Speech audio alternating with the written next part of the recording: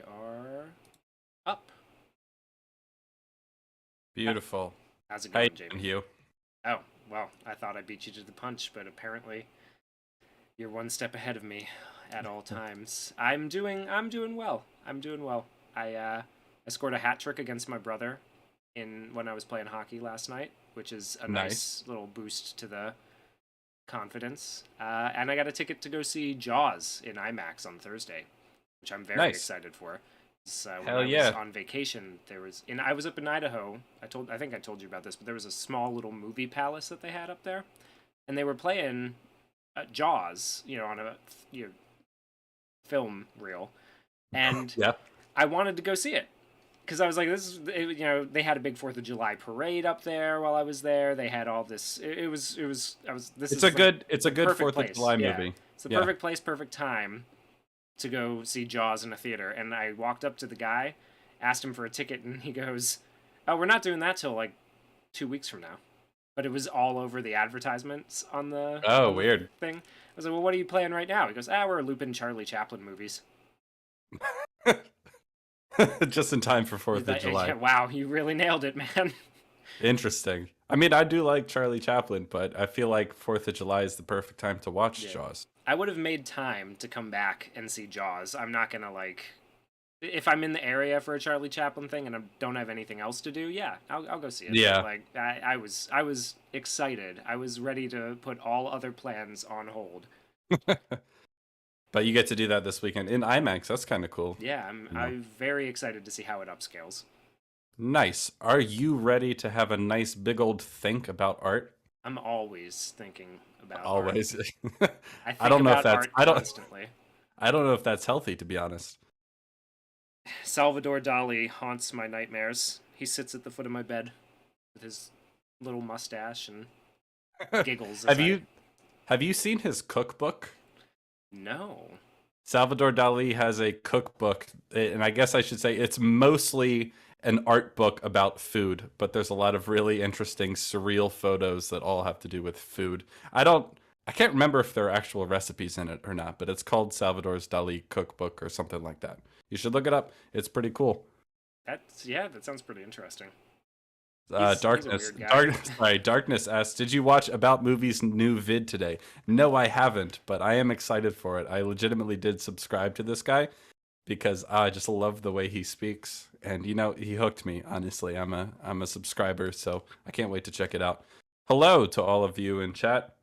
I hope you like to think about art because we're gonna have a just a whale of a time thinking about it today. At the very least, Daily Dose loves to think. Thunk. Oh, he loved to thunk. Yes. Love to thunk. So, what we're going to do today is we're going to watch a video. If I build a house in Minecraft, is that art? I don't know. Maybe we can answer that by the end of the stream. Ask me again Probably later. not. No, I believe in us, you. I think we can answer that question. So let's set up what we're doing here today. Today, we are going to talk about art via a new video from the channel PhilosophyTube. Now, I don't have an especially high opinion of PhilosophyTube's content generally. I know that there are people who have been in the YouTube world longer than I have that swear that they used to make better content. I've yet to see any of that content. I mostly see really pretentious ContraPoints clone videos where they advocate for violent revolution and things of that sort. But I was interested in this video. The video that we're going to watch today is called "Is Art Meaningless?" And I thought, that's an interesting subject. Let's see. And I was pleasantly surprised to see that her video was mostly politics free. So we're just going to have a nice, pleasant chat about art and its capacity for meaning. And maybe by the end of the video, she'll be able to answer, and maybe we'll be able to answer too. Is art meaningless? And so, yeah, I think we might as well jump right into it. Jump straight into it, or we want to? Okay. I mean, unless you have anything else to say. No, I think I was just wondering if we wanted to let some people filter in. I have never seen any PhilosophyTube content before. I don't think. My limited experience to their content is on streams like the Sitch and Adam stream where they respond to some of their videos. Was not impressed. especially by the, calls for violent revolution. Not a big fan of those in general. Maybe Nah, that's yeah, just me. I would say I'm strongly turned off by those. They All usually don't right. end well. But yeah, are we ready to get into it then? I think we are. All right, jump right in. You got What you happened got it to up my on thing? screen. Why is my thing not happening? There we go. It's very important that your thing happens. My thing is happening now. All right. No, on the stream, I'm not seeing the video. I'm just seeing a blank wall. You made the banana disappear. Give Oh, it a there it is. moment. Okay. It's a magic trick that takes patience. I see. All right. Well, then, without further ado, let's begin.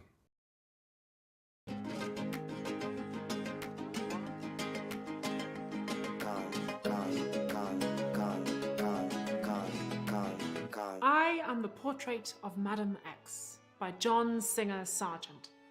I was first exhibited in 1884, and I caused quite a stir in Paris because although my artist intended for me to be a study in light and shade, audiences and critics thought I was trying to be sexually provocative. Let's stop right there. So, Okay. the first thing I noticed when watching this video is that she could have done a little bit better of a job replicating the original image, but maybe I'm just being nitpicky. But beyond that, one of the things I found interesting, so I looked up this painting, and I think it's interesting, and I'm going to stop here because the way she phrases this is that the artist intended it for it to be a study in light and shade. However, other people thought it was trying to be sexually provocative. Now, there's something I think a little bit wrong with that framing because the piece, if people were, scandalized by it, then it was sexually provocative. It provoked people. The people that were saying that, like, oh, I find this scandalous, they're not saying you intended to scandalize me. They're just saying I found this scandalous. You understand what I'm saying? Yeah. So it's interesting that she frames it like that because she's making it seem like the audience is making a claim about the artist's intent. Another thing I found interesting is that looking up Sargent and his thoughts about the piece, he never says, I can't find any information anywhere about the fact that he intended it to be a study in light and shade. I can't find that phrase associated with him anywhere, which is interesting. That She would just make that up. See, one of the things Philosophy Tube likes to do is put little like there's a bibliography in the description, and they cite sources as they go along in the upper right hand corner. There is no source for this, and I think she literally just made that part up, that he intended it to be a study in light and shade. I can't find anything about that anywhere. So maybe it is, but what I was able to find is that he, the painter was trying to make a name for himself in painting portraits. And the model for this portrait is a real woman who was a French socialite, who was very beautiful, and everyone was always trying to get her to pose for them, all these different portrait artists, and he convinced her. And so his intention was, I'm trying to make a name for myself in portraiture. So this I'm is a gonna really get the beautiful most woman. famous, beautiful woman in Paris. Yes, this is a beautiful woman. Will you please sit with me? It'd be really good for me. It could be really good for you. He didn't do it on commission. He asked for permission to paint her, and then he got the permission. So right off the bat, we're framing it in a rather strange way where he's intending it to be a study of light and shade. And it's like, no, he was intending to paint a beautiful woman. That many people agreed was beautiful, and many people wanted to paint because of how beautiful she was. Yes. Another interesting thing, if I can go back, I just want to show the original painting itself before we get to... Oops. There we go. So, interesting story about this painting. I didn't know this ahead of time, but I did a little bit of research on the beginning of this video. The original painting, her left breast strap was off her shoulder. Oh, really? Yes. And that was part of what was so scandalous to people.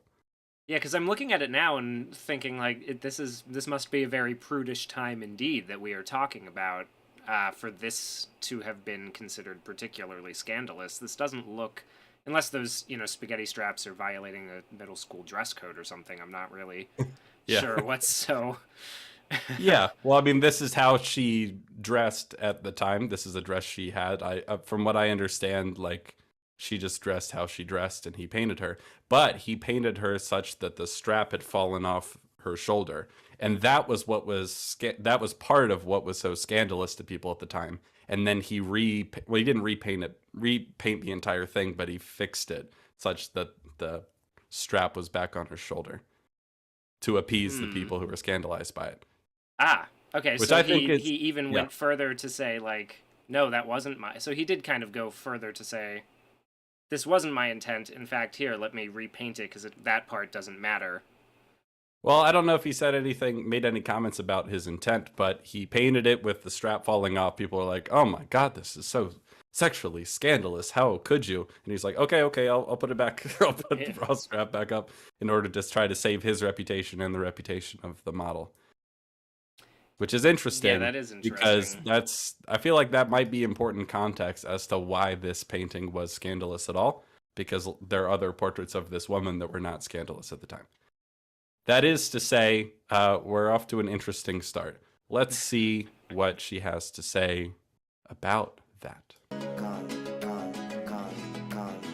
I am the portrait of Madame X by John Singer Sargent. I was first exhibited in 1884, and I caused quite a stir in Paris because although my artist intended for me to be a study in light and shade, audiences and critics thought I was trying to be sexually provocative. So which is it? What does the artwork mean? Now you might be sitting there thinking, well, it's subjective. There's no right or wrong answer. But I am willing to bet that you don't really believe that. There's a big difference between saying that the quality of an artwork is subjective and the meaning is subjective. If you don't like the portrait of Madame X, then fair enough. I guess I'm not to everyone's taste, and I suppose when I pose for it, it's more like the portrait of Madame XY. But is it really the case that I can be about anything?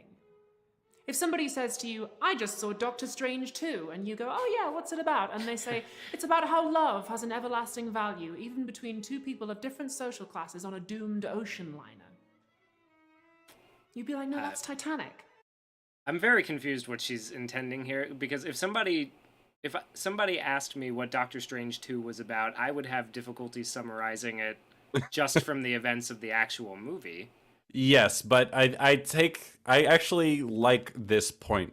I like this point a lot because what it establishes is that, at least from her perspective, and I think I agree, you can actually be wrong when you make a statement about what a piece means, right? I think this is not the best example because this isn't the sort of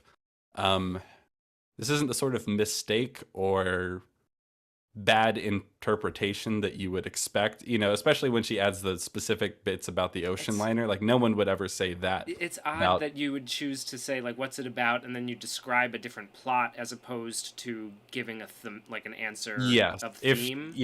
If she left it at, oh, Doctor Strange 2 is about love overcoming social class barriers, as a theme, you might be like, okay, but where is that in the movie? Yeah. Because that's the main point. I think you could make this point better. But the general idea is that, like, yes, an interpretation of a work of art can be wrong or at least inaccurate or not useful, right? Do you agree with that? I would agree with that statement, yeah. And so that's sort of what intrigued me about this video. One of the reasons I thought we should cover it is that I like that as a starting point. If we started from a place of, like, oh, no one is ever wrong about a work of art. Every interpretation is equally valid. Then I'd be like, this video is worthless, and I'm done here. Yeah, there's no reason to keep going. Yes. So I think that's an interesting place to start. You could make a better example. Like, you could say, usually when people make interpretations of a work that don't line up with what's actually in it, it's usually about a theme or a metaphor, perhaps an allegory. Like, if someone were to say Doctor Strange 2 in the Multiverse of Madness is really an elaborate allegory for the Armenian genocide, you'd be like, how? Okay, sure. I don't think so. And then you'd be I like, don't. I well, okay, disagree. is Wanda It's- is Wanda the Armenians or the Turks? And I'm like, maybe we shouldn't get into that. No, but you get the general point, right? That like, yeah. yeah, and You can be as well, wrong about the yeah. You can be outlandish about those statements and like it's obvious when you try to ride the well, everything is subjective, so it can be about anything I want it to be. It's obvious when you try to ride that, and it's clear that that wasn't intended to be there. But how do you know for sure, right? Like, and and I'm glad that she doesn't start from that point because I yeah, think it's at a the much very more least. interesting conversation. Before we keep going, real quick though, I wanted Yes. to just there's a comment in the chat from Anime that says, "Isn't every painting a study?" And I was thinking the same thing when she says, my artist intended for me to be a study in light and shadow." It's like, you kind of do that with every painting, don't you? Like that's just sort of what Yeah, painting not is. always light and shadow, but it's always a study in form of some kind, Yeah, right? So it's part of the reason that she can say that was the intention of the writer without ever actually finding him saying that anywhere because that's what it just painters seems do. Yeah, obvious. And so it's a weird thing to assume that that's what he intended. It's a weird thing to make up, is my general idea, yeah. thought on that. It's a weird thing to make up. But it kind of yeah, it's a weird framing. Let's see where it goes from here. It definitely seems like you can look at a work of art, think you know what it's about, and be wrong, which means the meaning, at least, is not subjective. Yeah. Yes.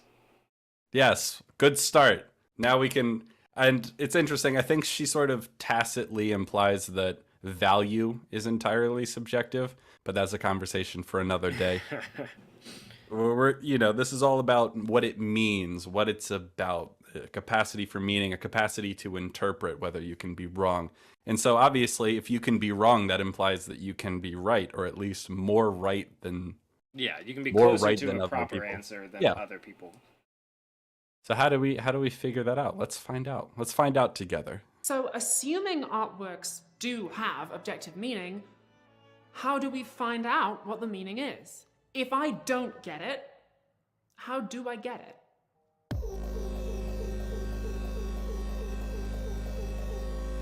If you enjoyed today's episode and you want to help me make more free educational material, consider signing up at patreon.com/philosophytube and pledging a couple of dollars a month to keep the show going. These paintings are some of the most famous examples of modern art in the world.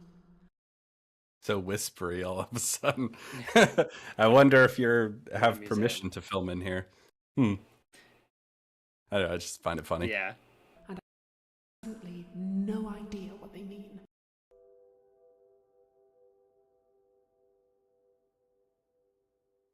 Oh, good old Rothko. They're called the Seagram murals. They were painted in the 1950s by American artist Mark Rothko. Originally, he was commissioned to make them for an upscale restaurant in New York, but when he actually visited the place, he changed his mind and gave the money back.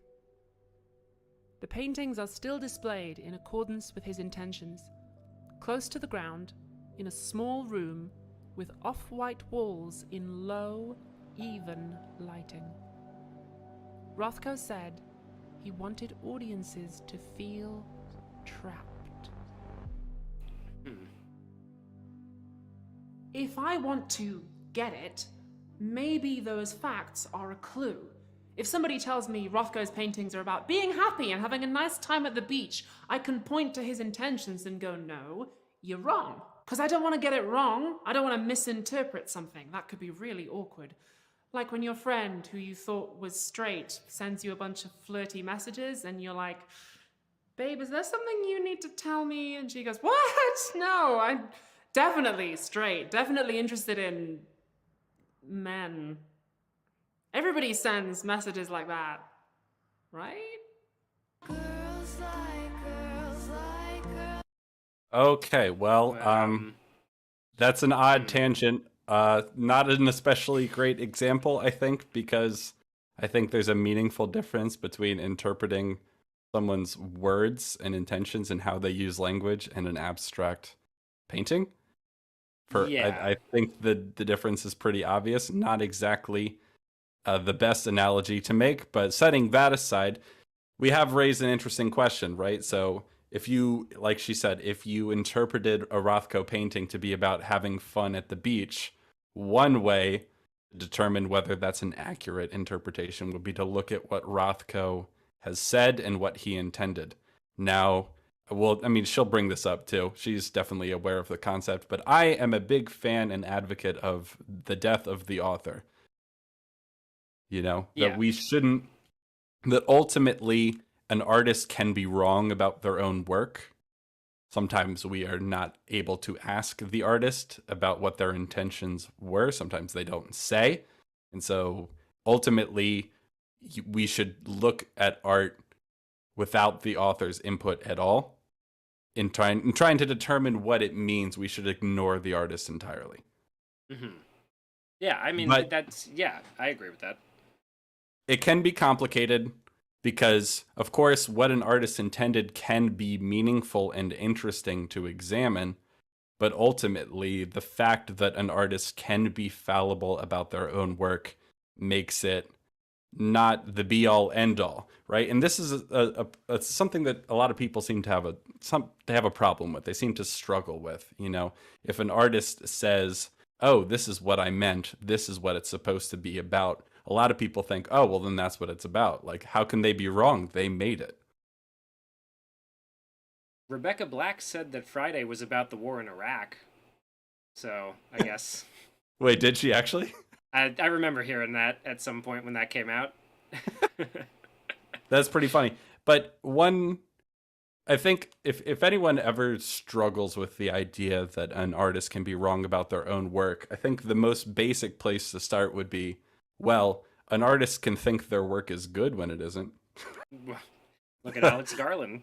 I mean, that happens all the time. They can think something makes sense when it doesn't. They can think something is clever when it isn't. It's Yeah. a gray area in terms of saying that as a matter of fact. But it's quite common for an artist, I think, to intend to say something but not have it be communicated in the work, or that no one picks that up. Right? If you've ever been to art school, as we unfortunately both have, you'll see this all the time with amateur artists who are saying, "Oh, I intended my work to be about this," and then we look at it and go, "Yeah, but there's no Not, way to get that from what you actually did. It's not yeah. actually here. You might have intended it, but it's not actually here." It's the lazy art students' way of talking about their art as opposed to actually making their art. Yes, I mean, this is a problem with a lot of modern artists. Maybe we can go into this later, but Well, we're a lot definitely of going to get modern, into this later. well, yeah, a lot of modern artists, contemporary, I guess you might say postmodern or postmodern. I don't know. I don't know the I'm not area great names with the of. labels, but the Yeah. basic idea is that a lot of artists today are obsessed with conceptual art. That art is about ideas, and so like it's about communicating ideas, right? And it's about this idea. It's about memory. It's about space. It's about identity. You see that shit all the time nowadays, and it's like, things are rarely in the modern art world of today, the contemporary modern art world. It's rarely just about aesthetics for their own sake, you know. Yeah. And so, well, if you're making that kind of art, it really matters that you're communicating the ideas, right? Because if it's not there and no one's picking it up, then perhaps you've failed in a sense. It's a complicated issue. We'll get more into it. Yeah.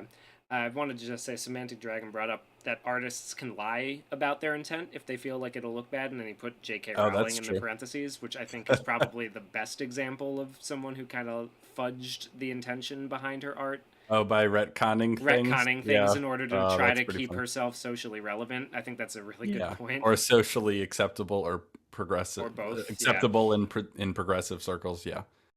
Yep.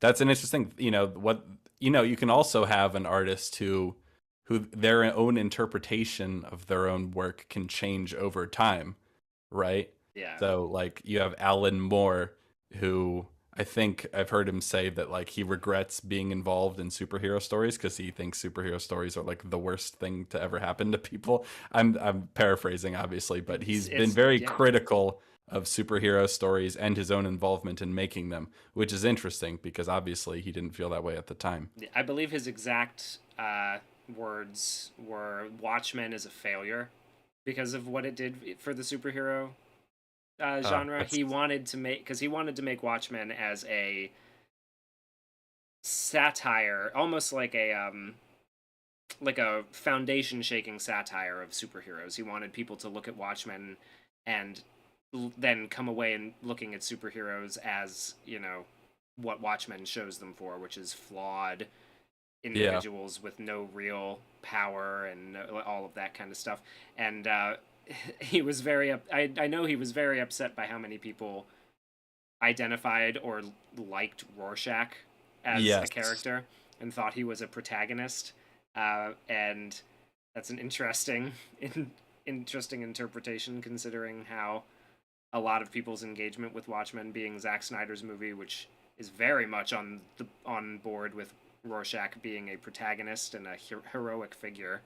Yes, that's another interesting point. Someone brings up a related point. James Gunn said Polka Dot Man was selfish or something like that on Twitter.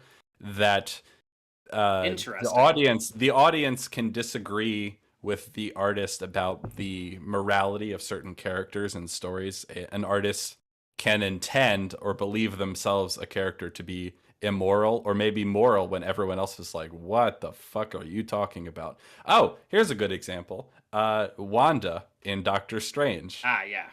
The writer, I believe the director and the actress have all said varying degrees of, she's kind of morally gray. She's not like evil. But then a lot of other, I would say, more morally sensible people will watch the movie and go, oh my God, no, she's absolutely evil. What are you talking about? This is all to say that an artist, and I think something like that is actually quite a bit more definitive, because we can look at it and go, look at all the things she does. She kills when she doesn't have to. And an artist can be wrong about believing that they're actually not evil because they're not aware of these things. This is all to say that the artist and their interpretation of a work is fallible and therefore, and often not available depending on what art we're looking at, how far back in time we're looking.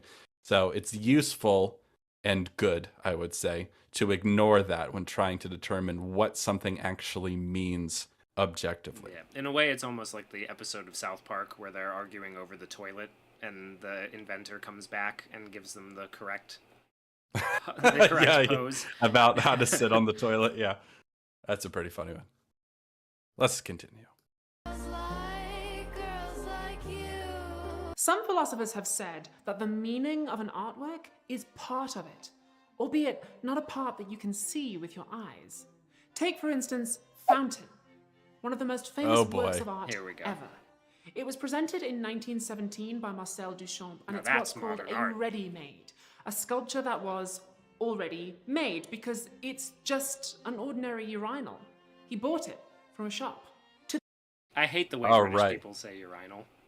I do too. Sorry, all British. Urinal. There are some things that the way the Brits say them, I think makes quite a bit more sense. Like maths instead of math. I'm fully on board with some of them. Yeah, that makes sense. Yeah, but I'm not in favor of Z over Z. Canadians do that too. Canadians do that too. I'm not a fan. Yeah, and they're objectively wrong. You hear that, chat? Genuine question I've wanted to ask a Brit or a Canadian that I haven't had the chance to is if do they have an alphabet song? I'm sure they do, like some sort of mimetic song or rhyme to memorize the letters of the alphabet. Yeah. Right? Yeah. You know how ours, like A, B, C, D, E, F, G, H, I, J, K, L, M, N, O, P, they all end in the E sound, including Z at the end. Does theirs end in Z? Because that would ruin the rhyme. That is kind of a funny way of ending that song, though. Yeah. It is. U-R-S, U-V, W, X, Y, and Z. Oh, I'm so sorry. One of our chatters learned it in French. That's worse. But back to the point. Yes, I think it's a little weird to call The Fountain one of the most famous works of art of all time. I certainly hope it's not. But setting that aside, I think it's important to talk about what is art. Now, I have what is not a super common perspective about what art actually is, but if there's one thing that I would actually consider myself an activist or that I would proselytize on behalf of, it's the idea that we need to rethink how we talk about art. Because for me, the most meaningful way of saying what art is to refer to it as a craft, as a skill, as the process of creating work, not the final work itself. Now we still use this conceptualization of art in certain ways. We talk about the art of cooking. We talk about the art of rhetoric, the art of war, as the famous book title goes. But we don't talk about that. We don't conceptualize the rest of the discussions we have about art this way. We look at the fountain, the urinal, and say, oh, is that a work of art? Is that art? And I think the answer is, like, who fucking cares? That's not the point.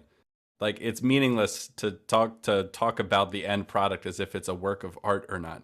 You know, the art is in the making of the thing, not the thing itself. There's a famous phrase that the art stays with the artist. And I think everybody should take on board this idea of how to talk about art. I think it would solve literally all of the world's problems. We'd be able to cure cancer and all the various other diseases. I think there are absolutely no downsides. And that's how I feel about that. I, I can't say that I would disagree. There's no evidence to point to the contrary, really. I think things would improve in general. At the very least, yes. Marvel movies might get better again. And yes, we can all be happy about that.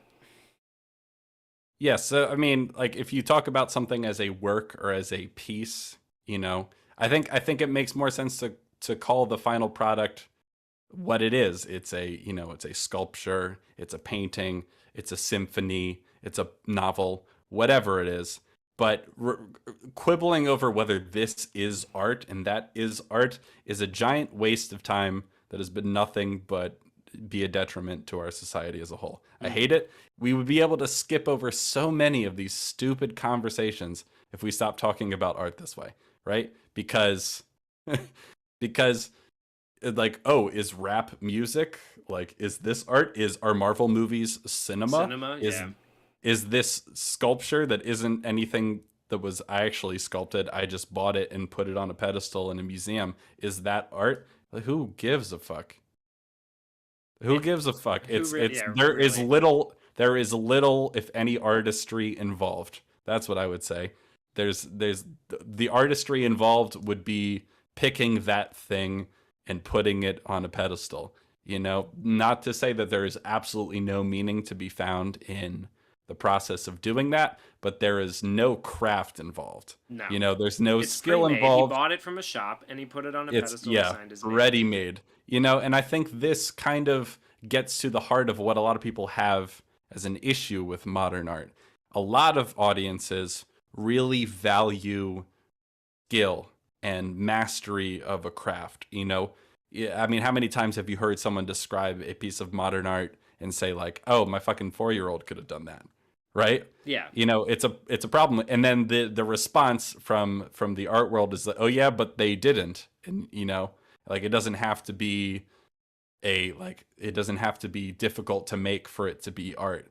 But I think when a mastery of a craft should be something that you consider in what you're looking for out of the work of art at the end. Well, work of art as a product of the craft, right? Like, yes, a mastery of the craft is what you would like to not see. everyone values that to the same degree. You know, there are the artsy fartsy types who really like those giant color field paintings that are like almost entirely white with maybe like a red squiggle in the bottom, whatever. It's not incredibly difficult to make, but that's not what it's about. It's about expression and conveying meaning and all that sort of stuff. It's not necessarily about how difficult it was to do. But we could bridge this divide, I think, if because the trap laid for the rubes and the masses who they fall into the trap of saying that things that they don't like or things that they don't value or think don't have any value objectively are not art, right? Yeah. And like the pretentious side of things does the same sort of thing. I mean, that's what Martin Scorsese said about Marvel movies, is that they're not cinema, which is to say that they're not art. They're they're theme park rides, they're entertainment, but they're not the art of cinema.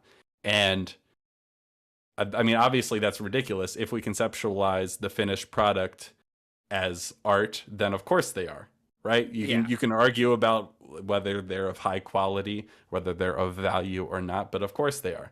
But if we don't think about it as whether, like, we ignore the whole conversation about whether a Marvel movie is art or not, and like you can discuss about the artistry involved in making them, right?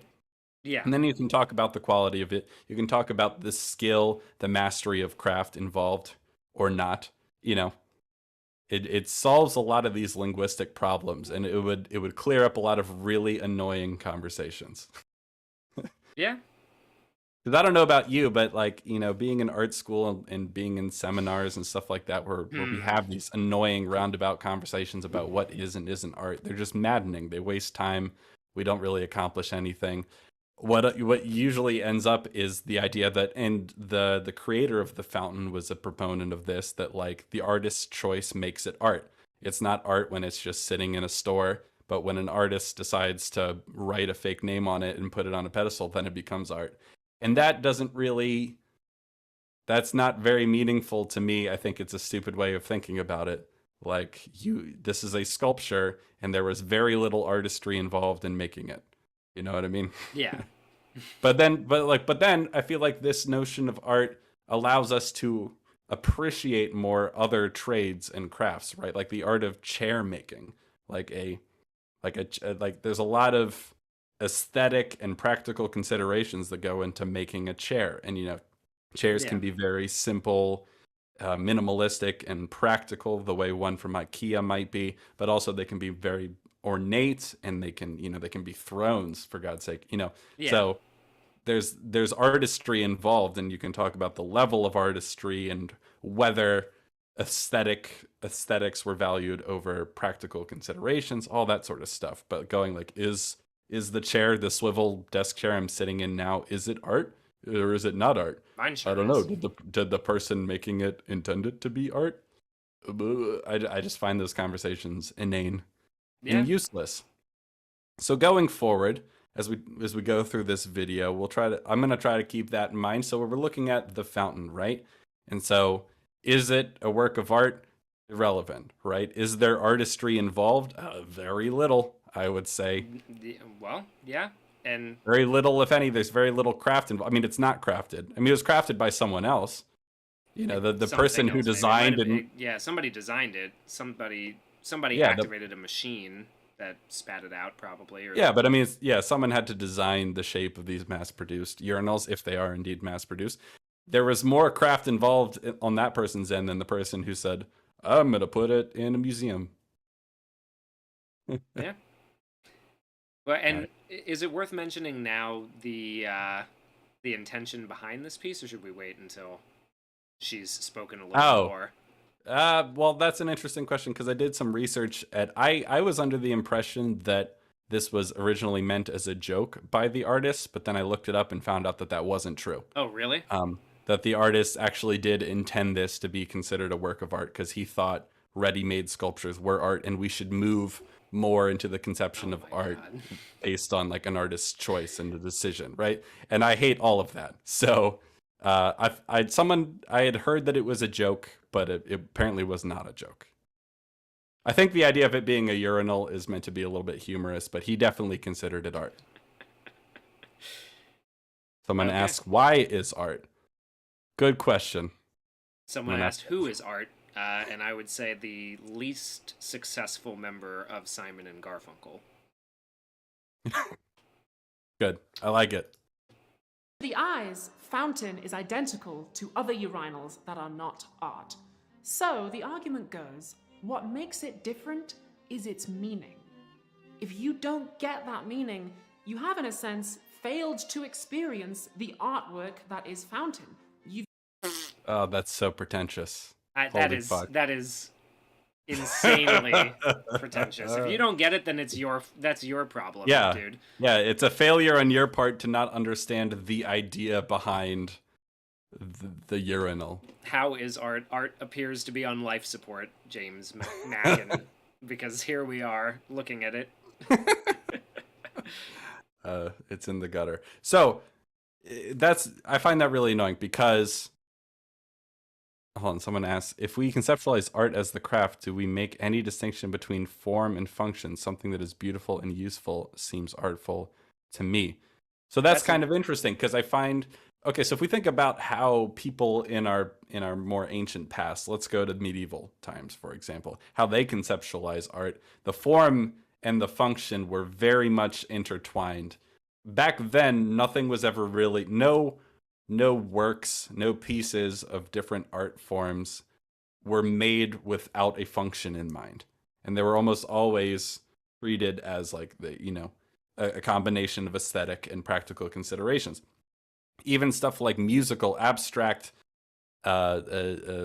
instrumental works of music, symphonies and stuff like that were written for the Catholic Mass. They were written for certain dances and folk dances and certain festivals of the liturgical year, right? Everything had a function. Art for its own sake would have been very foreign to people of the past. It's only I don't know enough to know exactly when the idea of art for art's sake really came to be, but the idea of that we would listen to symphonies in a room and just sit there and listen to it is very foreign to people of our past. Like a lot of classical music was dance music. We didn't just sit in a room and listen to it until much later on. Yeah.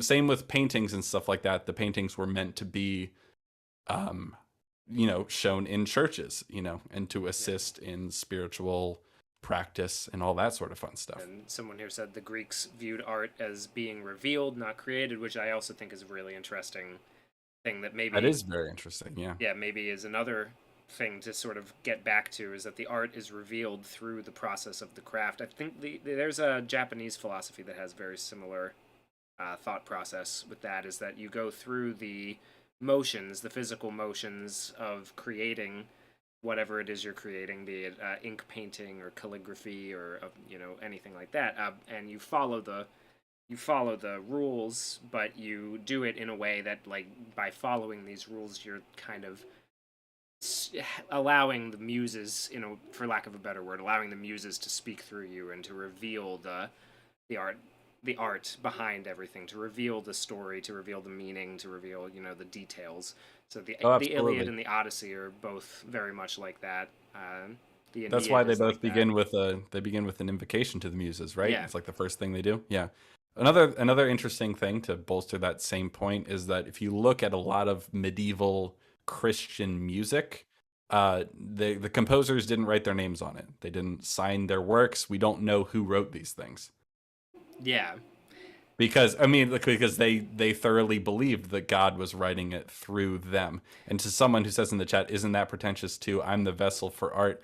I don't think it's especially pretentious in the old-fashioned conception of it, because the idea is that it's not your ego that makes the art. It's some larger thing beyond, some transcendental thing beyond you. You are not the important. Yeah, you're not important in this process. You have trained your body to do this thing so that something else can use you as a tool for expression. In a way, like, you've become the paintbrush.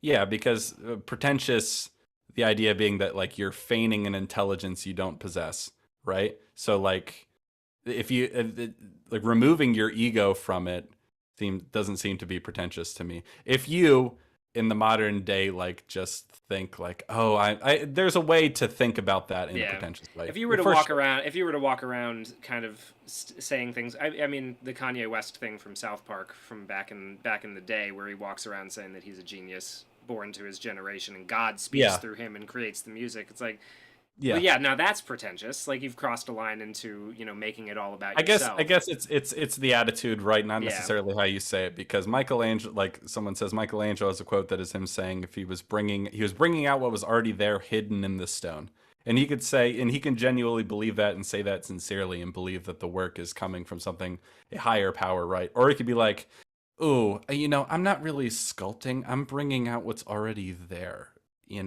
Like I don't know. Yeah. There's I just there's bring out definitely what's different ways already of doing there. it. Yeah, and I could also be a shift in, as the Threatened Swan said, is humans have become more individualistic over time. That could be one explanation for sure. I think that Yeah. the individual has become more important, Yeah, particularly in the West. someone says, but they were the creators of the art. In a sense, well, I think what you might find is that it's what's being distinct, like in their way, what they're distinguishing between, if you don't believe in a higher power, if you believe that, I mean, well, those people are just making the art, there is no higher transcendent thing moving through them. The idea being that it's not their conscious self, it's not their ego making the work, it's something deeper within them that isn't something that they have total control over, right? That's Yeah. what you might say is a sort of psychological explanation of it. But getting back, before we get too far away from her point, someone said we are taking her point out of context. Now she might turn around and say that she doesn't agree with this point. I'm not attributing Yeah. the thought that if you don't get it, you've made a mistake to her necessarily, but I do find that thought kind of insulting and pretentious in a Yeah. unflattering way. This is her summarizing one of the philosophers, right? One of the philosophers Yes. that had talked about the meaning behind art. So I think so. I One think thing what that we're I've doing is yeah. taking issue with that philosopher specifically, Yeah. not necessarily with her. One thing that I find a little bit frustrating about this video, and you fine folks in chat will see this as we go on, is that she just sort of quotes a lot of different people and a lot of different conflicting ideas, and then just like doesn't really say what she believes and like what she, there's a little bit of like, oh, this is what this person says, and this is what this person says, and this is what this person says. Make up your own mind. Goodbye. So Yeah. sometimes it's a little hard to tell what points she agrees with, but we can continue and find out if you'd like. Yeah, let's go. Let's do it. Just seen a urinal. Funnily enough, I Urinal. have some artwork with me today that is about this very question. Interpreting art, not whether your friend is flirting with you, although actually, kind of both. This is Pale Fire by Vladimir Nabokov, one of the most famous novels of the 20th century. The story is that the poet, John Shea, I just want to pause that real quick. murdered. Yeah. Is that one of the most famous novels? And he's one of the most famous authors. This is just nitpicking at this point, but he's one of the most famous authors for sure. For Lolita, right? For Lolita especially. Pale Fire doesn't strike me as one of his most famous works. I mean, I guess. I mean, I took a little quibble with the idea that The Fountain is one of the most famous paintings in the world, or one of the most famous artworks in the world. Yeah. We can just let that go. Let's just say it's the most. Have you read it by any chance, Pale Fire? No, I haven't read Pale Fire. Neither have I, but let's hear her describe it. On that he completed his greatest work. So the poem has been published posthumously by his good friend Charles, with notes explaining its meaning. But as we read on, Charles's notes get weirder and weirder.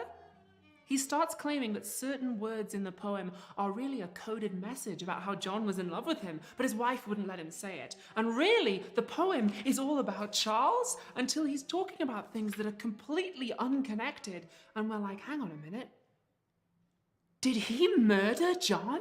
A lot of the humor comes from the fact that Charles's interpretation of the poem is wrong. He says it's about one thing, it obviously isn't, and that's why it's funny. But how do we know he's wrong? So, if it wasn't clear, I'll try to summarize it in an even shorter fashion. Basic idea of the novel is that a poet wrote a poem, and then this is a fictional poet who died, and then his friend is publishing his poem with commentary that he's provided about the poem. And one interpretation of this work is part of the humor, as she says, is that the person who's publishing this with his own commentary is vastly misinterpreting the work. And that's supposed to be kind of an interesting play on interpretation and meaning and all that sort of stuff. I mean, Do you have any? it sounds do you have any- it sounds interesting enough to me that like Yeah. maybe I'd check it out. It's interesting. So, so what I want to do is, because I haven't read Pale Fire, did not have time to read it before this stream, and because I did look into it a little bit, and it does seem that is not the only interpretation of what the intention was. Oh, So okay. it's a little interesting. I mean, it sounds plausible, but I don't really know for sure. So what I would like to do is take a much simpler example and perhaps a more famous example of a poem that is often misunderstood or misconstrued. And that is The Road Not Taken by Robert Frost. I'm assuming yes. many of you in the audience will be familiar with this poem. You might have read it in high school. If not, We have it. there it is, right there. Interesting thing about this poem is that, well, Hugh, we talked about this briefly the other day, but what was your interpretation or general understanding of the poem before our conversation a couple days ago? Well, it's often quoted in an inspirational context. That you take the road less traveled by, your uniqueness is what shines through. It makes all the difference in your life. To have been unique and to have made the choice that most people wouldn't. Going against the flow, is important. Going against the grain. Yeah. Being a rebel without a cause, a trailblazer. Yeah, exactly. Yeah. It's pretty often read and quoted in that context. So an interesting thing about this poem, and this is something that you can confirm by Googling it, I'm not just making it up. Robert Frost intended this poem to be a joke. He intended this poem, and he says so, that to be a satire and a joke at the expense of his friend, who they would often, another poet, or at least a poet, like a critic that he was friends with, they would go on long walks together, right? And he would be really indecisive about which path to choose. And he would agonize over it, and he would lament that they didn't take the other path later on. Once the hike's even done, he's just like, oh man, I kind of wish we went the other way. And he would just be this kind of like weird, indecisive, romantic type who just couldn't make up his mind about anything, and would wax poetic about, oh, what could have been if we went the other way. And so he wrote this poem as a joke to make fun of his friend. In a way, it's him making fun of the multiverse theory in general, way before. I suppose you could read it that way, yeah. So what's interesting about it is that like that's what he intended, and if you read the poem with that in mind, I think it makes quite a bit more sense. Hugh, would you be so kind as to read the poem to our lovely audience who can't read? Of course, yes. This one's for you, Jordan, with 2 O's. Robert Frost, The Road Not Taken. Two roads diverged in a yellow wood, and sorry I could not travel both and be one traveler. Long I stood, and looked down one as far as I could, to where it bent in the undergrowth. Then took the other, as just as fair, and having perhaps the better claim, because it was grassy and wanted wear, though as for that the passing there had worn them really about the same. And both that morning equally lay, in leaves no step had trodden black. Oh, I kept the first for another day, yet knowing how way leads on to way, I doubted if I should ever come back. I shall be telling this with a sigh, somewhere ages and ages hence. 2 roads diverged in a wood, and I took the one less traveled by, and that has made all the difference. I think that it's hilarious how frequently this is misread, or that this is read in a very serious, dramatic, and profound, I guess you would say, Inspirational, manner. like Inspirational, right? This is how I was taught the poem in high school, and I wasn't really interested because I didn't give a crap about English class at the time. But I want to draw your attention, dear viewer, to a very specific part of the poem where he says, "Then took the others just as fair, and having perhaps the better claim, because it was grassy and wanted wear. So he chooses one path because he goes, oh, not as many people have taken this path. You know, it wants wear. It wants me to travel on it because not as many people have traveled it. And then it says, though as for that, the passing there had warned them really about the same. So right after he just said, oh, this one perhaps has the better claim because not as many people have traveled it, I'll travel that one.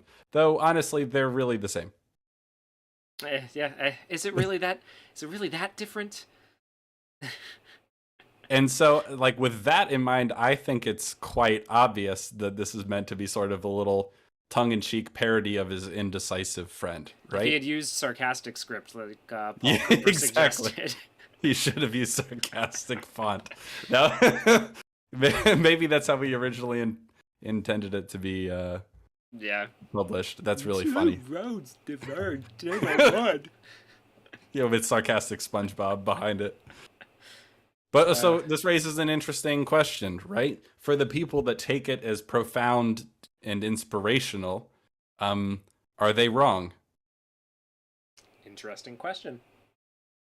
See, like, because we just established not very long ago that the author's intent shouldn't play a role, right? So, are they wrong to interpret it that way? It's an interesting question considering that the middle stanza is kind of ignored when you try to read it in a purely inspirational context.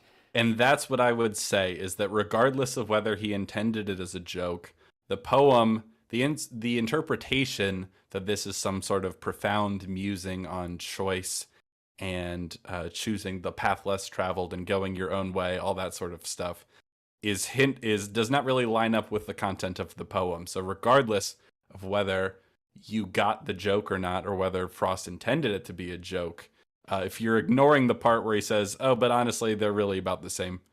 Yeah. Like, if your interpretation doesn't work with that fact, then it doesn't make as much sense, or it's less accurate or less useful in interpreting the work itself. And so with that in mind, I think you could say reasonably that they are wrong, or at least less right about that interpretation than the interpretation that's a joke. It's a playful little joke. Just a little jokey joke. Yeah, it's interesting. I think if you remove the second stanza, it becomes... No, because even in the third stanza at the beginning of it, it says that both that morning equally lay, and leaves no step had trodden black. So yeah, it's like, so neither had been traveled. Neither have been traveled very much today, so, that doesn't really help me. Yeah, and the idea that, like, years later he would, with a sigh, like, relate this story like, I chose one of two identical paths, and it made all the difference. Yeah, like, that's a joke.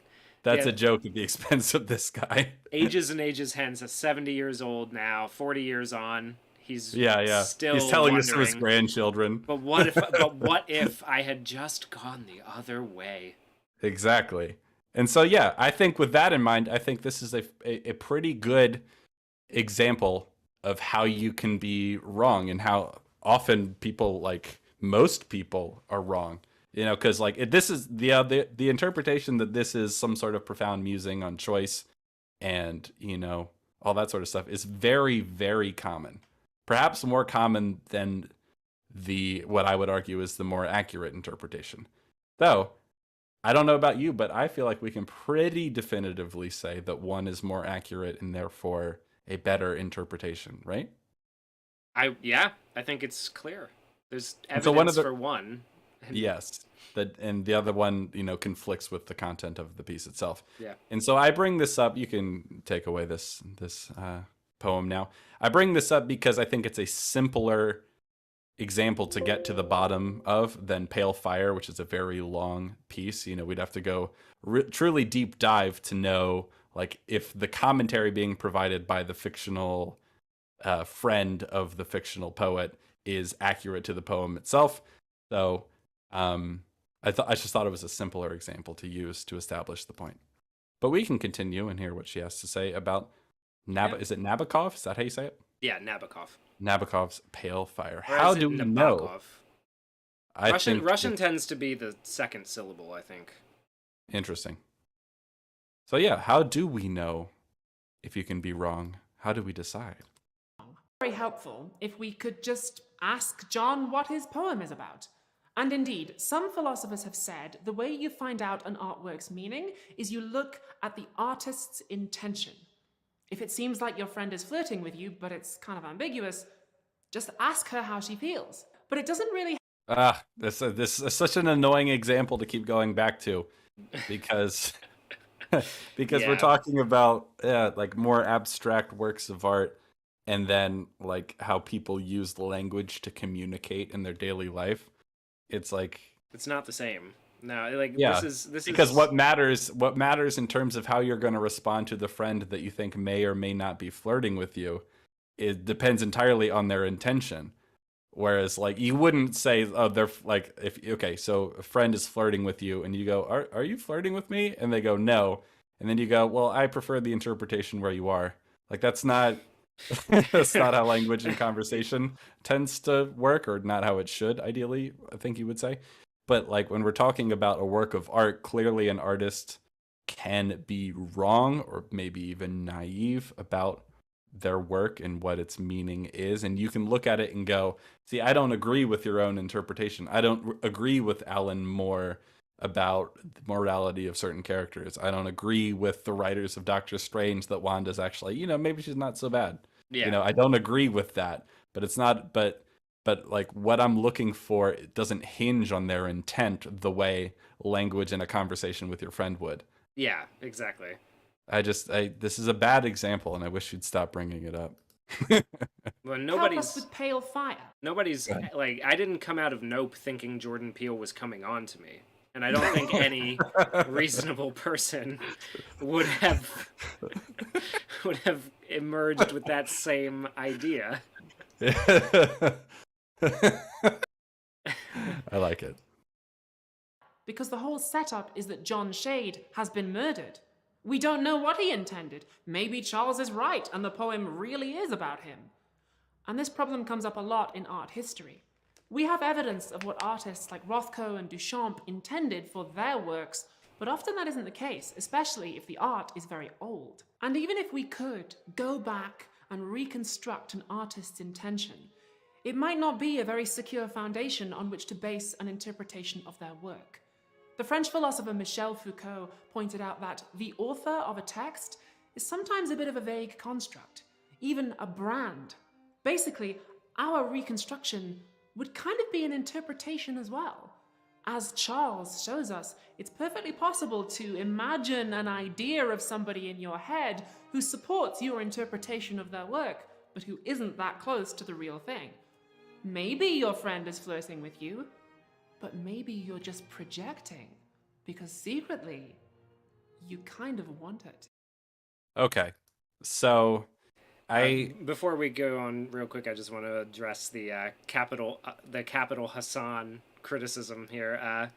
Well, it's not criticism, it's just a question. Yeah, well, critique. It's a valid critique. We will put the link to the video in a comment or in the description. In the description, yeah. So this is Philosophy Tube. And the video is pretty titled... big channel. I think they have over 1 million subscribers. I'm not really sure. The video is called "Is Art Meaningless?" You should be able to find it with ease.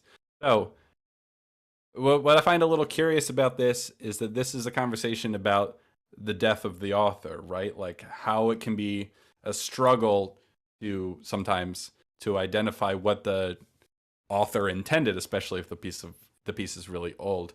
And I think it's an interesting point that when you have a lack of information about what an artist intended, it's easy to project what you think they would have intended.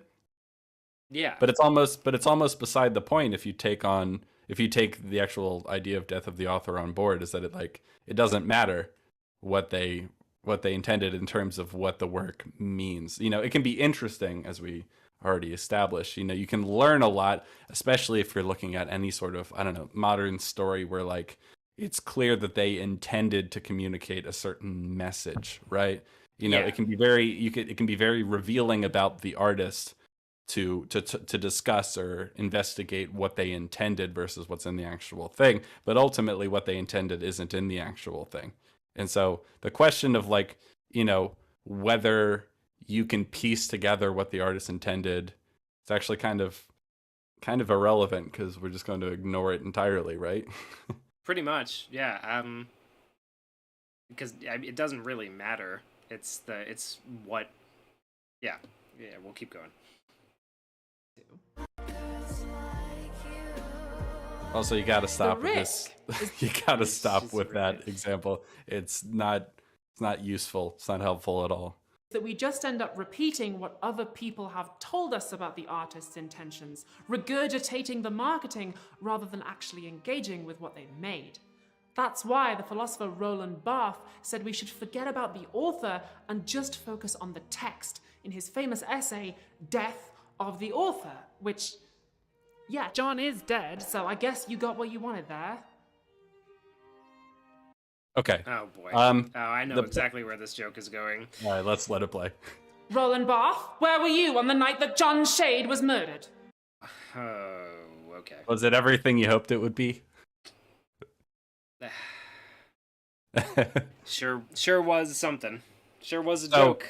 I think it's the point of the death of the author is not that you should ignore the author's intention, because sometimes it's not clear what their intention was and it can be hard to piece together. The point of death of the author is that you should ignore the artist's intention even when you know exactly what they intended and you have it in their words, right? So I don't and it continues. I don't feel like she quite understands what the intention of the death of the author as a concept is, but we'll see more of that in a second. Just to make things even more hazy, the British art historian Michael Baxendale said that artists don't really have intentions for their work the same way that an architect has an intention for a bridge. When you design a bridge, you plan it all out beforehand and you have a very clear goal in mind. But art doesn't really work that way. What? Every brushstroke you add to a canvas, every line to a script, every note to a score changes the relationships between everything else and changes the whole. As you work, your intention develops. So if we're trying to reconstruct the artist's intention, where do we start? One intention. So There's an infant. this is an interesting thing, because she brings up that when you make a work of art, you don't plan it. It's just a this is a weird interpretation, because I've never, as a filmmaker, I don't think this really resonates. Because you do have the stage of filmmaking called pre-production, where you do a lot of planning. You set up locations, you get all the equipment, you figure out how you're going to shoot everything, you cast whoever you want to cast, you want to do all this. You do a lot of planning to get there, and then you get to production, and things can tend to evolve depending. Sometimes they don't. With things like Parasite, I believe the film was very meticulously planned out, and the storyboards for it are almost identical to what is produced. But then there's other things where that's not the case. Other films where that doesn't happen. And I'm sure there is. I just want to interrupt you only to say, like, the general thing people say is that the film is written 3 times, right? It's written in the script, it's written in the filming, it's written in the editing, right? Yeah, and so, like, I can't imagine that building a bridge is always going like 100%. Okay, I planned it and it's done. Like, there's got to be environmental factors that throw, like, the bridge, like, all that kind of stuff. The bridge is not a good example, because you gotta plan that out pretty thoroughly. You're not going to discover a whole new process or a whole new method for designing the bridge midway through. Probably not the best. But okay, so the general point being is that sometimes the intention can change, right? I don't like the idea as presented here that it always does, that it's always an infinite series of changing intentions. What defines a piece of art is that your intention changed from the planning. Because, like, my point being about the bridge, because, like, you're not going to discover a new way of bridge building necessarily when you go through, but, like, if something happens where, for example, you need to use a different type of material on the fly because something went wrong with a particular material, you know, that seems like something that might happen. I don't know. I've never built a bridge, but, you know, all of these things would evolve based on practicality, right? Like, there's the idea, then there's the execution, and You can sit and plan a great bridge and then end up building something that doesn't, like, the plan that you had in mind doesn't work in the location that you have to build it, so you have to change it, right? Like, Okay, yeah. So, but like, I guess what I feel like the point here is that sometimes this can change. Like you said, you mentioned Parasite. There are films where like the intention is pretty unchanging as it goes. The intention, anyway. Like I want to make this kind of movie with these kind of shots and this sort of vibe, and then they see it through to the end. And the intention never really changes. The specifics are fleshed out, and of course, changes are made on the fly. But like, I don't like the idea that all works of art, or even all like, engineering and bridge, like all the other kinds of crafts that there are, like, are necessarily such that the intention will change an infinite number of times as it goes. That certainly can be the case. Like, for example, there's a story I'm working on that emerged from an initial premise that then led to other certain characters and certain plot threads and stuff like that. And then I realized the original premise I didn't really want anymore, but I liked everything that came from it. So clearly that's an example of, I intend to make a story about X, and then in that process discover Y and Z, and then eventually go, well, I don't know if I really need X because Y and Z work on their own. Like, clearly the intention can change, but what's weird about this is that this is not what the point of Death of the Author is. It's the death, like, you're not meant to ignore an artist's intentions, you're meant to ignore the artist's interpretation, right? Like, because it's not about intentions really, because intentions can change, sure, but the point is, like, when an artist is like, this is what I think it means, not like this is what I intended to mean originally and then it changed, blah blah blah. They're like, no, that, like, so when an artist is like, this is what it means to me, and then you go, well, that's not really in the thing, like, obviously intentions can play a role, but I just don't think that's what the point of the Death of the Author concept is. Yeah, I think that that's a fair assessment of that, and I like the discussion going on in the chat right now. That does that mean that no building of any sort can be considered art? Which I would disagree with that. I think there are cathedrals and churches and, like, just pretty much anything that could be considered. Yeah, there's an art to engineering, there's an art to and design, and all that sort of stuff. And I think thinking of art as the craft, as the skill, as the process would help bring more attention to the idea that all these other crafts are as valuable or almost more valuable in terms of, like, principles of aesthetics and practical considerations than, like, ready-made sculptures slapped on a pedestal. You know what I mean? Yeah. And so, yeah. So So, like, those ugly McDonald's are art.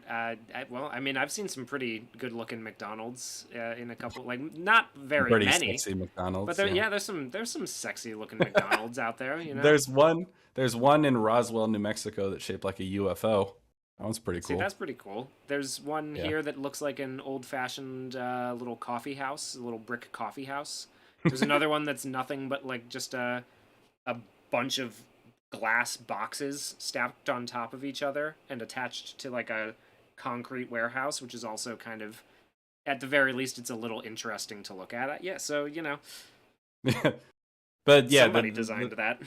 The point being that, like, the fact, and I think it's true, that intentions change over the course of a work of art isn't, like, what they intended. Yeah, that's sort of not really relevant to the larger point, because you wouldn't say, for example, that if their intention was one solid unmoving thing and they said it publicly, you would go, okay, well, in that case, we should absolutely consider what they said in terms of what the thing actually means. You know what I mean? It wouldn't suddenly, if it were a more concrete thing, you wouldn't go, oh, well, in that case, what they said it means is what it means.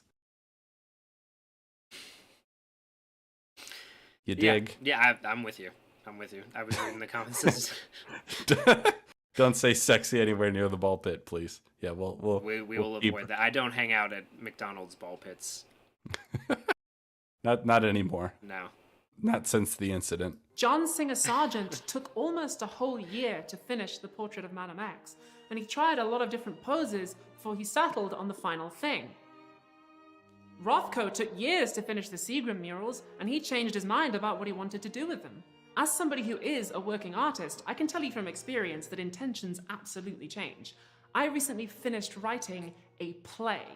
It's going to be on in London soon. It's called The Prince. I'm really, really excited for it. Tickets available in the doobly-doo if you're interested. When I started it, I intended to write something about the monarchy. But the more I worked, the more I realized it actually needed to be about something completely different. And the final product has almost nothing to do with that. So if we try to reconstruct my original intention to decide what the play is about, how is that going to work? Interesting. It's a fair point, but this isn't relevant at all. Yeah, no, that is interesting. I also, it's titled The Prince, and it's not about the monarchy anymore. So I'd be interested to know what you're gonna go buy tickets. You're gonna buy tickets. I'm not gonna be. I will not be in London at that time. I'll just miss it. So maybe I can get a live stream. Maybe somebody will pirate it. It really seems like you can be wrong about art, but I'm still not clear on how you can make sure you're right. I am the Portrait of Madame X by John Singer Sargent. Am I a study in light and shade? Or am I a sexual scandal? So, see, this video is full of these moments where we talk about all these different perspectives from different people, and then she goes, "I don't know. I still don't know anything." It's like, well, do you have anything definitive to say about the death of the author, or did you use that? Did you just use that section to talk about your experience writing The Prince, even though it's not relevant to the point? It's one big long ad for The Prince. It might be, actually. Well, and then it gets to a point where she basically goes, well, is it one thing or is it the other? After debating all these, after going through all these different philosophies and interpretations of things that could be used to signify many things, it doesn't have to be either one of those, actually. I don't know if that's really where we need, like, we haven't gotten anywhere. We're just back at square one. We've gone in circles and we've advertised your play. There's a good comment here. Artistic genius is not too dissimilar from scientific genius, where they take many different threads and pull threads from the milieu and creatively tie them together. Fun fact about the word art is that it comes from the Latin. It has something to, if I'm not mistaken, it has to do something with the fitting of things together. And so, like, it's fitting things together in a, like, skillful, aesthetic way as to create a unity out of separate things, right? That's the basic idea of what art is as a process, as a craft, as a skill. So it's a very interesting comment. Yeah. Good job. I like what you got. I like the question there too. Is only the improvised part of a film art? Thor: Love and Thunder would say yes. Oh yeah, Thor: Love and Thunder is the most art that ever has been. Yeah. But see, what's interesting, I don't like this phrasing at the end, as if we could do no better than to say, I don't know, am I a study of light and shade, or am I a sexual scandal? And it's like, well, it was a sexual scandal. Like, saying whether or not this picture was a sexual scandal is not a statement of the content of the inherent meaning of the picture. It's like, well, there was a scandal caused by it, so it was a scandal at the time. I mean, it isn't now, but it did cause a scandal. So, like, is it inherently scandalous? Is it inherently sexual? Might be a more interesting question. But also, this whole light and shade nonsense, I don't know where you pulled this from. Like, clearly the author, the painter chose this model because she was beautiful.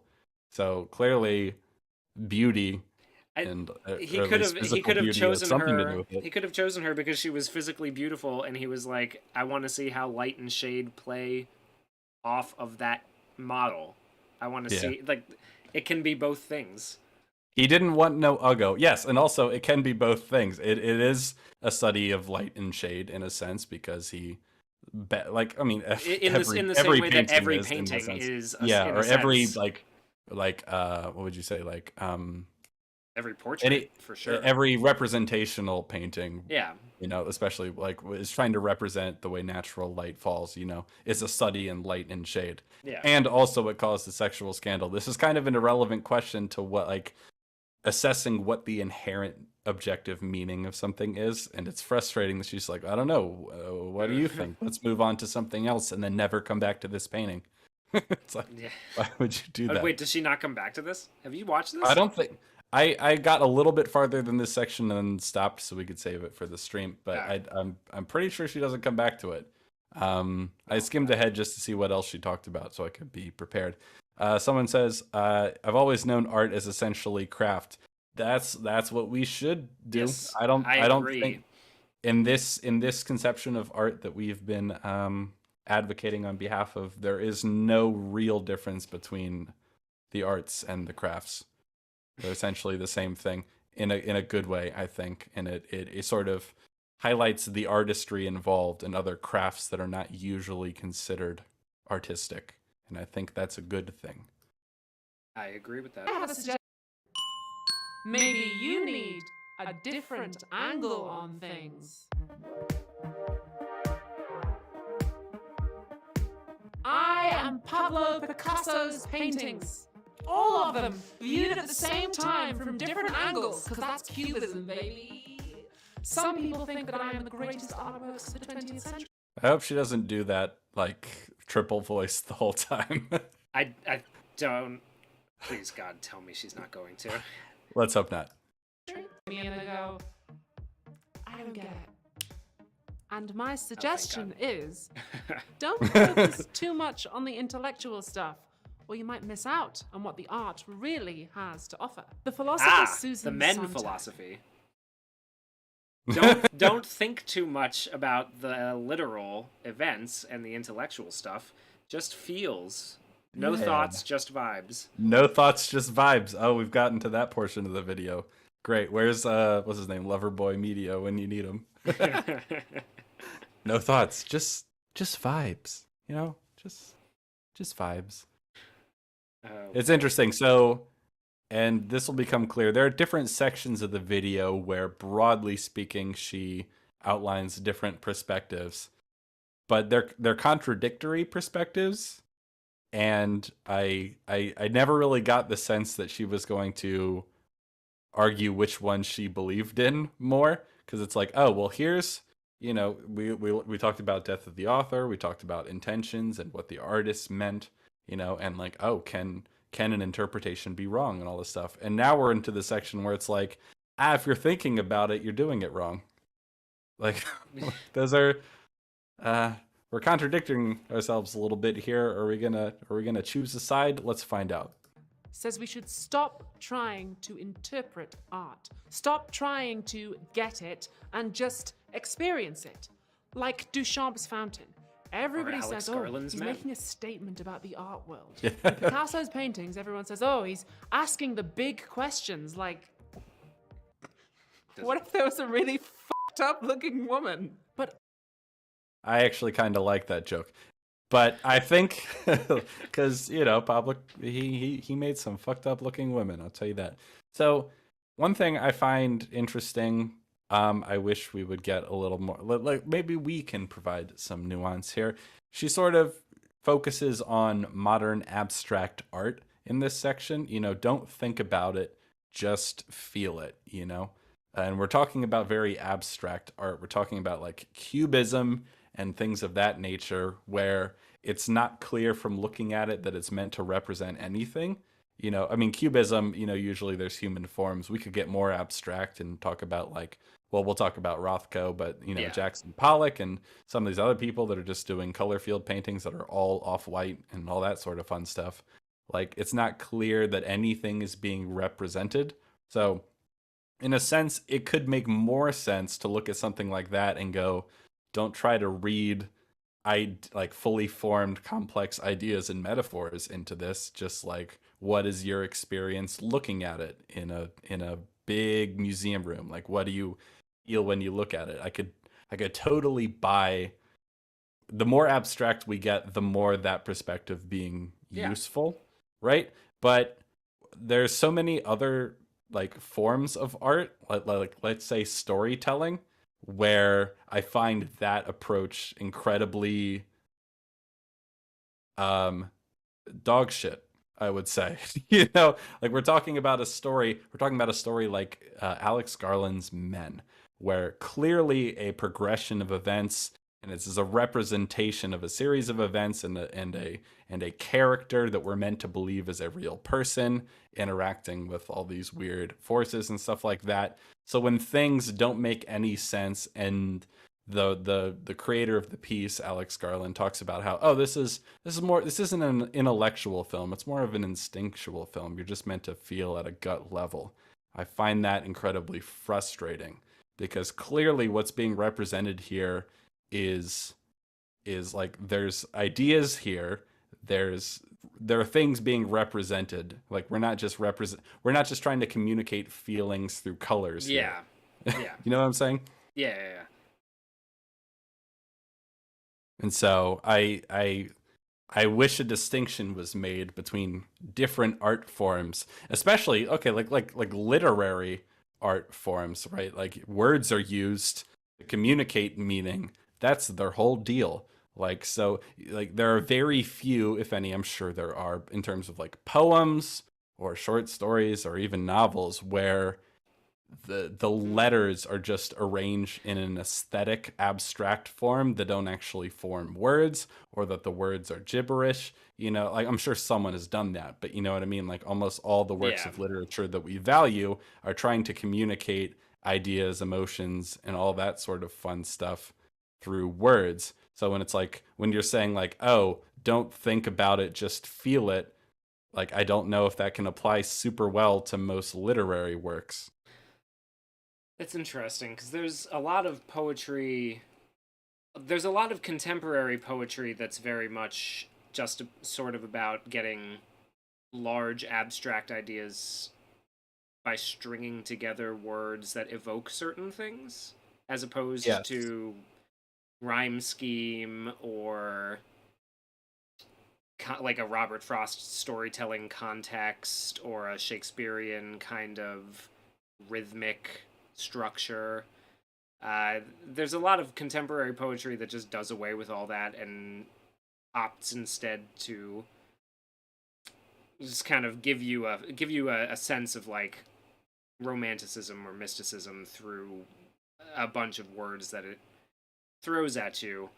But Yeah. there's nothing that I can think of that's just straight up jumbled letters, you know. I'm sure there I'm are sure there some, is. you know, but like that's not usually what we prize or value culturally. Oh well, Jabberwocky is a good one. Jabberwocky is a bunch of made up language in a very whimsical kind of sense. John Lennon was very inspired by a lot of Lewis Carroll stuff too, and he did like "I Am the Walrus" is sort of a very Lewis Carrollian story that would have a similar Yeah. effect, you know, like Yeah, I would of say, just like a modern yeah. art What I piece of find jam. especially interesting about that's a good point about artists, musical artists who use intentionally nonsense lyrics.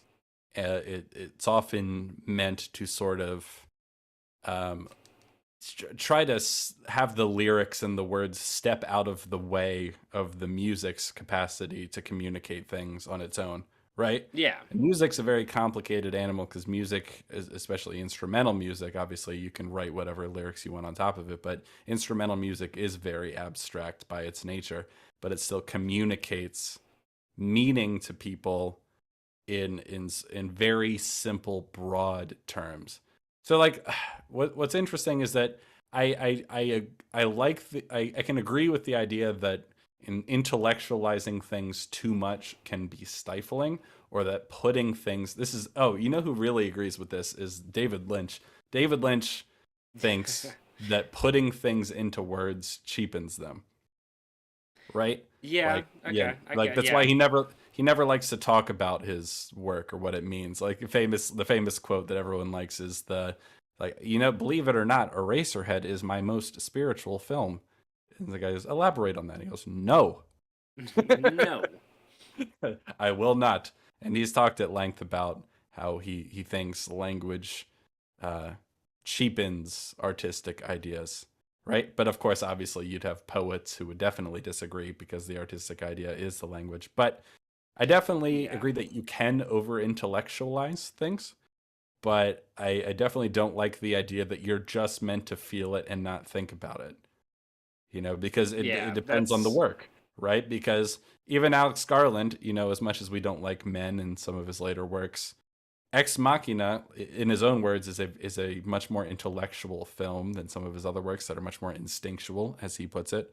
Um, Ex Machina, there's a lot of ideas there, and like there's a concern with communicating ideas and having you think about certain themes about what it means to be human, what consciousness is, all that sort of stuff. That if you refuse to think about it because like I don't want to intellectualize it, I just want to feel it, I feel like you might be doing yourself a disservice. So I think it's worth distinguishing between different art forms and their capacity to communicate ideas, like intellectual ideas, and different works, like what what the work is trying to communicate, not with the artist necessarily, but like there are some works like Eraserhead, the movie, like I you could intellectualize that. You could talk about, oh, it's about anxieties of parenthood and all sorts of fun stuff like that in industrial society and what it does to people. You could intellectualize and write a whole thesis about it, or you could just feel it as a weird surrealist nightmare.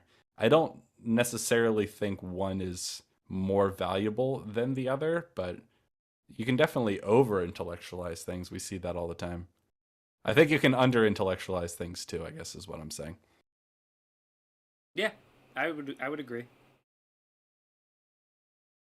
And obviously, yeah, someone points out, why not engage with art on an intellectual level and an emotional experiential level? Yeah, that's a great point. I don't know why I didn't have that thought. Yeah, why are we separating the two necessarily? Why can't it be both? Well, that's a great question, because we tend to do that, right? Like we tend to separate intellectual and emotional experiential stuff as if they're very like two different spheres that hardly ever cross over, when I mean it's really not the case. Yeah. Yeah. Especially when like my engagement or my feeling of like engagement with a story like is in part derived from my intellectual ability to make sense of what's happening and determine whether what's happening is following basic rules of cause and effect, and that if it's doing that, I'm like I can not that I allow myself, but it's easier for me to engage emotionally or experientially with what's happening. Like when the intellectual part of my brain is like, yep, this checks out. This all checks out.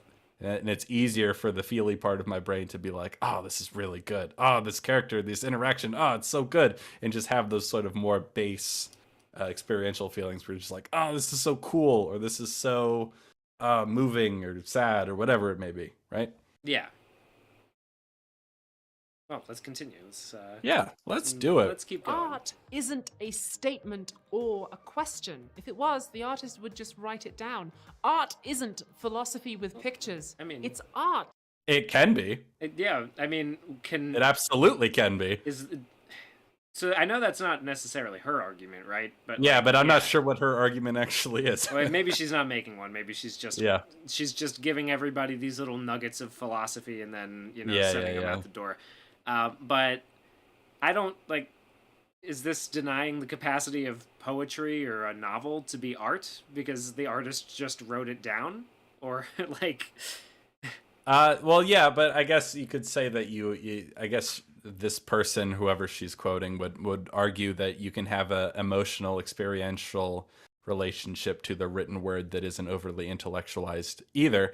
But the idea that art isn't philosophy with pictures, or that like philosophy in aesthetic form, yada yada, I just don't think that's I don't think you can say that. I don't think you can say that about a lot of works of art. You can say that about some, but if you think about the stories of philosophers like Albert Camus, is that how you say it? Yeah.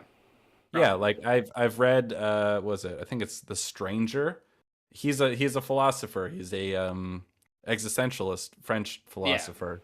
The worst kind of philosopher. No, I'm just kidding. But but he liked to write stories to communicate his ideas, as well as, or maybe sometimes instead of writing just a dry dissertation. You know what I'm saying? Yeah. So like stories, art can definitely be philosophy through pictures. I think you could say that there are a lot of visual artists, especially like the surrealists and the Dadaists, that were very much influenced by Sigmund Freud and ideas about the subconscious. They were communicating like psychology and philosophy through pictures to the best of their understanding. It really depends. I don't like, you can't say that about everything. I just don't agree. I don't agree, Hugh. I'm with you. And I feel like often, oh, here's the other thing, and this is why death of the author is important. So if an artist is like, no, don't think about it. It's not philosophy in pictures. Just feel it. That doesn't mean that a philosophy, a system of values, a system of intellectual meaning can't be present in the work, even if the artist doesn't want you to think about it that way. Right? Yeah. You could look at any David Lynch work and he'd be like, just feel it. Don't think about it. Language cheapens things. But you could write a dissertation about Eraserhead, Yeah. Like there are definitely themes that you could put into words and intellectualize. A philosophy could be derived from a number of stories, regardless of whether the author wants you to just feel it, man. Yeah. I like the Camus, the French Ayn Rand. Well, then, yeah, Yeah. I've seen a number of people bring up parables and like morality tales that, Yeah. like a moral system is, at least a philosophical statement, right? Or at least in some sense, you could think about it that way. Parables have intentions and intended meanings. There was an earlier comment that I'm glad I remembered. It was about intention in terms of parables. What's interesting about parables and like moral lessons in stories, morality tales, is that you can argue that there's an intended message in the work itself. It doesn't really have to be dependent on what the person who wrote it hopes you'll get out of it, right? Like morality tales have intended messages in them typically, or at least they're explorations of philosophical and maybe even metaphysical ideas in the story. She-Hulk is a parable. Got it. What's the moral of She-Hulk, would you say? Man-Hulk bad. She-Hulk Man-Hulk good. bad. She-Hulk good. Brain and tune in to the aesthetic experience. I sometimes feel a little bit like that with my videos. Sometimes people comment and they're like, can you just make a list of all your major points and read them out without all of the extra stuff? And I'm like, no. Okay. That's interesting. I want to come back to that little personal anecdote.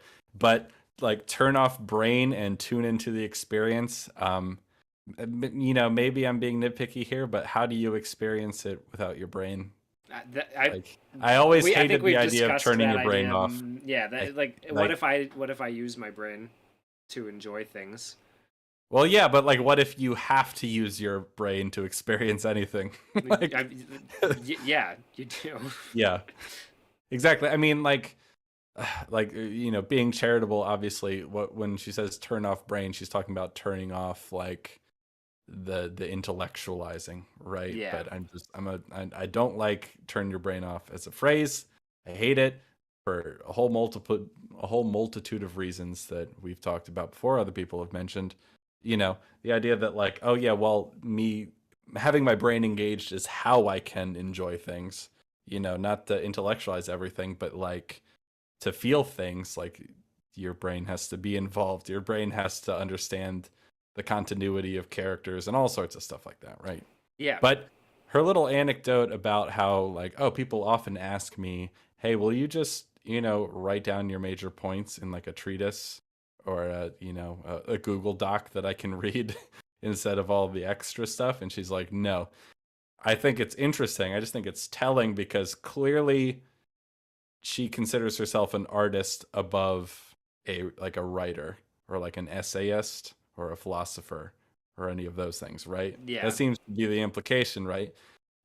And I think that's telling in the structure of the video too, because so far it's like, well, here are all these different perspectives. I don't really have one. I just wanted to dress up in these costumes. There's an interesting comment here. that is, if you don't need your brain to experience art, are rocks experiencing art too? Now, the reason that I found this interesting, I was reading a little bit about Shintoism in Japanese recently, as some research for a story I'm working on. And one of the things about Shintoism is that shrines for Shinto kind of could be set up anywhere, including at a particularly interesting looking rock, to appreciate the aesthetic appealing properties of that interesting looking or placed rock or tree or creek or anything. But Hugh, is the rock experiencing you? Does the art have to experience the consumer of the art? Ooh, now we're getting into some real interesting artsy stuff. Yeah, we're getting deep. Some art is supposed to be difficult to get. For example, I have another novel here, What It Feels Like for a Girl by Paris Lise. Full disclosure, Paris is one of my best friends, but I liked her novel before we met. It's about a kid called Byron who grows up on a council estate in the Midlands and has a really rough time. And the whole thing is written. I just realized what I got wrong about that comment. That region. Our rocks constantly experiencing art. Yeah, okay, I see. Oh, I thought you just used it as a tangent. I didn't realize you. No, I misinterpreted it. I was like, "Are rocks experiencing art?" And I was like, "Well, I mean, I guess if it's a particularly pretty rock, who knows?" That comment was artfully crafted. Yes, very artfully. I missed the point. You were wrong. The purpose. I misinterpreted it. The Rock is an artist. I agree. The shrine would have a thinking spirit inside it. That's true. The spirits represent the shrine, and the rock would be considered holy as well. The rock would be, the rock would also have a spirit. The rock does have a spirit. So the Rock is experiencing you watching it and going, this guy's. Yeah, that's true. Yeah. So who the fuck is this guy? The correct interpretation is that rocks are yummy. I think we should ignore the author's intent on this one because it's silly. And we're very serious people here. We're very serious. It's about a kid called Byron who grows up on a council estate in the Midlands and has a really rough time. And the whole thing is written in the dialect of that region. If you're not from that specific geographic and socio-economic place, it is sometimes hard to interpret. And that's a good thing. Because, spoilers, Byron is trans, which is also never explained. There's never a scene where like a doctor turns up and explains to the audience what trans people are and confirms that Byron is one. The reader's struggle to interpret the text parallels Byron's own struggle to just live, free of the interpretations other people push on them. What a metaphor that is. I don't know. Okay, so if it's never explicitly stated or explained that the character is trans, is it a spoiler to mention that the character is trans? I'm unclear whether the story actually says they're trans and it's just not explained how or why, or whether the story doesn't actually say whether they're trans. Yeah, not a. But let's assume that the story says that they're trans, and the idea apparently is that your confusion and inability to understand the text as written because it's in a wacky wonky British dialect is supposed to mirror an experience. The trans experience? Because you're constantly struggling to get a grip on what everyone else is saying, what the language is. Can I take that back? I want to hear the sentence one more time. Go ahead. If you're not from that specific geographic and socio-economic place, it is sometimes hard to interpret. Okay, so it's hard to interpret if you're not from that specific place. Okay, and I don't know if interpret's makes it the right. I don't know if interpret's the right word. It's hard to decipher.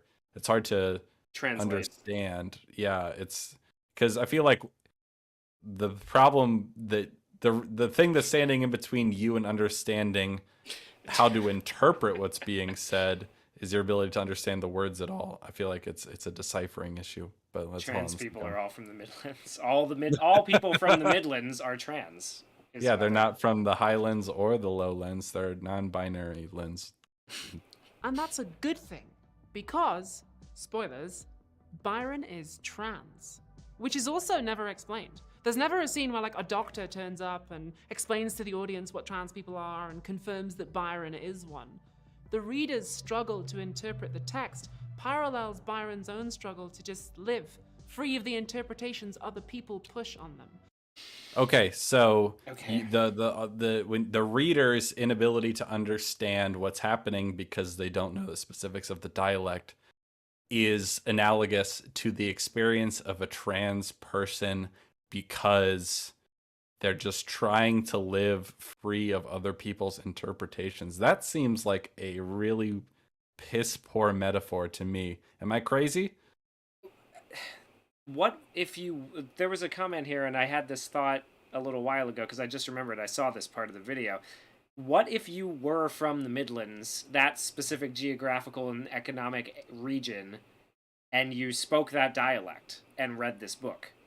Would it still be about being trans? Because you would presumably understand everything that's going on. You would be able to interpret it relatively simply if you speak that dialect regularly. So yeah, I don't understand if it's how never confirmed that the character is trans, then is the message lost by actually learning the dialect?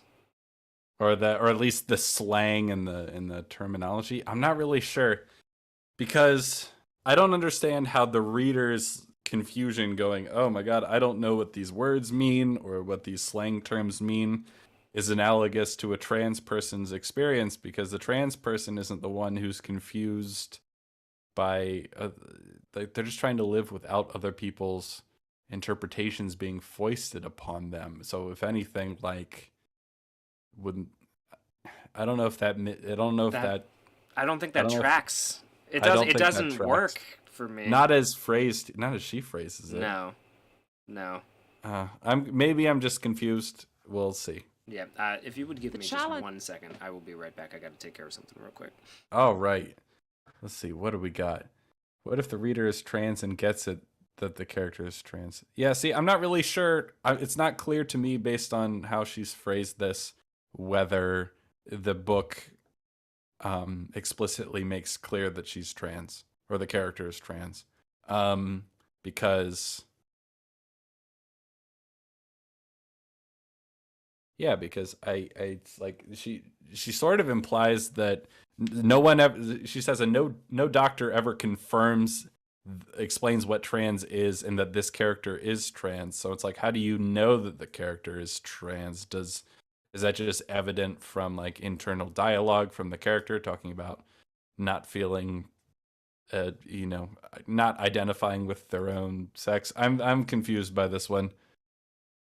It assumes that people from the Midlands wouldn't read it in the Midlands accent, which I don't know if it's about accent or about slang, because surely it's about the words themselves if it's confusing to read, like, A Clockwork Orange or something like that, which is obviously a made-up dialect with its own made-up slang terms that's difficult to read. But I don't think the point of that, the point of A Clockwork Orange is that thematically it's important that you not be able to understand it. I think it's just about presenting a believable fictional world. So I'm not really sure whether this metaphor tracks, but I don't really feel like reading it to find out, if I'm being honest with you. What about illiterate people? Then illiterate people just won't understand what it's like to be trans. That's just the way it is, unfortunately. So like she makes it seem like it's supposed to be hard to get because then you're getting the full experience, right? The full experience of what it's like to be trans. Are they saying the experience of being trans is analogous to being confused and not understanding what's going on? I don't know if I'm being reductive here, but I'm just not quite sure I follow that metaphor. Let's see. Yeah, I like this. Have you already addressed the what if the reader is trans and they don't get the book because it's written in pseudo-English? Because That's a good question. that's a great question. Thematically, A Clockwork Orange is about being trans. Yeah, I feel like I heard the words she said, but I'm just not quite. I would need more context to understand exactly what the metaphor is supposed to be. She says it in like a pretty quick sentence, like, like it was clear to understand, but I'm not sure it is. Let's Nah. continue. Maybe there's more context. Maybe we could You go ready? back a little. Let's go back a little bit in the video for Okay. the sake of the viewers. You ready? Yeah. Byron is trans, which is also never explained. There's never a scene where like a doctor turns up and explains to the audience what trans people are and confirms that Byron is one. The reader's struggle to interpret the text parallels Byron's own struggle to just live, free of the interpretations other people push on them. So it's just because you struggled to read it, you can now identify with a person who is struggling with something completely unrelated. Yeah. That seems, Am I right? I guess so. So the metaphor falls apart. Or it's just not a very specific one. Well, it falls apart if you don't have to struggle to read it. I think that's what she says too, that like Yeah. you're missing out if you read it with ease. Let's see. The challenge to the reader is, even if you don't 100% understand this person, can you still feel for them? Oh, that's a whole different thing though.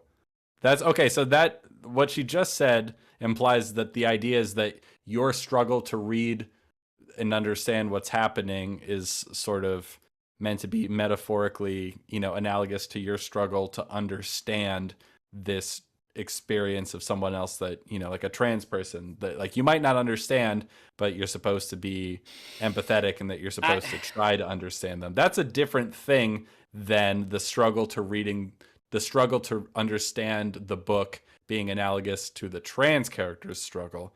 I feel like she's just conflated two different metaphors that don't quite, like they can't, I don't know if it's both. I don't think it can be both. No, I'm not with it.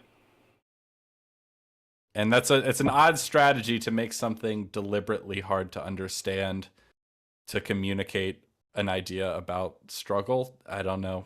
Maybe this book does it really well and she's just not communicating the idea very well. I'm not sure. It's interesting because there's a book that I read a while ago that I thought was kind of interesting about, it's called House of Leaves, and there's not getting into all the different things that book is about, but there's one particular part of it that is about characters who go into a never-ending labyrinth inside of a house. And so when they get into this labyrinth, the book starts arranging the text in spirals or in ways that make you have to turn the book over and go through a bunch of pages and then go back, like flip it over and go back through a bunch of pages to get all the stuff. And so by doing that, you're sort of giving the reader an experience in a way of going through a labyrinth, which even though a lot of the detail in those those paragraphs of text isn't important, it's kind of an interesting physical sensation that you're getting out of doing it, because which is one thing. Well, but you're not really getting an emotional attachment to a character through the text that's being presented, because the text is presented as like footnotes in that instance. So it's a way of playing with form. Like it's kind of interesting. Like the idea of like going back several pages is kind of like retracing your steps and like it's an interesting idea. But I can understand that like it's a little like it detaches you from the world when it's like we're suddenly shifting the way the text is on the page, and so it reminds you that it's a book. Yeah, it's got that David Foster Wallace thing of just like tossing in footnotes to parody academia and all that kind of stuff. But, and so a lot of it is like you chasing down these things that like you're reading through the footnotes because you're like, oh, I got to read all the notes. But a lot of it is just fake names of fake intellectuals and interpretations of certain things, and you're basically chasing nothing but going through and doing the motions of following through a labyrinth. So it's like, in a thematic way, I guess it kind of works, even though the story isn't really served by it, because it's not the story that's happening, it's just the notes to it to try to understand the story. It's an interesting book. It sounds more interesting a little bit more interesting and more dynamic, I would say, than this one does at the moment. But I won't pass judgment. At the time, I haven't read it. I'm not impressed with her summary of what the intended meaning is, and I'm not super interested in reading it. But maybe it's better than she's letting on. Way, if you 100% got it, you'd almost be missing out.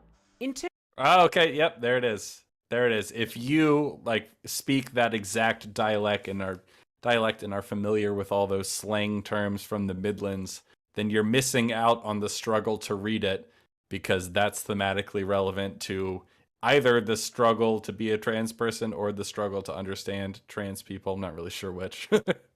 So yeah, the idea is that if you Great. read it with ease, you're missing out on but it's Okay, so the whole point is it's difficult to read, and if you can read it easily, then whoops.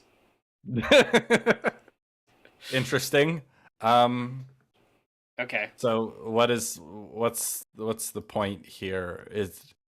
So then the inherent meaning of the thing is, I'm confused at how this relates to the overall point. Hopefully she tells us. Interpretation is the revenge of Trans the intellect upon art.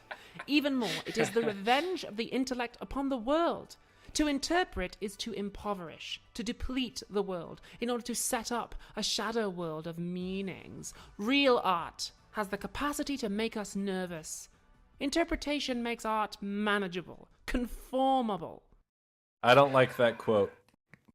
I think Susan I think there's- Sontag is an interesting person.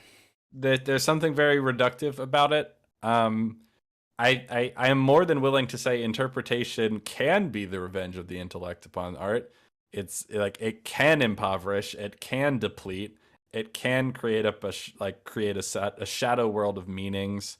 It can make things manageable and conformable instead of something more raw as far as an experience goes. But I don't think it always does. I feel like an interpretation of a work can make it feel more, what would you say, dangerous, nervous, when you think about the implications of something in an intellectual way, the experience might be oh, this is fun, this is whatever, I'm enjoying this is a nice wholesome thing. And then you think about the implications of something and you go, oh, you come to an intellectual interpretation of something that is actually far more raw, maybe distressing, or sort of discomforting idea than your actual experience was. I feel like it can go both ways. You know what I'm saying? Yeah. I'm trying to work through this quote bit by bit to kind of see if I can. So interpretation is the revenge of the intellect upon art. Even more, it is the revenge of the intellect upon the world. To interpret is to impoverish, to deplete the world. So by perceiving, we deplete the world. I don't know if not by perceiving, but by by putting interpreting it into an intellectual, linguistic frame. To intellectualize is to deplete the the sort of raw, emotional, gut level, instinctual experience is what they're saying, I think. Because obviously you have to perceive it to have the gut level experience. Okay. You know what I'm saying? Yeah, yeah. Although I would argue that the gut level experience is an interpretation, in a way, because there are things that the color red could mean one thing for somebody else. Emotionally, they have a different reaction to it than somebody else, right? Like somebody could have one reaction to the color yellow or pink. Anything that you see and emotionally and perceive that gets a reaction out of you is an interpretation in a way, right? We can't. This is drawing the distinction between emotion and intellect again, where I don't think that it's very useful to do so.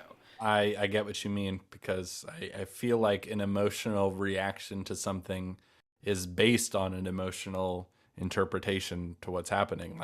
To have a strong emotional instinctual reaction to a story with a certain character arc or a certain plot beat, or that sort of thing, you need to have an understanding, or at least a belief about what is happening to react to. You know what I mean? Yeah. The emotional side of you isn't just going, new picture, and now I'm angry, and now I'm sad. You know, like it's the gut level, emotional, instinctual part of you is still connecting dots. It's still piecing certain elements together in a way that you could absolutely call an interpretation.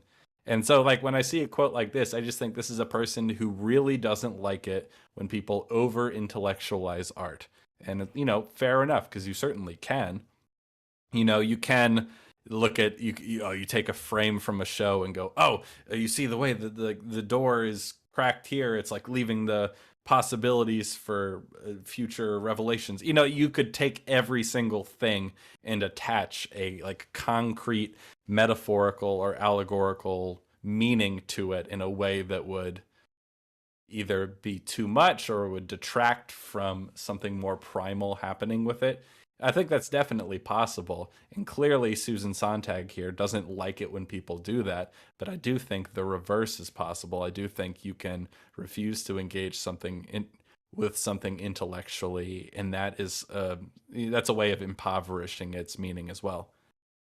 Yeah. Okay. Yeah. I'm with. All right. You agree? I'm okay with that interpretation. I think that works fine. It's basically, this is just her in a bunch of different words saying, think about it a little, but don't overthink it. In a sense, yeah, because when you overthink something, you're impoverishing it. You're putting more weight on your ideas about it rather than like the experience itself. And you know, fair enough, that's definitely something people can do. Yeah. Here's a good example of that. So 2001: A Space Odyssey, the ending is pretty abstract. There's not a lot of dialogue in the last, was it 30, 40 minutes? You know, there's an interview. Stanley Kubrick didn't do many interviews, but in one interview, he was asked about the ending and what it means. And he was like, I don't like saying what it means, because certain people will think, well, that's what it definitively means because I'm saying it, but also because putting it into words cheapens it a little bit, or makes it seem less powerful, or makes it seem sillier than it is. You know, because what is the end of 2001: A Space Odyssey? It's like aliens, I've never made it to the end. Wait, really? Yeah, no, I've never seen the end. I get bored halfway through. Oh, you're killing me. You're killing me, dude. You never gotten to the end of 2001: A Space Odyssey. Never seen it. Never seen the end. Oh my gosh. Well, I'm gonna like strap you down like in A Clockwork Orange, and I'll make you watch it at some point. Okay. I won't spoil the ending then, so you can. I have seen A Clockwork Orange, so. Well, that's good at least. I'll make you watch it, and then you can feel it. If I just tell you what it means in words, that would impoverish it for you. Yes, yeah. Shame, exactly. Yeah, see, okay, so there we go. Yeah, he's with me. Puts me to sleep. It's just, I can appreciate it. It is really, like, I really love the HAL 9000 story. Like, you know, I love that stuff. It's just, there's a lot of really long, wide shots of things functioning. And I'm like, I don't know. It's you don't have to like it, but I am going to force you to finish it. How about that? Okay, that's fair. Yeah, this person says, I disagree with the idea that interpretation makes things comfortable. Sometimes your conclusions can make you nervous. Absolutely. Yeah. Like, have you ever really thought about the implications of Toy Story? This might be a good time to bring up the photograph, actually, considering that thing. Real art. What photograph? I don't want to say the name of it just because yeah. Well, entertain the good people for just a moment because I really need to pee. All right. Well, hey. Yeah, I'll bring that up. So, it's about a good time to pull this in here. We'll get that nice and centered for us all. Nice, beautiful little picture. So let's see what we got here. I've seen it parodied in pop culture. The ending of it, I've seen the Space Odyssey parodied in pop culture. I don't know if I've seen the ending parodied. I don't really. Nothing's ringing a bell for me. Can you emotionally interpret something wrong? That's a great question. Can you? Can you do that? You can get the wrong emotional read from certain things, right? Like if something could make you uncomfortable when it wasn't intended that way. Oh, I Guess. can't believe you started talking about Piss Christ I without have me. no, I didn't. I was waiting for you. I just pulled it up. Okay. So, I think, no, I agree that this is a good time to bring old Piss Christ into the conversation because when we're talking about interpretation and like the raw sort of emotional instinctual experience you get from looking at something, often it's the interpretation of the meaning that's more troublesome for people, more offensive even. So we have here a photograph called Piss Christ. You might have heard of it before. It's a very controversial piece. If you look at it, though, I don't know, like, and if you've never seen it before in the chat, just take a look at it. What does it look like to you? What does it make you feel? What's the experience of looking at it? I'll let you type those thoughts in. What's interesting about this is that if you didn't know the title or if you didn't know how it was made, you probably wouldn't find it offensive. You would think, oh, that's a rather striking, interesting looking photo of a crucifix, with an interesting, like it's cast in, I don't know, an amber or something even.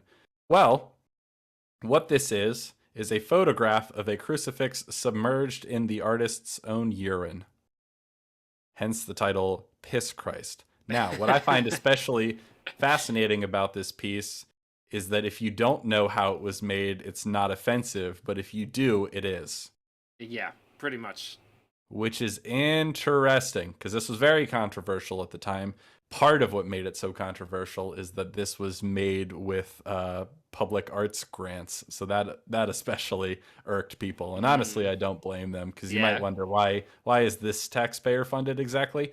But setting that aside, you might look at it in the abstract. You just see it on a wall because it's a photograph. It's not an actual jar of piss in the middle of a room stinking up the joint. It's a photograph on a wall, so you might look at it and go, oh wow, that's kind of cool looking, and you might walk away. That's maybe the emotional raw experience, and it's only, you might you could interpret them anyways, but it's only by knowing how it was made that interpretations can become troublesome for it, right? Yeah. It's interesting because it's not sacrilegious until you find out that this is actually submerged in piss.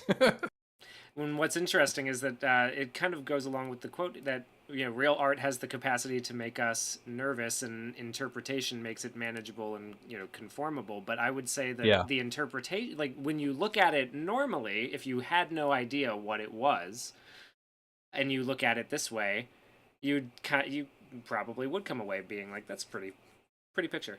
And then you start intellectualizing it and going, oh, that's urine. Oh, now I'm uncomfortable. Now I don't, like you might have that response more. You would have that response more once you clearly the out. Artist needs to drink more water. I like that. That's good. Yeah, well, that is good. So what's interesting, I've seen a couple of people say like it's not offensive. It's just funny. It's not offensive. It's just like a childish concept. Yeah. It's interesting. There's a lot you could talk about. The meaning that is, and this is a way that clearly the artist's intent or knowledge, meta knowledge, I guess you could say, about how it was made can influence your perception of it. Absolutely. But if we're here to assess what meaning is inherent in the thing itself, you would just look at this and go, I mean, you can kind of tell it's submerged in liquid, like it's at the bottom of the ocean. Maybe that's something you can pull from it. It's not quite obvious what it is. It's just kind of, it's this weird, there's a sort of... It could be Bud Light for all we know. It could be Bud Light. Like, I don't know. Is there something sort of inherently melancholy about it? I'm sure not everyone would agree with that. Is there something almost exalted about it with the way it's gold and it's glowing? I mean, it's a picture of Jesus, an important religious figure in the West, on a cross done up in a gold and in amber and bronze setting. It's an It's interesting interesting. it's an What interesting another concept. thing that what a lot of people assumed was the intent behind it was a sort of like deliberate blasphemy, sacrilege, sort of flouting of traditional norms. You know, like haha, I peed on the Jesus, haha. But what's interesting to know, just as meta knowledge, is that the artist himself considers himself Christian. Yeah. Like, does that change your feeling about the intention of it? It's interesting, but how much is that relevant? If he goes, see, here's a question for you, Hugh. Is the title of a work like inherent to the work itself? Like, is that part of it, or is that like meta knowledge?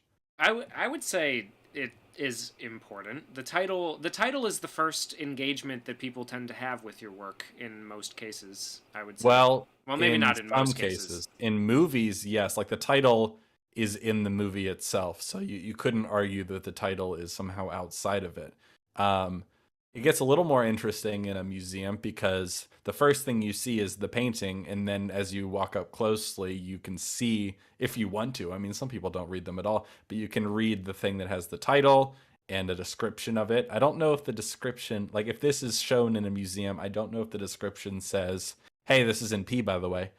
It might, for all I know, but it might say like, oh, photograph, 10 by 24, whatever the fuck it is. But it would say Piss Christ on it. That Well, much is for sure. yeah. So I think it's worth noting that the title is immersion, and then in parentheses, piss Christ. So Oh, I didn't know that. yeah. So it is. Wait, It, is it is that possible to. Yeah. so like on the actual official title I is believe. immersion parentheses Piss Christ, I or is believe that so. Yeah. something that it's been called later, like colloquially? I Let's find I'm out. not sure. Check that. I think. Yeah, no, it looks like the official title it has that in parentheses. Interesting. Yeah. Well, it's Okay. definitely more famously known. That would be interesting if it was just called immersion. Would that affect it? So, like, yeah, it's an interesting question. Like, how much the title Yeah. affects, how Well, much the title is inherent to the thing itself. well, and because the title is, if he had left the title at simply immersion without the parentheses of piss Christ, he's not drawing any attention to the fact that it is submerged in urine. So the choice to draw attention to that fact Hmm. is kind of important in the interpretation of the photo. So Yeah, that's just an interesting note on the importance of titles and how they affect the yeah. knowledge. I think it's clear based on the way he titled it that he wanted you to know, Yeah. right?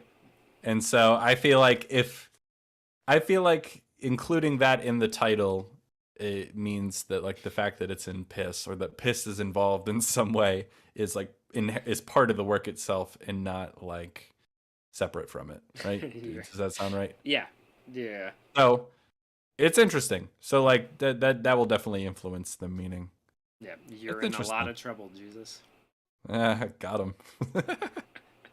That's so, so yeah, good. but this is an example of where the raw sort of experiential, non-intellectual, interpretive side of the brain might just look at it and go, "Oh, that's pretty," and keep walking. Yeah. No. So, in interpreting what is meant by the piss intellectually is probably what's going to make it more uncomfortable for the Christian Yeah. in the room. Which, or yeah, anyone who has a strong respect for tradition of certain senses, and I think like that would go directly in the face of Susan Sontag's idea that real art has the capacity to make us nervous without interpretation, just Yeah. because of the sheer existence of this. Well, yeah. Another thing that's kind of interesting is this guy. Oh, what's his name? It's like Andres Serrano. I apologies if I'm That's mispronouncing that's that. this guy's He name. he also did some works that are actually on a couple of Metallica album covers. I think there's one called Load or Reload or something like that. That's it's a picture that or a photograph he made of like smeared of his own blood and semen into like a weird viscous sort of abstract form. He's clearly into bodily fluids. as a As but an artistic medium, yeah. exactly. And what I find interesting about it, this doesn't really affect the how you would interpret the final piece itself, but just in terms of what was intended by it. Because when people get offended by things, it's usually by a perception of what the intent was, right? Because when people get offended by jokes, it's usually because they believe the intent was that, oh, this is a serious thing you actually believe, or that you're trying to offend people. Not that they're usually not, or less commonly that they misinterpret a joke by assuming it's about one thing when it's actually about something else. You know what I'm saying? Yeah. It's like it's an attribution of intent that tends to cause a ruckus, right? And so what might offend someone about this portrait, but beyond the simple idea that you would ever submerge Jesus in your own urine, is the idea that it was meant to be scandalous, that it was meant to antagonize people, right? And what's interesting about that, we can kind of separate that from the meaning of the work itself and look at what was intended by it. And you can look at the fact that the artist is actually Christian himself, or at least he calls himself one. And go, Yeah. well, how does that change your perception of what the intent was? It's very interesting. It's a bit of a tangent, so maybe we'll cut it off there. Yeah. But it's an interesting piece. Wait, yeah, and I think it's in particular just like an interesting response to that quote that we got there on the screen right now, because Oh yeah. because like the only way that it becomes that it becomes art in this way, or that it has this the definition that she ascribes to it, is through the intellectualization process. So Yep. yeah, Let's Right. continue. Let's get rid of Piss Christ and keep this train moving. I think we can really get to grips with this idea by looking at the work of modern American playwright David Mamet, who is a little bit of a problematic yes. fave of mine. In 2009, Wait, really quick. I don't know anything about David Mamet. Do you? Oh really? He did Glengarry Glen Ross. Oh, I like Glengarry Glen Ross. Yeah. The movie. I've only seen the movie. I haven't seen he did the he play. wrote the movie. He wrote the movie. I'm pretty sure he wrote the play too, but it's based on the play.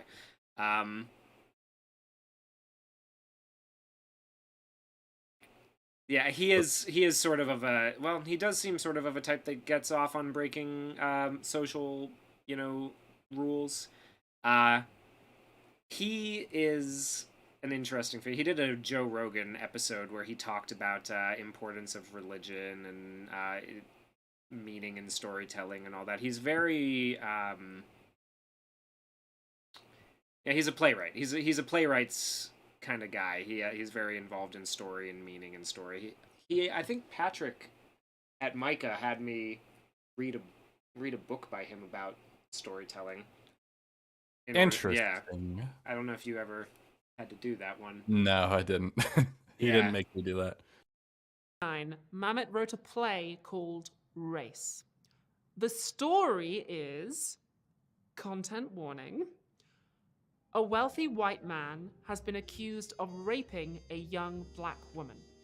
The whole thing is set in the offices of his defense lawyers as they try to invent some way of getting him off the hook. The witnesses say that they heard sex noises and racial slurs being shouted. So the defense they concoct is that she was into that. The whole thing was actually consensual, and she's just lying to get his money. The slimiest possible thing.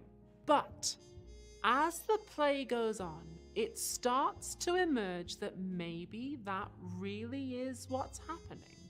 Maybe there really is some kind of reverse racism, reverse Me Too thing happening here. And Mamet loves to write these kinds of stories. He did another play called Oleana, which is about a female student who falsely accuses her professor of sexually assaulting her. But then, he really does! He loves to write these Tim Pool-ass thought experiments. Okay. Let's stop there for a second. Yeah. First of all, I just want to say that announcing a content warning before something is not actually helpful to people. There have been studies about this, that when you announce a content warning, a trigger warning, if you will, before Yeah, something you're I've going to seen say those. or Yeah. discuss, it primes people to be offended and to be made anxious and uncomfortable by things that they wouldn't be if they were just said matter of factly. So just a little bit of advice, content warnings, they seem like the right thing to do, but they're not always the right thing to do. Otherwise, I would say that this sounds like an interesting premise for a play. Yeah, It's he's a good writer. He's everything. His theories on storytelling and on how to construct scripts are pretty solid.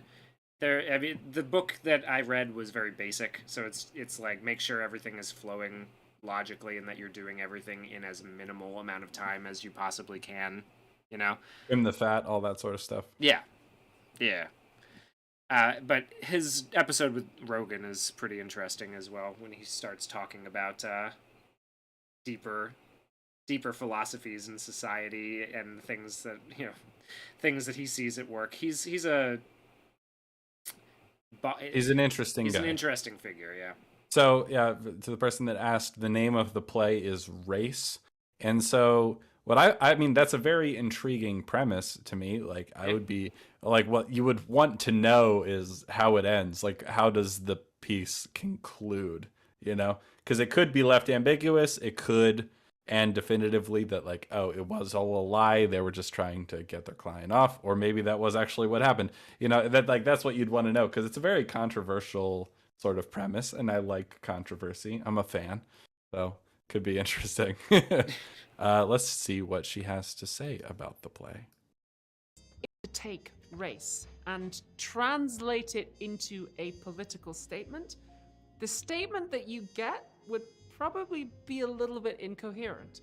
And I'm not just saying that because I personally disagree with Mamet's politics. In his book, Theatre, he occasionally talks about his political views, and it contradicts itself from chapter to chapter. The stuff about theatre is really interesting. The stuff about politics kind of reads a little bit like discount Jordan Peterson. Interesting.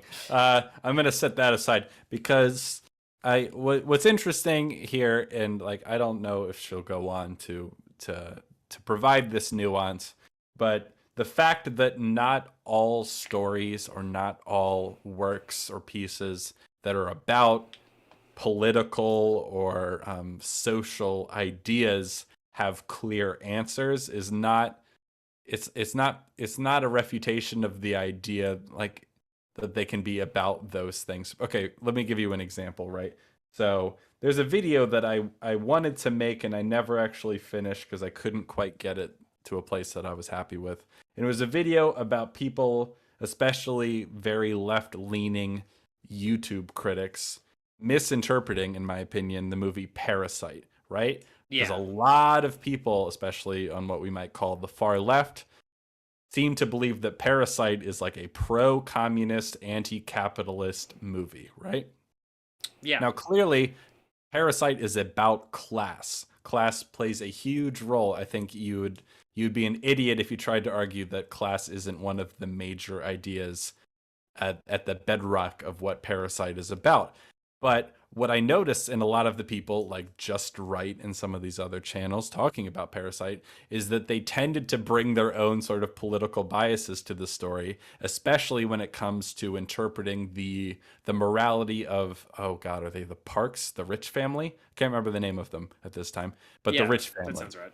that they're greedy, rich capitalists. And then you watch the movie and you're like, they're just kind of gullible. They're a little out of touch. They're out of touch with the experiences of the poor people, especially when it comes to the storm that happens in the story. They're just not aware. But the rich family aren't actually bad people. But you have a lot of these like very communist-leaning leftist YouTubers that are like treating them like they're bad people. And it's interesting because I think Parasite is the kind of movie that brings up interesting questions through the storytelling and then lets you decide what you think about them. Parasite, in my opinion, is not the kind of story that tries to insist you come away with the right, correct political message. And I think, based on how she's describing it, that's what the David Mamet race play is about. She says that if you tried to put it into a political statement, it would be kind of muddied and self-contradictory, because from the sounds of it, and I haven't seen it or read it, that he's more interested in portraying an interesting series of events about a subject and not simply didactically preaching to you about what you ought to feel about a complex social issue. You know what I'm saying? He would, for sure, probably read that way. Yeah, that is my interpretation of him based on having read his work and seen Glengarry Glen Ross.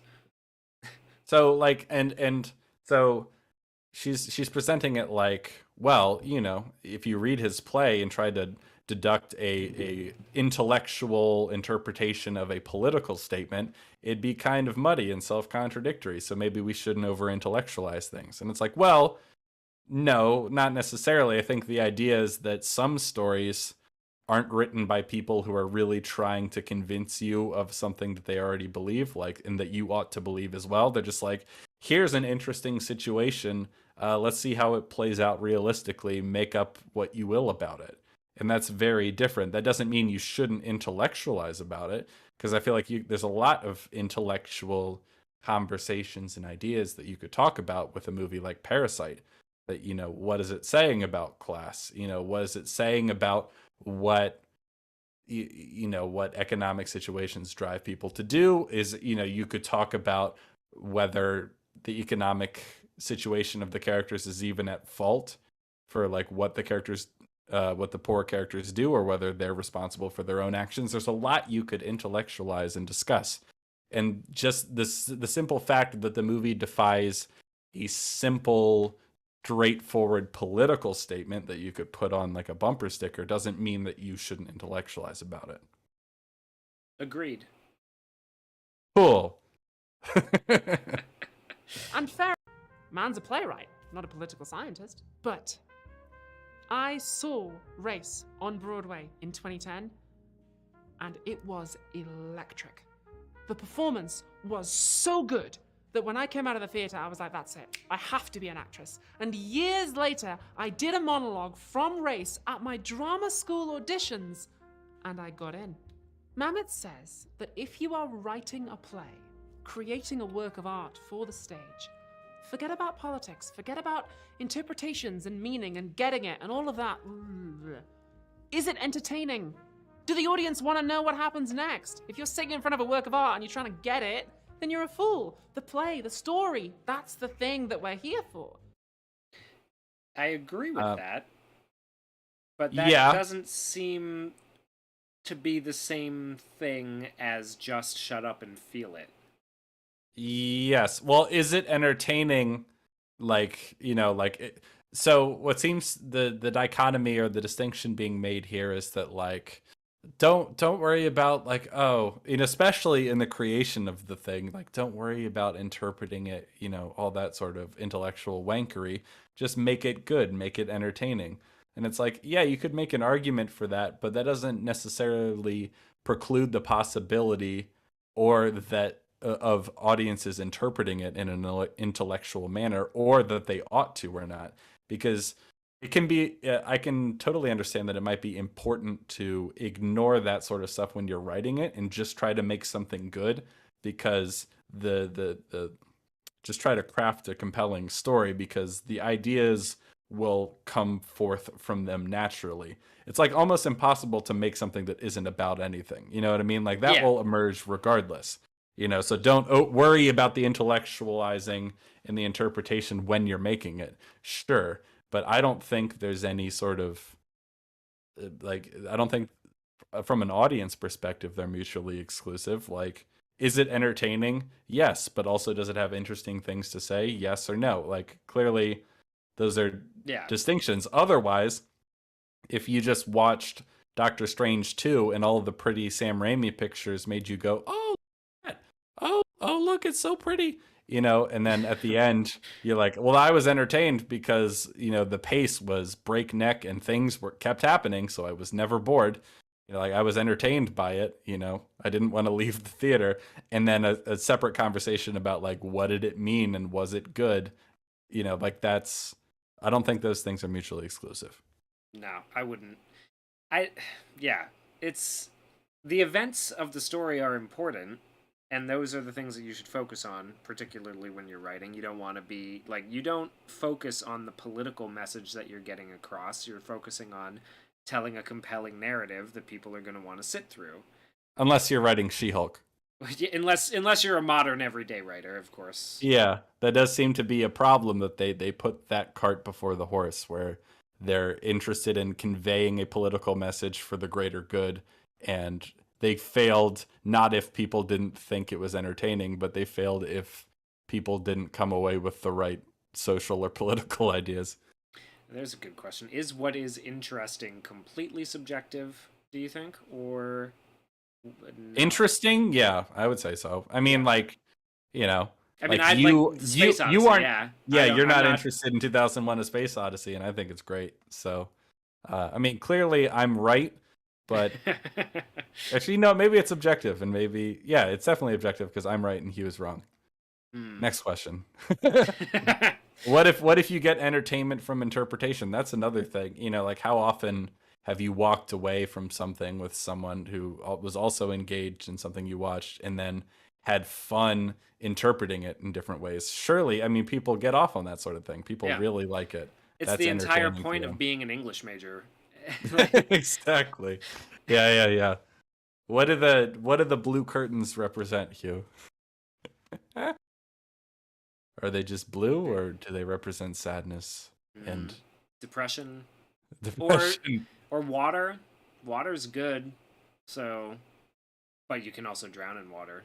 So what is the interpretation there? Is it a good thing because they represent new life rising from the waves of the primordial ocean, or does it represent your blue. life being snuffed out by the waves of the primordial ocean? Or is it just blue? Was it just the color that he picked because it would look good if they made it into a movie? Here's a good question. So, is what's interesting completely subjective? I think.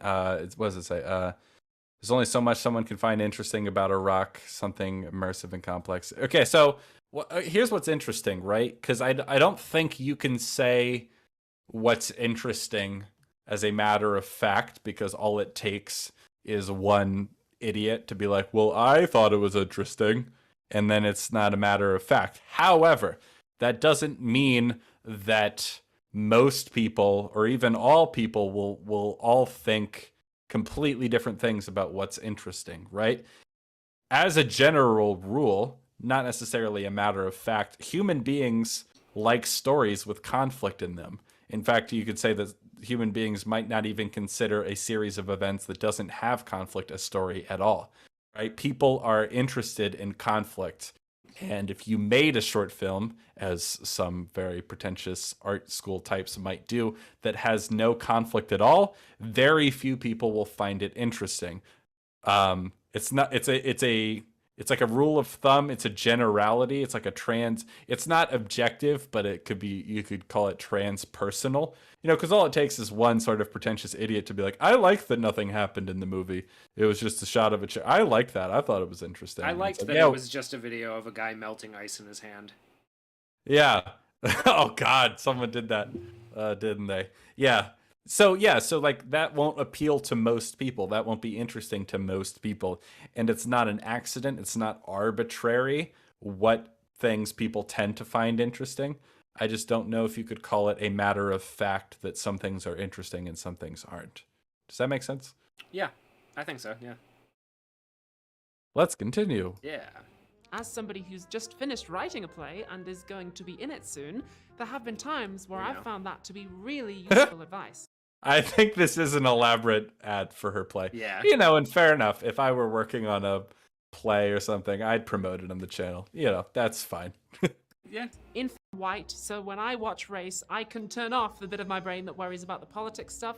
Maybe someday David Mamet will write a play about trans people and I won't have the luxury of being entertained anymore.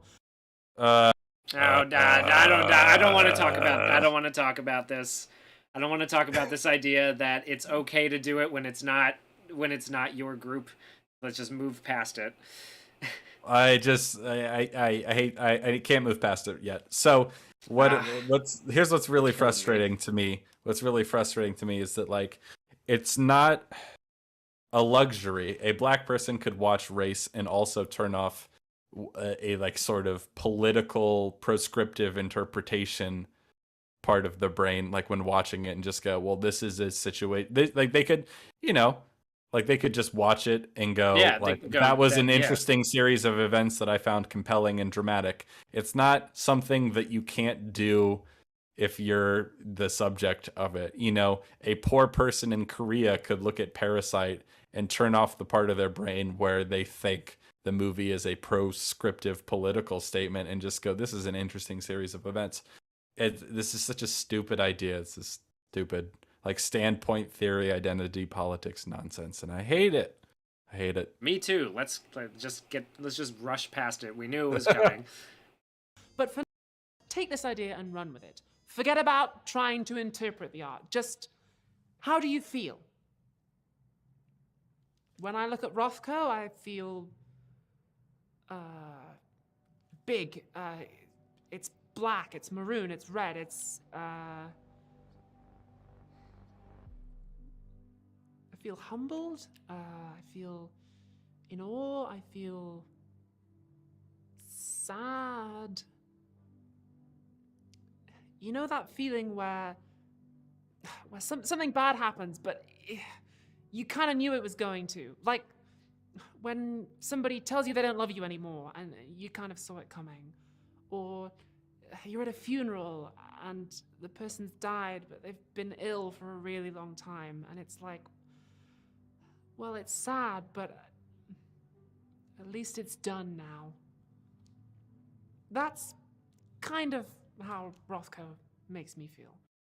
Okay, so I think we've already sort of highlighted that sort of emotional reaction is still an interpretation. Like, you have to be interpreting things, you have to be connecting things and finding meaning in things to have that emotional reaction.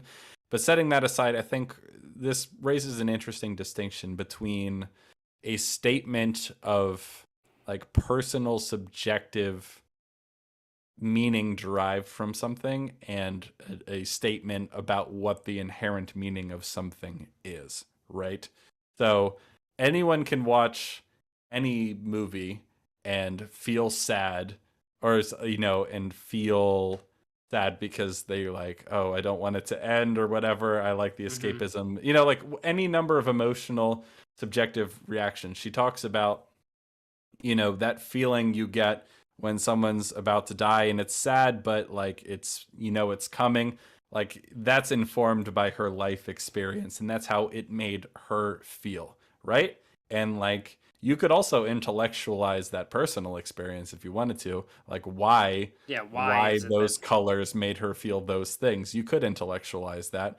But what's being set up here, though I don't know if she's quite aware of it, is a distinction between like this is how it made me feel, or this is what it made me think, and like what the meaning of the thing itself is, right? Because you often see this confused, especially among artsy fartsy types who make YouTube video essays, like where they interpret, oh God, I watched this video and it was an interpretation, an analysis of the movie Men. And a lot of the things they said, I won't go into all the details, but a lot of things they mentioned, I'm just like, that's not supported by what happens. Like he says something about how some of the men aren't helpful when she's like going to the police, like they're not helpful. And it's like, well, they're not going to help her, but they will stand idly by as their brethren abuse her. And it's like, that doesn't happen in the movie. You know what I mean? Like it's I not remember an that, accurate, and it doesn't map onto what's actually happening. He's making a statement about the inherent meaning of a thing that doesn't map onto the content, right? yeah. But if he just said it made me feel these things, it made me think about how men, you know, stand idly by as their brothers do bad things. Whatever, that's different. So there's a distinction here, but I feel like this is all getting conflated the way she talks about it, you know? Yeah, she's mixing. She's kind of mixing two different things, like because David Mamet's point that she brought up earlier is focus on the literal events being like something compelling when it comes to playwriting. And then she's saying, use that theory to interpret a Rothko painting, which is a bunch of like swatches painted on a canvas, which, don't get me wrong, I actually am quite a fan of Rothko. I find his paintings kind of interesting. Like if my dentist had one on the wall of his office, I'd be I wouldn't be dreading going in. It's like, oh, it's a nice painting, it looks nice. But these are not the same. These are not the same thing. These are not the same kind of experience that you're going to have. Yes. Like, there's. We're collapsing a lot of different things together. We're collapsing personal, subjective experience about how it made you feel and what it made you think with what meaning, if anything, is inherent in the thing itself.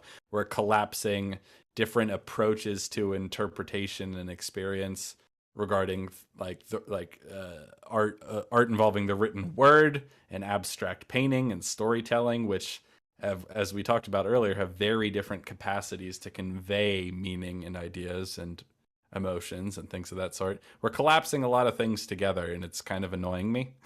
Yeah. It's getting difficult to follow at points with some. Well, of these yeah, stuff, because I mean, then again, we are pausing it a lot, but that's not. I don't think that's. Really, I mean, we'll watch all of it eventually, if Yeah. anything contradicts it. But how do I feel? My secret is that I don't. But what she sets up in the beginning is the question: is art meaningless?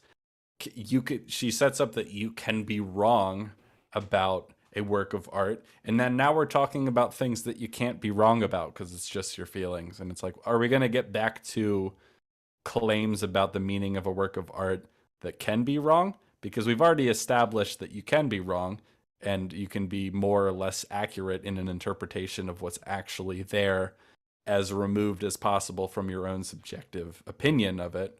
But now we're just like wading in the waters of like, well, this is what it made me think and made me feel. It's like, let's get back to the question at hand. Maybe we'll get there. Yeah, let's find out together. Or at least that is part of it. But there might be a bit of a problem here. Truth be told, whenever I'm in an art gallery, I always feel low-key anxious because I used to date an art historian, and we would sometimes go to galleries together. We're talking ancient history now, so years and years ago, but that relationship ended pretty badly for reasons that were my fault. So now, whenever I'm in an art gallery, I'm always like, what if she's here? I can't play that song 'cause it reminds me of you. Stop. Okay. My point is, people feel all sorts of things when they look at art. Sometimes I look at Rothko and I feel anxious about my ex. Sometimes I look at Rothko and I feel like suddenly I have to pee. So which feelings are the right ones? That's a stupid question. That is a really dumb question. It's not about which feelings are right, but if we're not even talking about meaning in art anymore. Now we're just talking about what mood you were in when you looked at the painting and whether or not one of them is correct.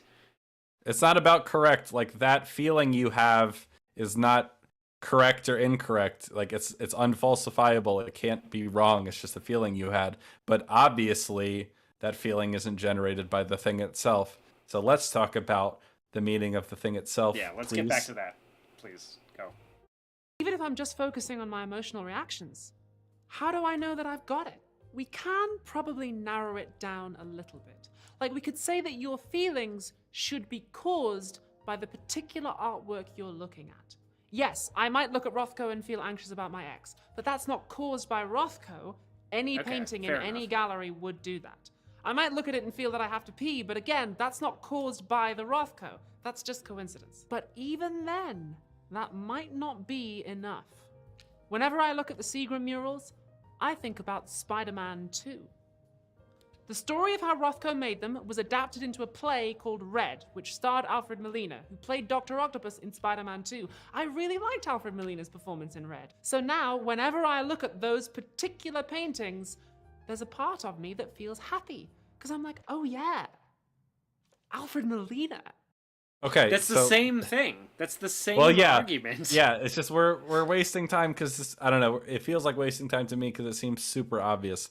Obviously, it's not just about the emotions being caused by the work itself. It's about whether it's inherent to the thing itself.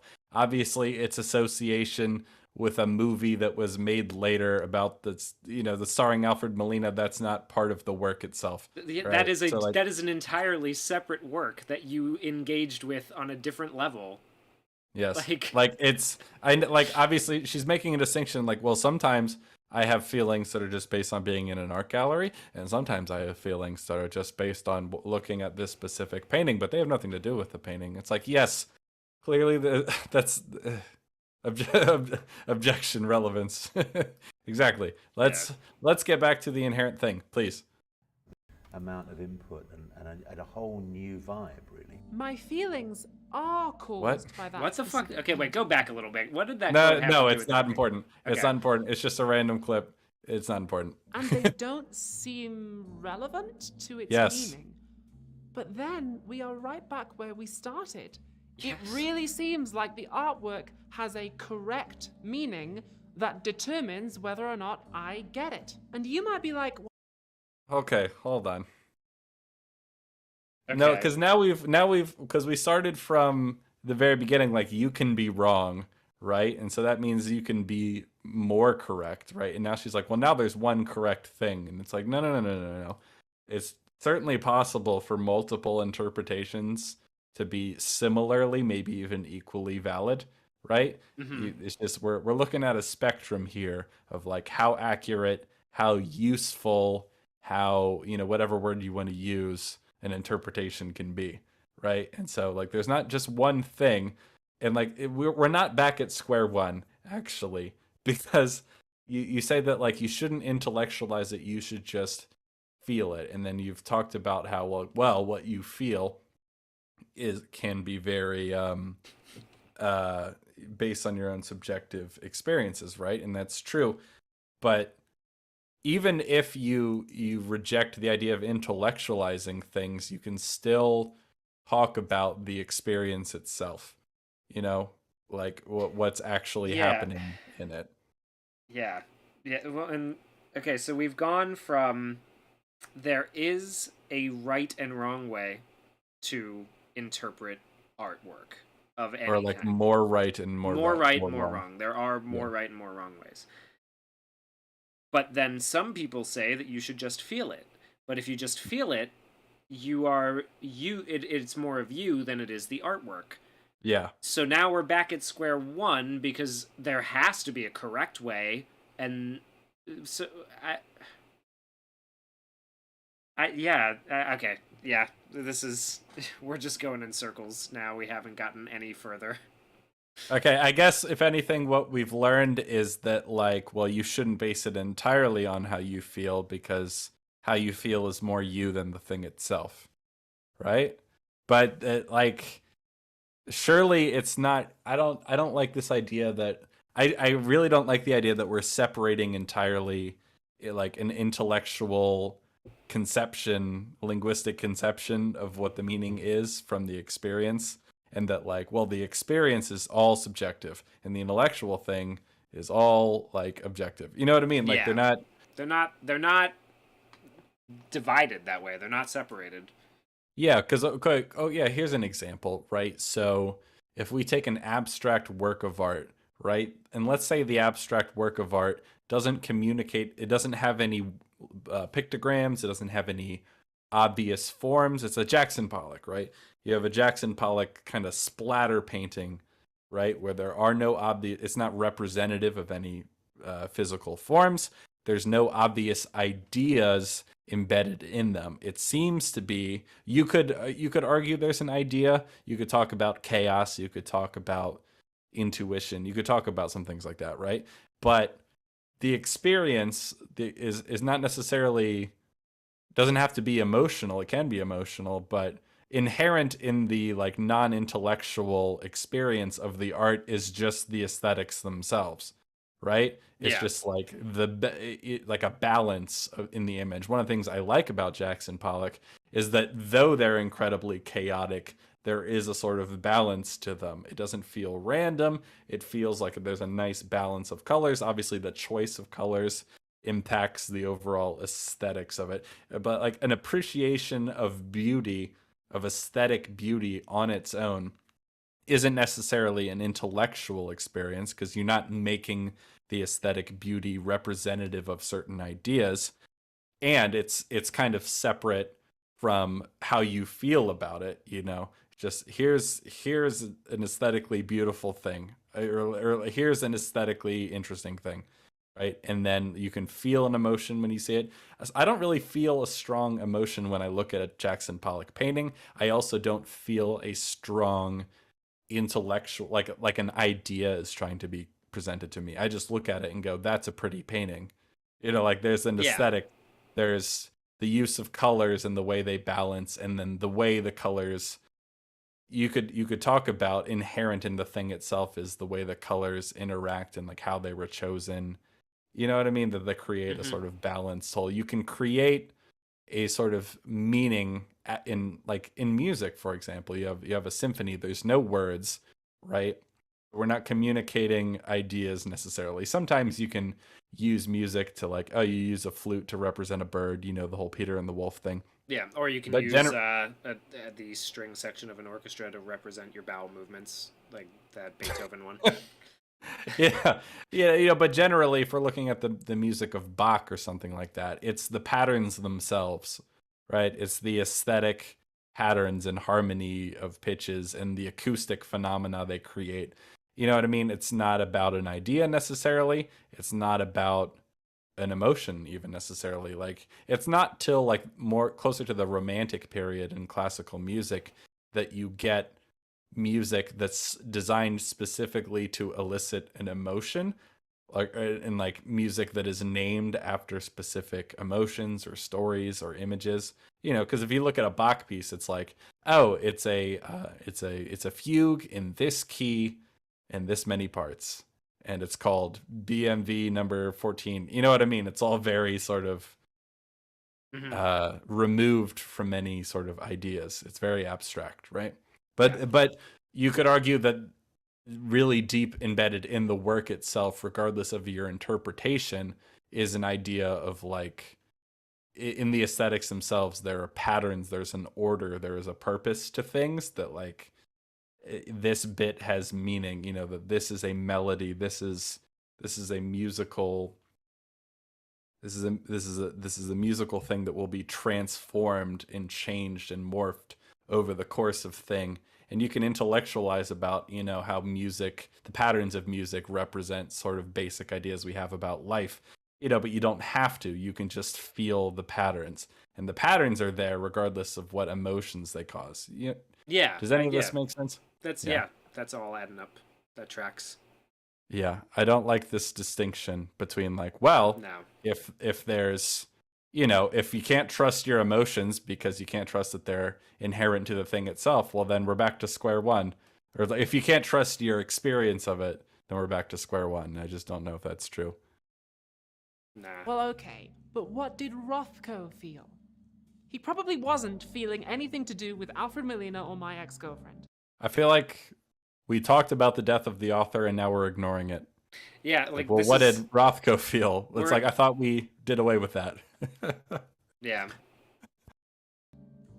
Probably. But the despair, the sadness, the trappedness. Yeah, maybe. I mean, he did say that he felt those things when he wrote about the paintings, so maybe that's it.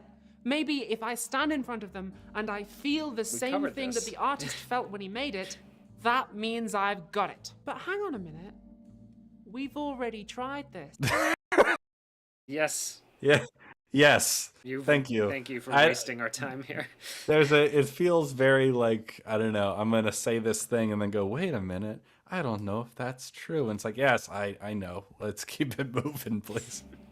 We learned about how the artist's intention can be a tricky concept because intentions change over time. It's like we're being walked through this argument like we're stupid. It's like, wait a minute, do you remember from 2 minutes ago when I said, and it's like, yeah, I was there. Yeah, we've been watching this whole time, actually. Like, she keeps indulging in points that she knows she's going to contradict in a second. And self might be just another interpretation. How do I know I'm not doing the same thing with Rothko's feelings? In Pale Fire, John Shade obviously felt a lot of things, but how do we know whether or not Charles picked up on the right ones? In my play, there are like 9 characters, some of whom feel things that I've never felt in real life. So what is the audience supposed to feel? I am Pablo Picasso's paintings. How do you feel about me? Here's an idea. We did it again. Okay, so we've gone through something. We've extensively detailed it. We've invalidated it, and now we're moving on. Exactly. Okay. Exactly. I'm just like, are we ever going to conclude anything? I really hope we do. I really hope we do, because it's like, well, what about all these things about feelings? And it's like, well, actually, no, none of that. And then so it's like, well, I haven't learned anything. And then she's like, how do I make you feel? And it's like, I thought we just decided that that's not relevant to the main question. Maybe we'll get there. Maybe she's saving it for the very end. Maybe it's like, it's all a bunch of rigmarole. Let's find out. Dear, who gives a sh**? Oh, God. Oh, God. I am Salvator Mundi by Leonardo, the Big Dog, da Vinci. In 2017, I was bought by Saudi Arabian ruler Mohammed bin Salman for $450,312,500, which makes me, oh my gosh, I guess that makes me the most valuable painting in the world. Who cares what art means or what it's about or how people feel? Not the art world, that's for sure. Salvator Mundi is a portrait of Jesus, a man who, famously, did not have a high opinion of rich people. I'm sorry. Are we playing the Soviet national anthem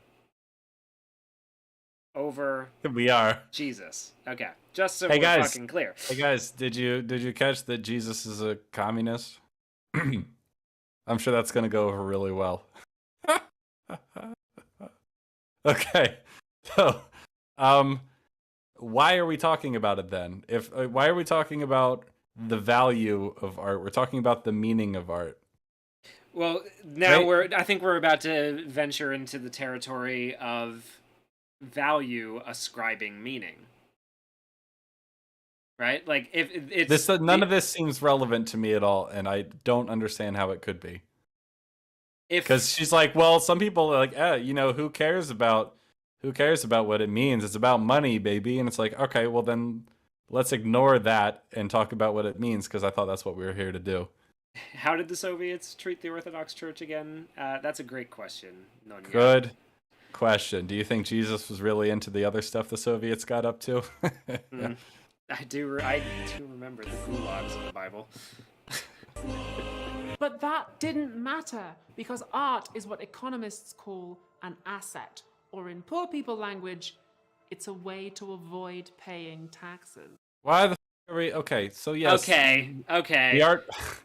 This Can we skip past this? I mean, not skip, but like blow right through this. Yeah, just go for it, because I just want to focus this is on horseshit. Yeah, let's go. This is all irrelevant. You can have a video if you want about how much you hate the art market because you're a communist. You know what? Go for it. But we're here to talk about, is art meaningless?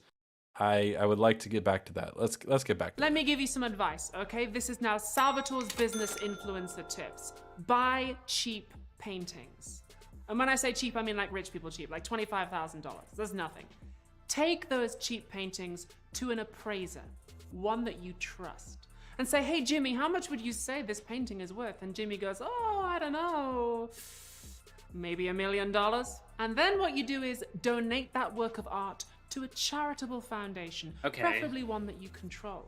Oh, but Salvi, I hear you say, why am I giving it away? Why am I not selling it? Well, because as far as the tax collectors are concerned, you just donated $1 million to charity, my friend. You're practically a saint, so use it for clout.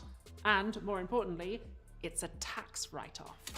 What is this screed against the art market doing in the middle of this philosophical video about whether art is meaningful or not? I don't really care to respond to this because it's just so off topic. Or this way around. Let's say you already own a painting and it's very valuable. Like me, but not me, obviously. You couldn't afford me. I'm Jesus Christ Superstar. Take that valuable painting to your appraiser and say, hey, Jimmy, how much would you say this one is worth? And Jimmy says, oh, I don't know. Not much, I reckon. Then what you do is you die. The method is up to you there.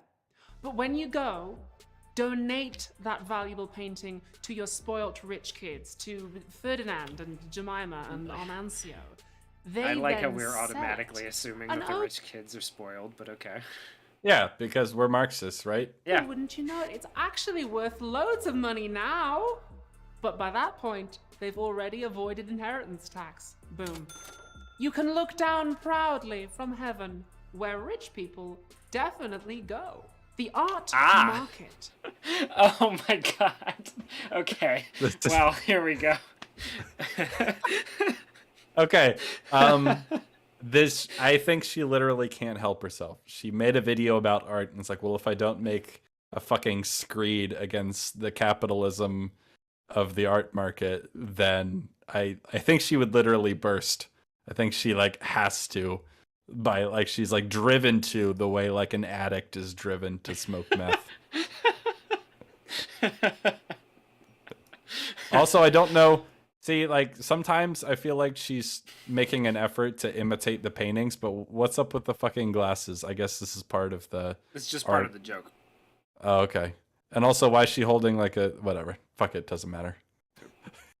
It's pretty unregulated, pretty opaque, and very concentrated. And if you good comment. Good comment. Wonder where the rich person making this video is going. Good question. Well, I definitely haven't. She said so herself, right? Do you want to? Why would she lie? I wonder if we can find out how much she makes a month on Patreon. Let's find out. She probably hides it.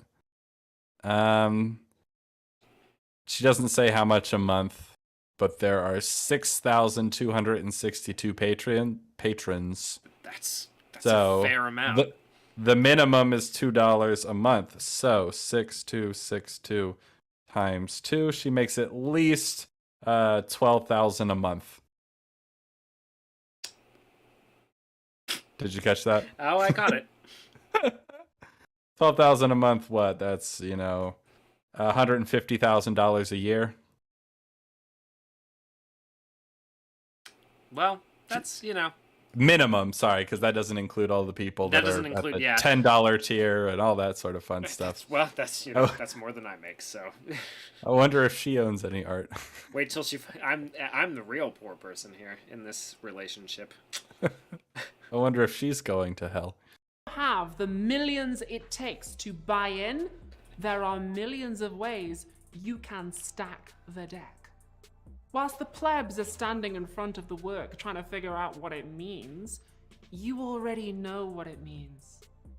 It means you never have to work again! Huge vibe. Except, okay. Well, it's hard to be completely cynical. Even in the ritziest of ritzy art circles, people do still talk about the meaning. Okay, so that was all a waste of time. Good. Gotcha. Glad to hear it. Yeah. All right, let's people do still talk. People do still like ascribe meaning to the thing that they paid the money for. It's not only because the value, the what someone is willing to pay for that Jesus painting isn't actually a reflection of the meaning, because the people involved, they'll have different views about the meaning. That was all irrelevant. Cool. Now we're back on track, hopefully. In the noughties, a new art movement developed that came to be known as zombie formalism. Pretty quickly, people started to suspect that zombie formalism was just trying to make a quick buck. A lot of the paintings themselves were pretty visually neutral. So you could hang them in a CEO's office or a fancy lobby, and they'd take up space without pulling too much focus. Some of them pushed boundaries, but in ways that didn't always seem significant, like, oh, it's the first painting ever to be done with a fire extinguisher. Great. And a lot of them got flipped. Bought cheap first time round, sold very expensive on the secondary market. These NFTs. examples are the 7 Rain paintings. Okay. So I feel like what she's setting up here is that, because the marketing behind them was sort of a grift or trying to inflate the value of them so people could make money, that somehow these aren't meaningful. And I don't really understand how these are any less inherently meaningful than other works of abstract art. Do you? No. Because we're ignoring the artist's intent, I thought that was the whole fucking point. So if we're Yeah. looking at this, like, clearly I'm not getting any sort of linguistic idea here. Maybe it's just me. Some people might be more in tune with their emotions. They don't make me feel anything especially strong emotionally, but I can look at them aesthetically and make judgments on them and think like, oh, that, I kind of like the way I don't know, I kind of like the way they look, right? They're not Yeah. grabbing me like, oh my god, this is the most compelling thing I've ever seen, but I don't mind the way they look. I feel like aesthetically there's interesting things happening here. There's a sort of balance to the images. There's a unified color palette. The texture is interesting. There's meaning there in the elements chosen and how it's designed and how the 4 pieces are laid out and arranged, such that there's a sort of pattern of less and less ink or paint as they progress, left to right. There's a lot of interesting things there's meaning here, is what I'm saying. It's not necessarily an idea. It's not necessarily an emotion inherent to the thing, but I think you'd have a hard time. It could certainly serve as a discussion starter, because there's Yes. definitely a way to, come up with and to intellectualize and impose patterns and discuss meanings of patterns and look at patterns, like the way that a human brain tends to work. It's I don't think these are any more or less meaningful than anything else that we have explored so far today.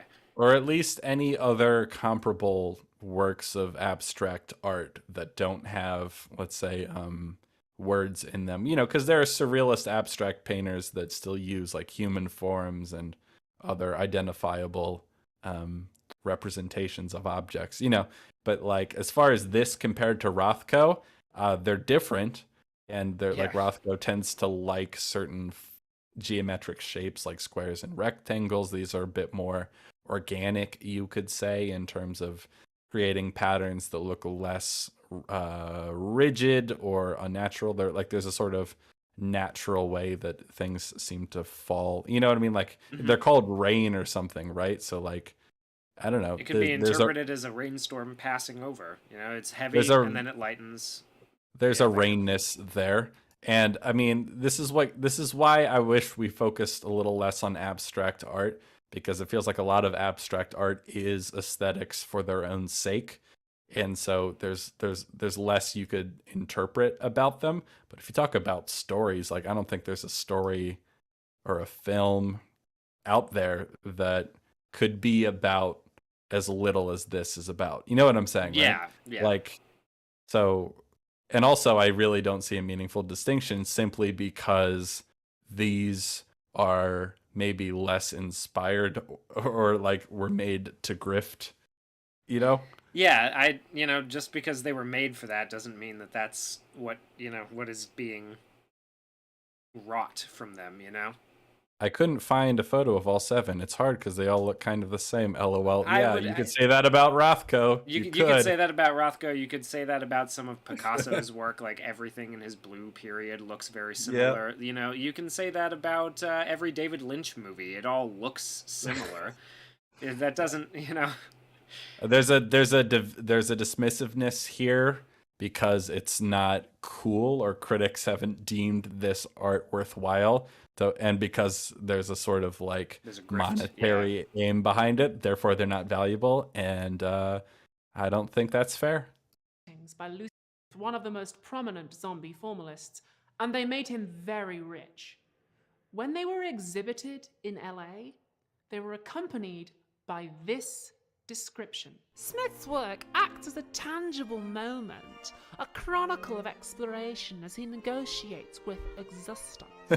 He reminds us that an artist's trajectory is a sort of... You know, I feel like she could have used that tone of voice for almost any of the other quotes that she's employed here. She could have. It's cheap. It's cheap. Yeah. And here's the thing, like reading this, it does seem like it actually conveys very little information and that it is kind of artsy gobbledygook. But you don't need to say it in a dismissive tone to communicate that, because if you read this, it does come across that way. Yeah, it comes across. He reminds us that an artist's trajectory is a sensory reflection of individual experience, like his individual exploration as he negotiates with it. Like it's not conveying anything, right? It's too broad. And here's the thing, this is a problem with contemporary art in general. This is definitely a problem that is generated by the process of getting works submitted to galleries. This is something that is caused by how art is taught, because Hugh and I both went to art school, unfortunately, as I said. But this is how you're taught to talk about your art in art school, because what you're taught is that like you need to be able to talk about it in sort of like artsy terms, like and this is what people learn in art. It's the way, like, sometimes what you learn when you're writing an essay in high school, when there's like a minimum word requirement, is that you learn how to say things in as many words as possible, not how to communicate effectively, right? So like what you learn in art school is how to talk about your art in a way that sounds smart.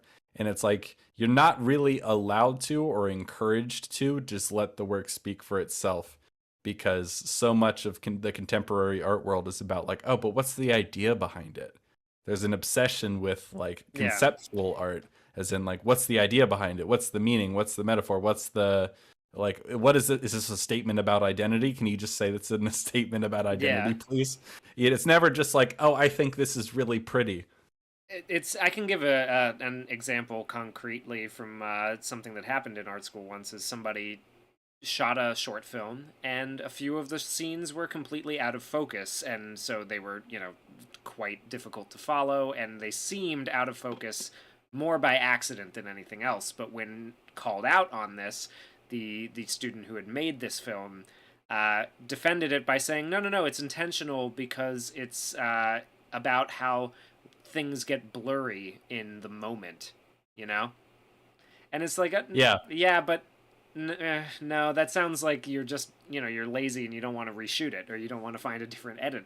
So, or that won't be communicated to people, or that like you're not effectively communicating that idea, because what people will see is that, oh, this is very amateurish and poorly made. You know what I mean? That like if you were to try to communicate an idea about something becoming blurry, you might like have something start out in focus and then gradually get out of focus deliberately. And you could make that an aesthetic choice if you wanted to, but what you did was make a mistake and try to justify it in artsy language, because that's what people do a lot, especially amateur student artists. That's what they're taught to do, right? And so that's what this description reads as to me, trying to make something, it's like, so a tangible, a tangible moment, a chronicle of exploration as he negotiates with existence, a picture. He reminds us that an artist's trajectory is a sensory reflection of individual experience. He reminds us that everybody does their own thing. His work acts as a picture, which reminds us that pictures are representative of moments in our lives.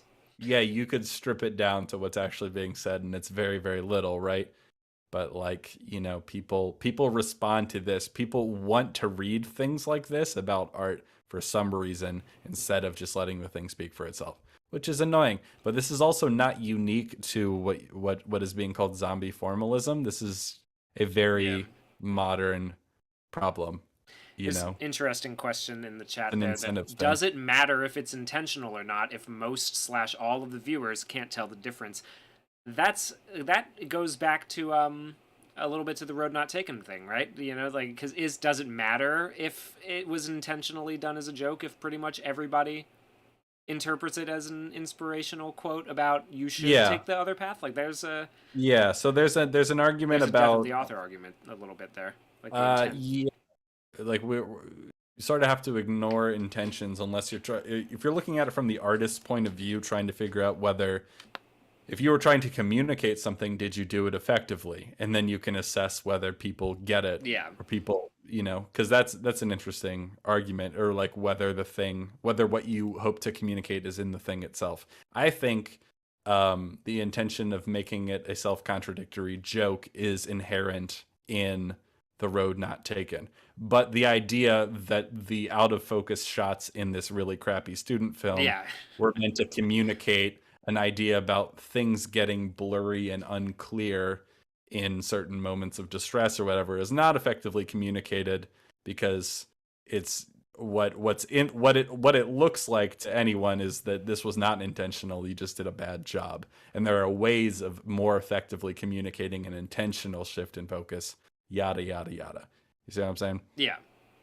And so I feel like there's a lot of hate and animosity towards this weird specific movement in art. Oh, wait a minute. There's a postmodern artist, Salvatore Garo, who made literally nothing and sold it for money. An Italian artist auctioned off an invisible sculpture for $18,300. It's made of nothing. It is a work that asks you to activate the power of the imagination. If that isn't the most like quintessentially bullshit modern art thing I've ever heard. That's pretty funny. Is it like literally just a pedestal with nothing on it? I don't know. Look it up. Look it up and all right, hold on. What's the name of it? Invisible sculpture. I'm guessing that's what it is. Invisible sculpture. Well, from our, or at least my definition of art or conception of art, you could say, like, is it art? I don't fucking care. It's worthless. There's no craft here. You haven't actually made anything. Oh, it's like a... Hold on. Let's look up images. It appears to be like a square or a rectangle outlined on the ground, as if to indicate that's where this invisible sculpture is. It's an outdoor thing from what it looks like. It's an empty space. Yeah, it looks like it's taped off or marked off with something on the ground on like this like sort of brick cobblestone streets. It's just a picture of nothing. That's funny. That is pretty funny. You know what? Like, here's the thing. I don't feel like looking it up, but if the artist intended it as a joke to be like, people will buy fucking anything, then good for him. If he's like, no, this is really art, I'd be like, you're an idiot. You're Fuck dumb, off. but you're dumb, but congratulations on your grift. Yeah. Congrats on the 13,000 euros or whatever it was. Good for you. What? I don't even remember what that said. Those words just slid off my brain. That was pure bullshit. Yes. And yeah, a lot of philosophers and art critics actually said that at the time, or words to that effect. Interestingly, Lucian Smith himself has since come forward and kind of admitted it. The model that was set for me when I was younger, it wasn't a healthy model. It was about sucking up to collectors and trying to sell for the highest prices. That stuff isn't real. That's not art. Okay, this is a can of worms. Yeah, fascinating. Okay. Fascinating. So like so this guy did it. This guy was raised in an age that, like, hey, if you want to be a successful artist, or at least this is what he's telling us. He's raised in an age where if you want to be a successful artist, you need to make up a bunch of flowery sounding bullshit and do general abstract. Spray paint a canvas, make up some bullshit about how it represents the rain, and sell it to the highest bidder for somebody to, use as tax dollars. And to suck up to collectors, and it's the networking and all that sort of stuff like that, right? But here's like, that stuff isn't real. That's not art. Okay. I can totally buy that, like, he didn't I feel like it was worthwhile or interesting. Real, I mean, it is a real painting and someone Yeah, could you enjoy did it do it. regardless of how you intended it. Also, I mean, like, if I saw it in an office building, I'm like, oh, that's kind of nice looking. You know, it doesn't need, not every piece of art, not every work, not every painting, whatever, needs to be super gripping. You know, some things just need to decorate the spaces we inhabit. You know what I Yeah. mean? And that's totally fine. I wouldn't say it's not real. Also, we could totally bypass this whole is it art thing if we just all agreed the art is in the craft, right? Like, Yeah. that's not art. That's not a work of art. And it's like, well, by the conception, like the sense of the word art that most people use in common language, it is art. I have no idea how you could argue it isn't. It's almost the same principle as a good portion of Renaissance paintings, is it not? That, you know, you have a patron and you suck up to the person who's gonna give you the most money to make the thing for them. Like, that's Well, sort of, yeah, I mean, yeah, there's always sort of financial pressures on the creation of art, you know, patrons yeah. and, like, you know, commissions and all that sort of stuff. But I feel like, I guess what he's trying to say is that it was very cynical for him and that he Well, doesn't really like the work. well, yeah. I mean, okay, yeah, I get that. I understand that that's what he's saying, but I don't think that you can, like, it could have been cynical for, we don't know if it was necessarily cynical or not for, you know, somebody to paint, you know, a fresco in a church. Somebody could have just Hmm. been doing it to go, like, to pay the bills, and they didn't like doing it very much. It's But possible, yeah. it's like we could still look at that fresco and say that is a particularly interesting piece of art. And now, granted, there's a Yeah. religious aspect in that may or may not be included as often today. But Yeah. like, I don't know. It doesn't seem like sucking up to a collector and getting your stuff sold for a high price necessarily makes it not art. You know, No, I I think that wouldn't. I think that that's kind of bullshit. Yeah, if we're talking if we believe the end product is art, then the idea that it was made cynically or that it was made purely out of financial necessity and not out of any other sort of genuine interest in aesthetics and form and light and shade and all that fun stuff, that wouldn't make it not art by that definition. But thankfully, we can just ignore that question altogether because clearly there was artistry in the craft of the thing. You know what I Yeah, mean? yeah. You could argue there's less in that than there is in other works of art, and, you know, more power to you. But, you know, there's a craft on display here. It's not like he just fucking bought a urinal and put it in a museum. Yeah. But somehow that's art. Yeah. The creator of this video thinks that's art and thinks the abstract works we just looked at aren't. Yeah. All because of the intentions of the person who made it. And I thought we did away with that. Yeah, I thought, But yeah. apparently not. Apparently I not. thought we had already established death of the author as a guiding principle here, but yeah, let's keep going. Let's see where she goes next. On the website, Smith is now living in New York, making NFTs for a company called Of Logos. fucking course he is. Which, Yeah, I mean, I wonder yeah. if he thinks that's real art or not, or whether he's just back to the cynical grind. Yeah, Who that, knows? yeah, oh yeah, sorry, the canvas that I spray painted and tried to auction off. Now that was too cynical. That's not real art. You all ever heard of NFTs? uh, Okay. that's pretty funny. I mean, if somebody had accused me of making worthless art just so that it could be sold to fools to make a lot of money, I probably wouldn't get into crypto, man. Well, At least, okay. well, I yeah. don't know how we've decided that it's worthless. Well, first of all, if we're talking about worth monetarily, clearly it wasn't worthless because people wanted People to pay bought for it, yeah. But setting that aside, I don't know how you look at that painting, those paintings, and think that those are worthless while the fountain is worth a lot. I really don't understand Or the Rothkos. your perspective. Like, how do you Or look the at that? Yeah, Rothkos. like, Yeah, like you know, there's no principal difference here. I mean, I bet you if you showed Philosophy Tube those paintings without any meta knowledge, she might think they're boring, but she wouldn't think they're worthless. She only Yeah, thinks no. they're worthless because the guy came out and said, "Oh yeah, it was all cynical." and now And he it's makes just like, NFTs. Which this all leads me to believe, the more the video goes on, the more I believe that I don't think she believes in death of the author at all. She just brought it up because she felt like she had to. Yeah. Jordan's asking how NFTs work, so I'll try to explain it as simply as possible. No, we don't have to do that, It's just do we? I'll do it real quick. It's so there is a picture that somebody has I'm gonna made. grab a beer while you Yes, explain please. NFTs. Yeah, go ahead. There's a picture that somebody has made. It could be an ape. It could be like a farting rainbow with Tom Brady's signature. Could be any of those kinds of things. And then you pay somebody money for a blockchain protected point on a database, kind of like buying a star. Like, you can buy a star and name it for people, or you used to be able to. I don't know if you can anymore. You're kind of basically just doing that, and then you get as a receipt the digital copy of this picture that sort of they've decided corresponds to that part. So you own a code that says that Bored Ape or the little chicken on a waffle from Denny's, those are yours, but you don't really own the picture. You own the data point associated with the picture. That's about as simple as I can do on an NFT breakdown.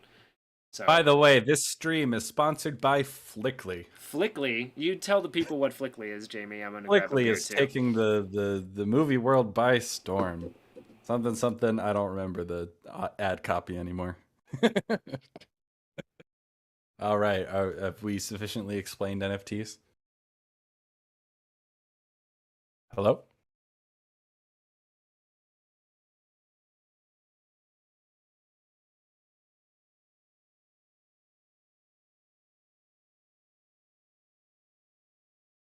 Hello?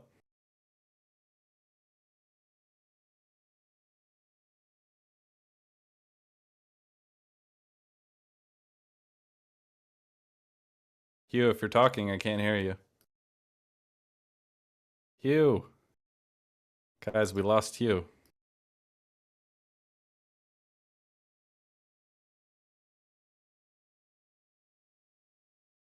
I think Hugh's dead, guys.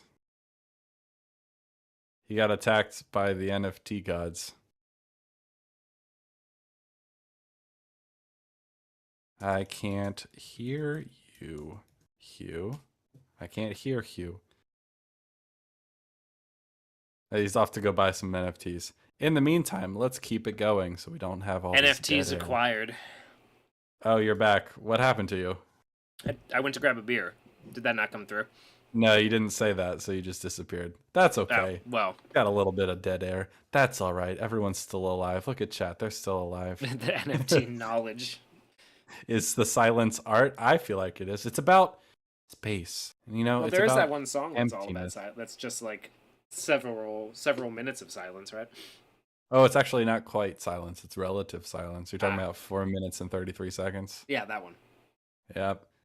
That's a whole can of worms. Let's keep going. But even at its most cynical, people still had to act like the art had meaning. Part of the process of building hype around a new artist is convincing people that their work has something interesting to say. And zombie formalism didn't last in part because audiences and critics saw through it. Other trends took its place, including a trend for what you might call woke art, or art with social and political meaning. The Marvel Yes, Cinematic it's Universe. a financial asset, but people still want to stand in front of a painting and feel like they get it. And I still do, with Rothko. I feel like we breezed right past the whole idea of art with an intended social message. It's like, oh, also there's art where people are trying to communicate social messages. Anyway, moving on. It's like, Yeah. whoa. That's a whole nother, and that seems to be the dominant form of art, at least in my experience and the types of art that I engage with, movies, shows especially, Books. but this is definitely Comics. taking hold in literature, comics, poetry. I don't know about abstract art, but there's, the modern art world is definitely rife with people trying to make political statements. They kind of moved away, it seems to me. I'm not super in that world, but it seems like we've moved away from abstraction because you can't you can't bring about the utopia through abstraction. I think they've realized that. Well, I think I like how she also says that you know, we all saw through zombie formalism, so it kind of died off. But also, NFTs are still a thing, and it's like Yeah. it's the same thing. It's just now it's digital. So Also, if you don't think that most of the contemporary, like what we call the high art, visual art world isn't still rife with people bullshitting about like how important their work is with flowery language that communicates nothing, that is very much still a thing. That has not gone anywhere.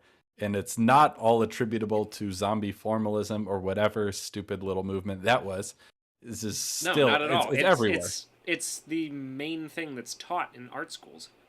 Yeah. Is how to Yeah, and write it's all- about your how to write about your art so that it will get accepted into curation, museums, festivals, Exactly. whatever. I mean, Yeah. look up any YouTube video about Alex Garland's Men, and it's all people doing that sort of thing.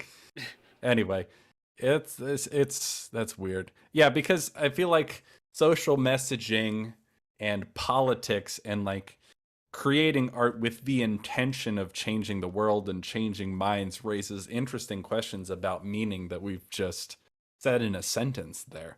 It's like that seems to be the dominant view of what art should do. Because I mean, if you go back in the past, right? One of my favorite quotes. I'm not a believer in any particular religion. I'm not religious, but one of my favorite quotes is from Johann Sebastian Bach. Big fan of his. He says that music or that art in general is for the glory of God and the rejuvenation of the soul. I'm paraphrasing a little bit, but that's the basic idea, right? Mm-hmm. Like that was the purpose. And if you go back, I mean, that's a sort of lofty purpose, but even if we get more fine tuned, back in the day, art served very specific social and formal and religious function, right? Like the craft of making a throne for a king, it was meant to be used. So it didn't just sit in a museum. A painting of the Last Judgment actually went on the altar of a church. It didn't just sit in the room of a museum. And we've moved eventually to the point where if we just focus on visual arts, like the point is just to look at them in isolation on a canvas in a big, mostly empty room, right? Where we just appreciate it for its own sake.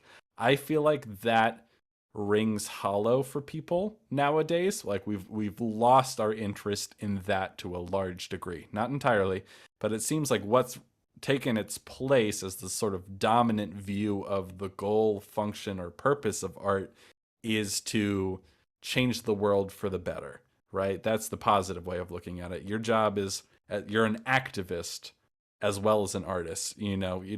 So many artists nowadays consider themselves activists as well. I would consider them activists first and foremost and artists second because of how they seem to value the message over the craft itself, right? Mm-hmm. And I don't quite blame people for wanting their art to serve a higher purpose. In their view, the higher purpose being to like create a better world, to convince people of better ideas and better ways of looking at things, to convince people to have the right politics, right? I don't quite blame people for adopting that view because it gives them purpose. It's a purpose to their art that's beyond a sort of navel-gazing self-expression.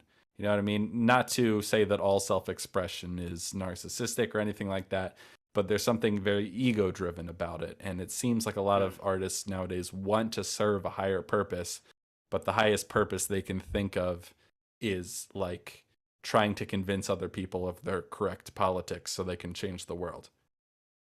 Yeah. Well, and Robert Eggers said something interesting in an interview about the Northman recently where he was talking about how writing a historical piece like that kind of brought him a little bit into contact with the idea of creating something for the purpose of God speaking through the story speaking through the art, and how he was a little jealous of the fact that we don't really have that sense so much anymore, and it's not not a particular for some people who are not religiously minded, it would be difficult for them to find something Yes. like that. And I really resonated with him. So this is in an interview talking about the Northman, right? And like he, I also, as a person who's not religious but feels that pull to like have the art and the stuff I make or the things that I want to create serve a purpose higher than my own ego. There's a little bit of enviousness about the people that were very religious in like the medieval times and made religious art. Like I wrote this piece so people could dance on a certain feast day. I made this piece so it could go in the altar and it can be for everyone's spiritual betterment, all that sort of thing. Because because I understand that feeling of like wanting to make something for a higher purpose other than just your own ego, right? So Yeah. like, but it can be tough for someone like me who's not religious and can't or haven't been able to believe any sort of religious system to like find a way of Achieving something. some sort of higher purpose other than like aesthetics for their own sake or like a movie just trying to make, for me, like where I'm at now is just like, oh, I'm trying to write a movie just to make the best movie I can. It's not about like, so people will enjoy it, and that's a good enough purpose. But I do feel like there's a draw to do something more with it or have a higher purpose. And I think that's part of what motivates so many people to make stuff that like is trying to bring about the utopia. They're trying to better the world. They're trying to change the world for the better. They're trying to, they believe in climate change. They believe in ending racism, all these sort of things like that, where they're like, I can make art that tries to do something for the betterment of all mankind. That's a pretty noble purpose, right? Now, unfortunately, often that ends up being very ego driven as well, right? Because they're like, I have the correct view of everything and I need to convince everyone else to agree with me.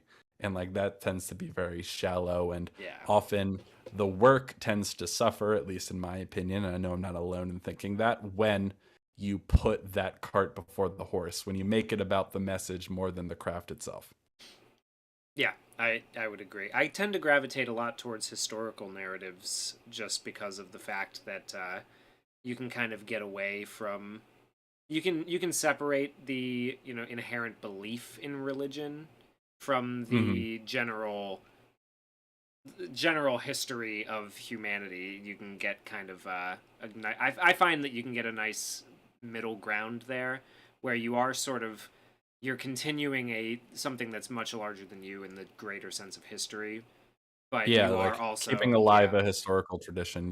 But I sorry to interrupt. I just feel like that's what Robert, if I'm going to mind read Robert Eggers a little bit, I'm a big fan of his. Everything he's ever made so far has been a period piece. I feel like that's part of the reason. It's just this like desire to sort of connect with some history, something bigger than himself, something bigger than this moment, this time period, Yeah.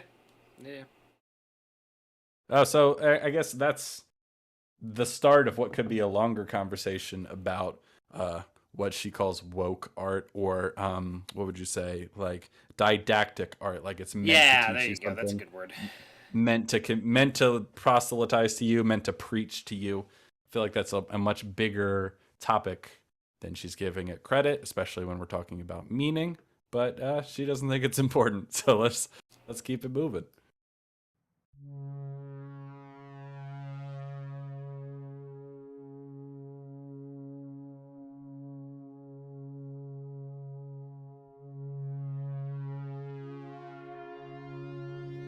Blade It's tricky Runner? What is because there is kind of a cultural pressure with art, especially modern art, to act like you get it. And I know that there are some people who respond to that pressure by just denying that modern art can have meaning. They're like, oh, nobody really gets it. Nobody really likes it. They just pretend to. And that's always seemed kind of cynical to me. But at the same time, I do feel that pressure. Like, I feel like I should have opinions about Mark Rothko. I should be that kind of cultured person. But I guess if that's how I'm approaching it, then I'm not really engaging with the art. I'm just worried about the kind of person that I feel I should be. There are so many citations that are going on up top that I'm just like, are you Are you expressing your own opinions, or are you discussing what these people? I think the idea here is that other people have talked about this issue as well, but it does fit. This is the most relatable part in the whole thing. This is the part where like I agree with this. The general idea is that there's a pressure that a lot of people feel when engaging in what is generally considered high art, to understand it and appreciate it. Otherwise, they're not cultured. Otherwise, they're not intelligent. Otherwise, they don't have taste, right? And that's like a social pressure a lot of people feel. And I think that's not a good thing. I totally agree with that. I think it's inhibiting. I think it can drive some people to go like, none of this is meaning. This is stupid. None of this means Yeah. anything. This is all nonsense. It can drive people to pretend to get things that they don't really get by mimicking the opinions of others. It's a problem, or it's not good anyway. And Yeah. I Entire art schools are founded on the idea of doing this, like of making Yeah. sure that like everybody in art school is constantly trying to pretend like they understand the really like abstract things. They always want to like I don't know. I felt that way. At least I felt that way when I was there. It's like Yeah. there's a There's a very pressure to significant. get it, or the pressure is either to get it or you're stupid. And so some Yeah. people respond by pretending to get it. Some people are like, this is all nonsense. Fuck you guys. you know? Yeah. And I feel like part of maturing and stuff like that in relation to your culture, to your art, is to be willing to be like, I like this. I just think it's pretty and it's nice to look at. Or like, I don't find any value in this, but you guys do you. You know what I mean? Like, or like looking at abstract art and going like, I just like the way this looks. I don't feel like I'm pressured to get anything. Maybe there's nothing to even get. I just like looking at it. Or like maybe you do find meaning that you can put into words for something that differs with what other people believe, but you feel strongly about it, so you're willing to like stand for your own interpretation instead of just mimicking what other people say because you want to feel like you got it. You know what I mean?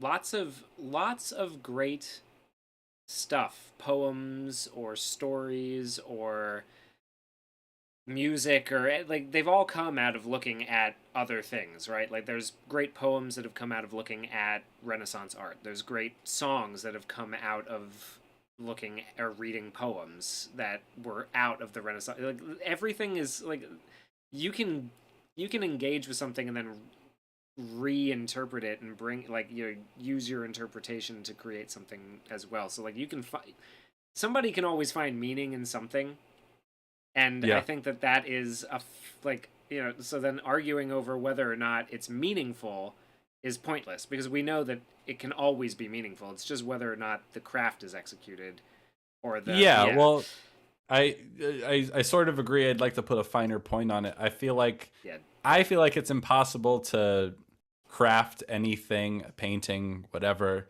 that doesn't have any meaning to it at all, right? Because if you look at like there's meaning to aesthetic choices that are made. Like if we just think about a story at its fundamental, even if you tried to make a story about nothing and just focus on the craft of storytelling, like I don't know if you could, like, because everything you even choose to write in that sense would yeah. be like automatically by choosing to write that or by Yeah, putting it what down you would choose you versus imbued it. what you don't choose, like the choice to make abstract art itself is a choice in response to the history of art that preceded it, right? You know what I mean? Like you're choosing to do this because it hasn't been done before and because you want to break away from this. Like there's always something. So meaning is going to happen whether you intend it to, whether you're aware of it, whether it whether it's easy to decipher or whether it's plain. Like meaning will happen regardless, right? And Yeah. if we're talking about I don't. So the answer to the question for me is art meaningless? The answer is no. It's not meaningless. Like it's meaningful inherently. I think it's impossible to craft any of these typical forms of art that don't have any meaning at all. Even something as lame, in my opinion, as the fountain has meaning in it, right? So, but the more interesting question is like, how do you decide what the inherent meaning of something is? It gets more complicated with abstract art, but obviously stories and poems that use words, for example, can communicate meaning more concretely. Yeah. But I take her point though that the pressure to understand things is a social pressure that can get in the way of experiencing your own the subjective side of things. It can get in the way of experiencing a more authentic individual experience with a work, but it can also get in the way of understanding what's inherently there, especially if you're feeling pressure to understand it from other people who claim to. You know what I mean? It can cause you to misinterpret things. Like, let's say that Robert Frost poem.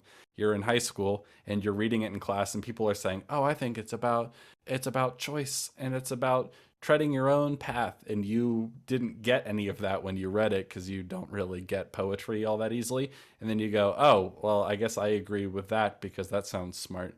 You know what I mean? Because you Yeah. don't want to feel like you don't get it, you adapt to the perspective of someone else, and that perspective turns out to be a pretty piss poor interpretation of the work, you know? Yeah. That's I my think that's conclusion. definitely possible to. Yeah. That's something of a conclusion. We'll see if she offers any conclusions. So far, I'm not really sure what she believes about anything, except for this right here, that she believes the pressure to understand things is stifling.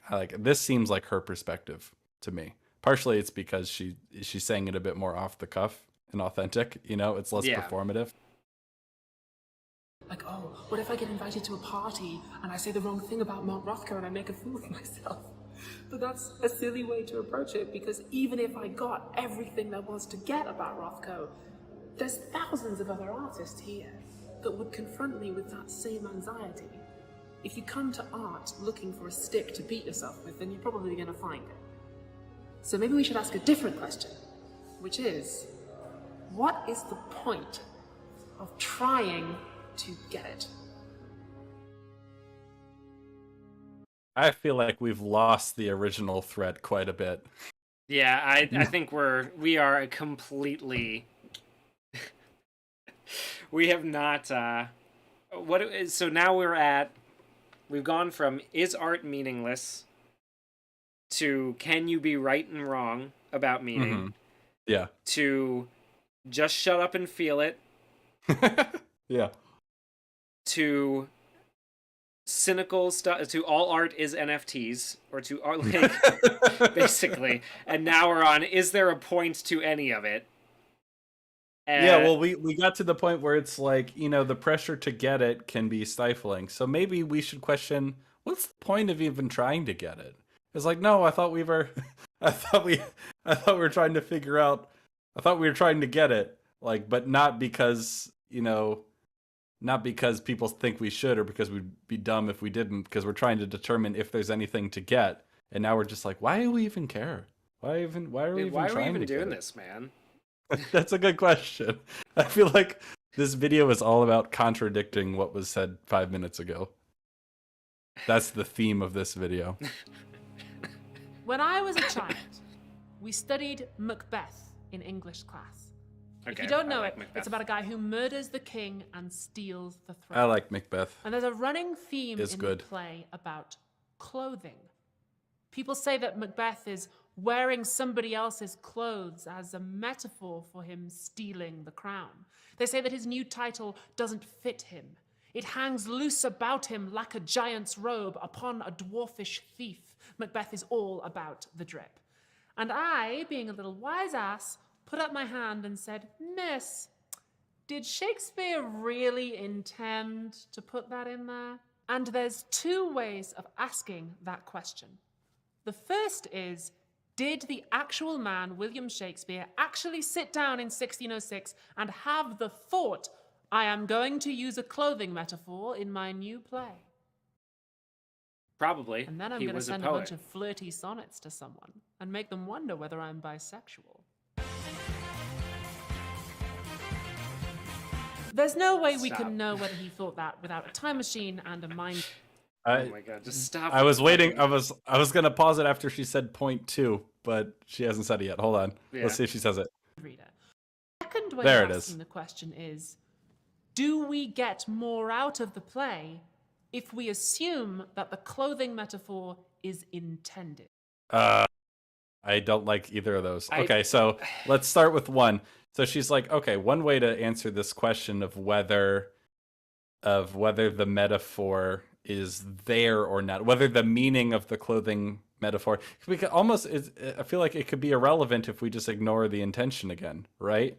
Like, Yeah. there does seem to be a consistent pattern of clothing being used to hint at a metaphorical, allegorical sort of idea. Yeah. Right? Yeah. That pattern seems to be there.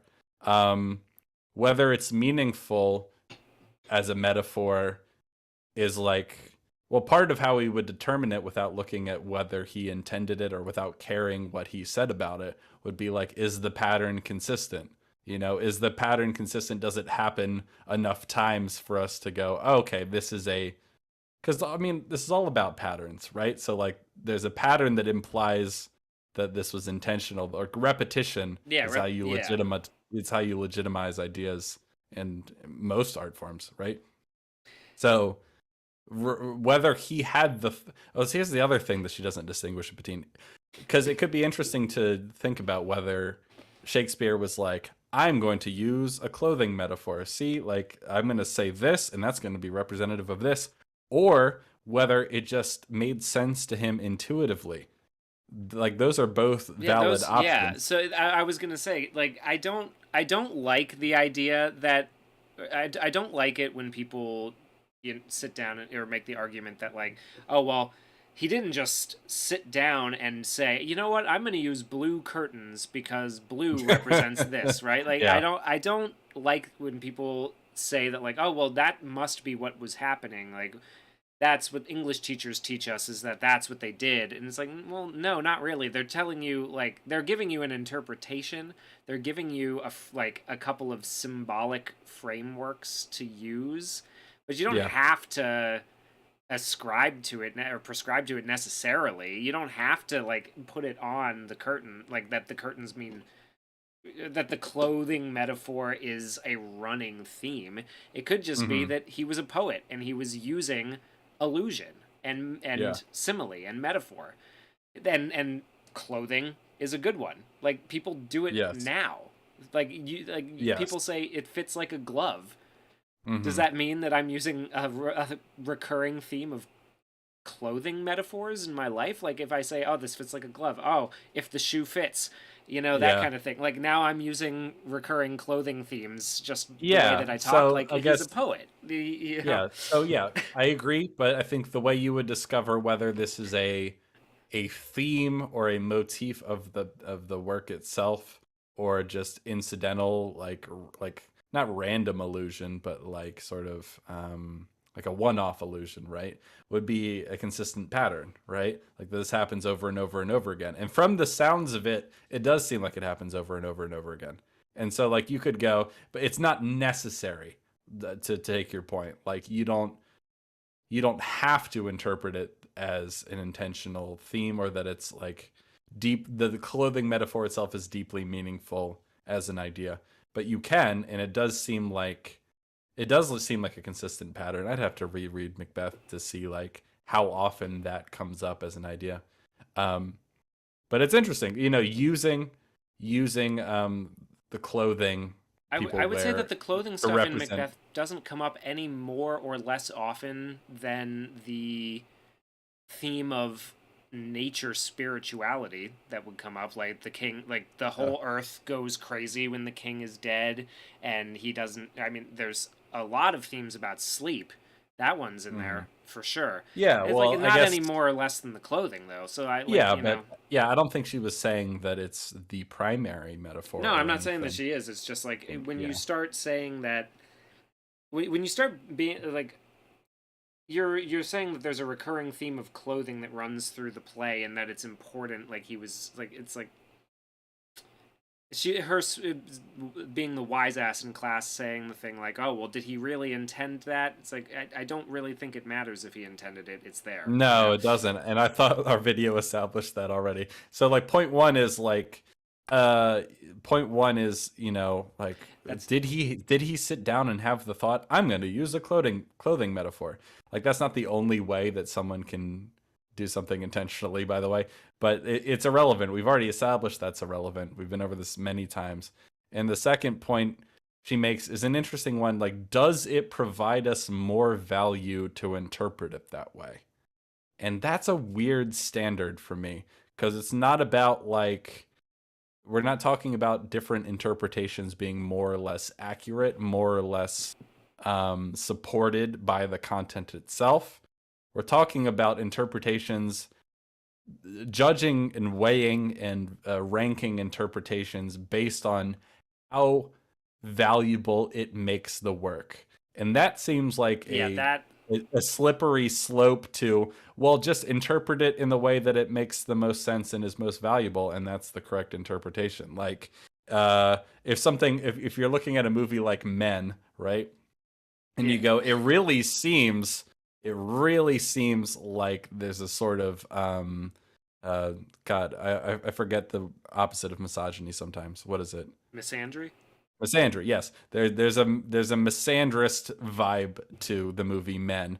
And someone goes, no, don't interpret it that way. Interpret it this way that makes it better and less sexist. And it's like, yeah, but the misandrist one seems to line up more with what happens in the movie than yours does. And like, why is the standard, oh, well, pick the interpretation that makes it the most valuable? That's just, it seems like you're doing a lot of work to just make everything as not even charitable isn't the right word, because I feel like you could take it way too far. You know, like, oh, well, it must mean this because that would make it the best possible version. You know what I'm saying? Sort of, yeah. Yeah, like, okay, because what she's saying is that, like, well, we should focus our interpretation strategy on what makes the work most valuable. And that feels like a hop, skip, and a jump away from, well, we should interpret it in the way that makes it the best, even if it's not as accurate. Yeah, well, because then we're getting into, you know, what is valuable, and we have to start breaking down, like, for who, you know, to what end, like, is value, you know. And that's it's a whole can of worms that I thought we were avoiding. Yeah, I thought we were talking about meaning and not value, but now yeah, exactly. So like in the beginning, she's like, you know, you might say that value is subjective, and fair enough, that's her perspective. But meaning doesn't seem to be subjective, because you can definitely be wrong. And then at the end here, she's like, well, maybe we should interpret meaning based on what makes things the most valuable. And it's like, that seems the opposite of helpful. Like, if we now she's like, well, we should interpret the clothing metaphor to be intentional and meaningful, because that makes the play better. It's like, well, what does better mean? Like, we've opened a giant can. This seems like the opposite of helpful. Yeah, it's one of those things where it's just like, if you can draw something from it for you, and it makes it like personally, you know, you get more attached to it because you think there's a clothing metaphor in there. Yeah. Like, or there's a very recurring theme of clothing metaphors, and that the clothing is very important, then good for you. I'm glad you enjoy it. If you're a designer, you design clothing, right? The idea that clothing can communicate a lot about a person, you know, is more important or more valuable to you as a tool for communicating character and story than someone else who is not a designer and wears the same black t-shirt every day, right? So like it would be more valuable to you personally if you interpret that to be a consistent pattern that is meant and used deliberately, etc., etc. But it doesn't make it more valuable in any objective sense. So is the prescription that we should interpret everything such that it's the most valuable to us? Like, because I'm not inclined to do that for movies that I think aren't executed well. You know what I mean? Should Yeah. I just interpret the Suicide Squad to be about teamwork and coming together to face a common enemy just because that would make it the best?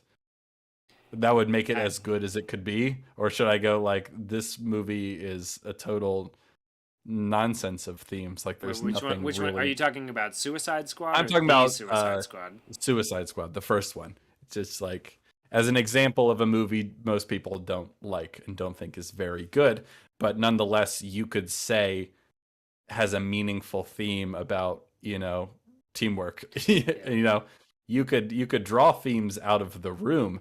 The Room is about, friendship and betrayal and all these sort of things that like Shakespeare plays could be said to be about. But should you interpret The Room in the most charitable light in a way that makes it as good as possible? Or should you try to assess it for what it is, which is like a not very well executed play on those Fever themes? Dream, yeah. Fever, yeah, exactly.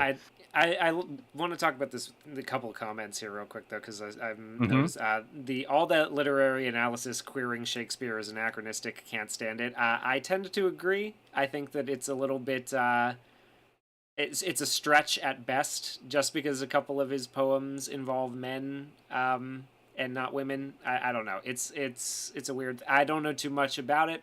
I would have to do more research, but I like the stuff that we're talking about here too, about flowing naturally from his culture with the clothing's metaphors.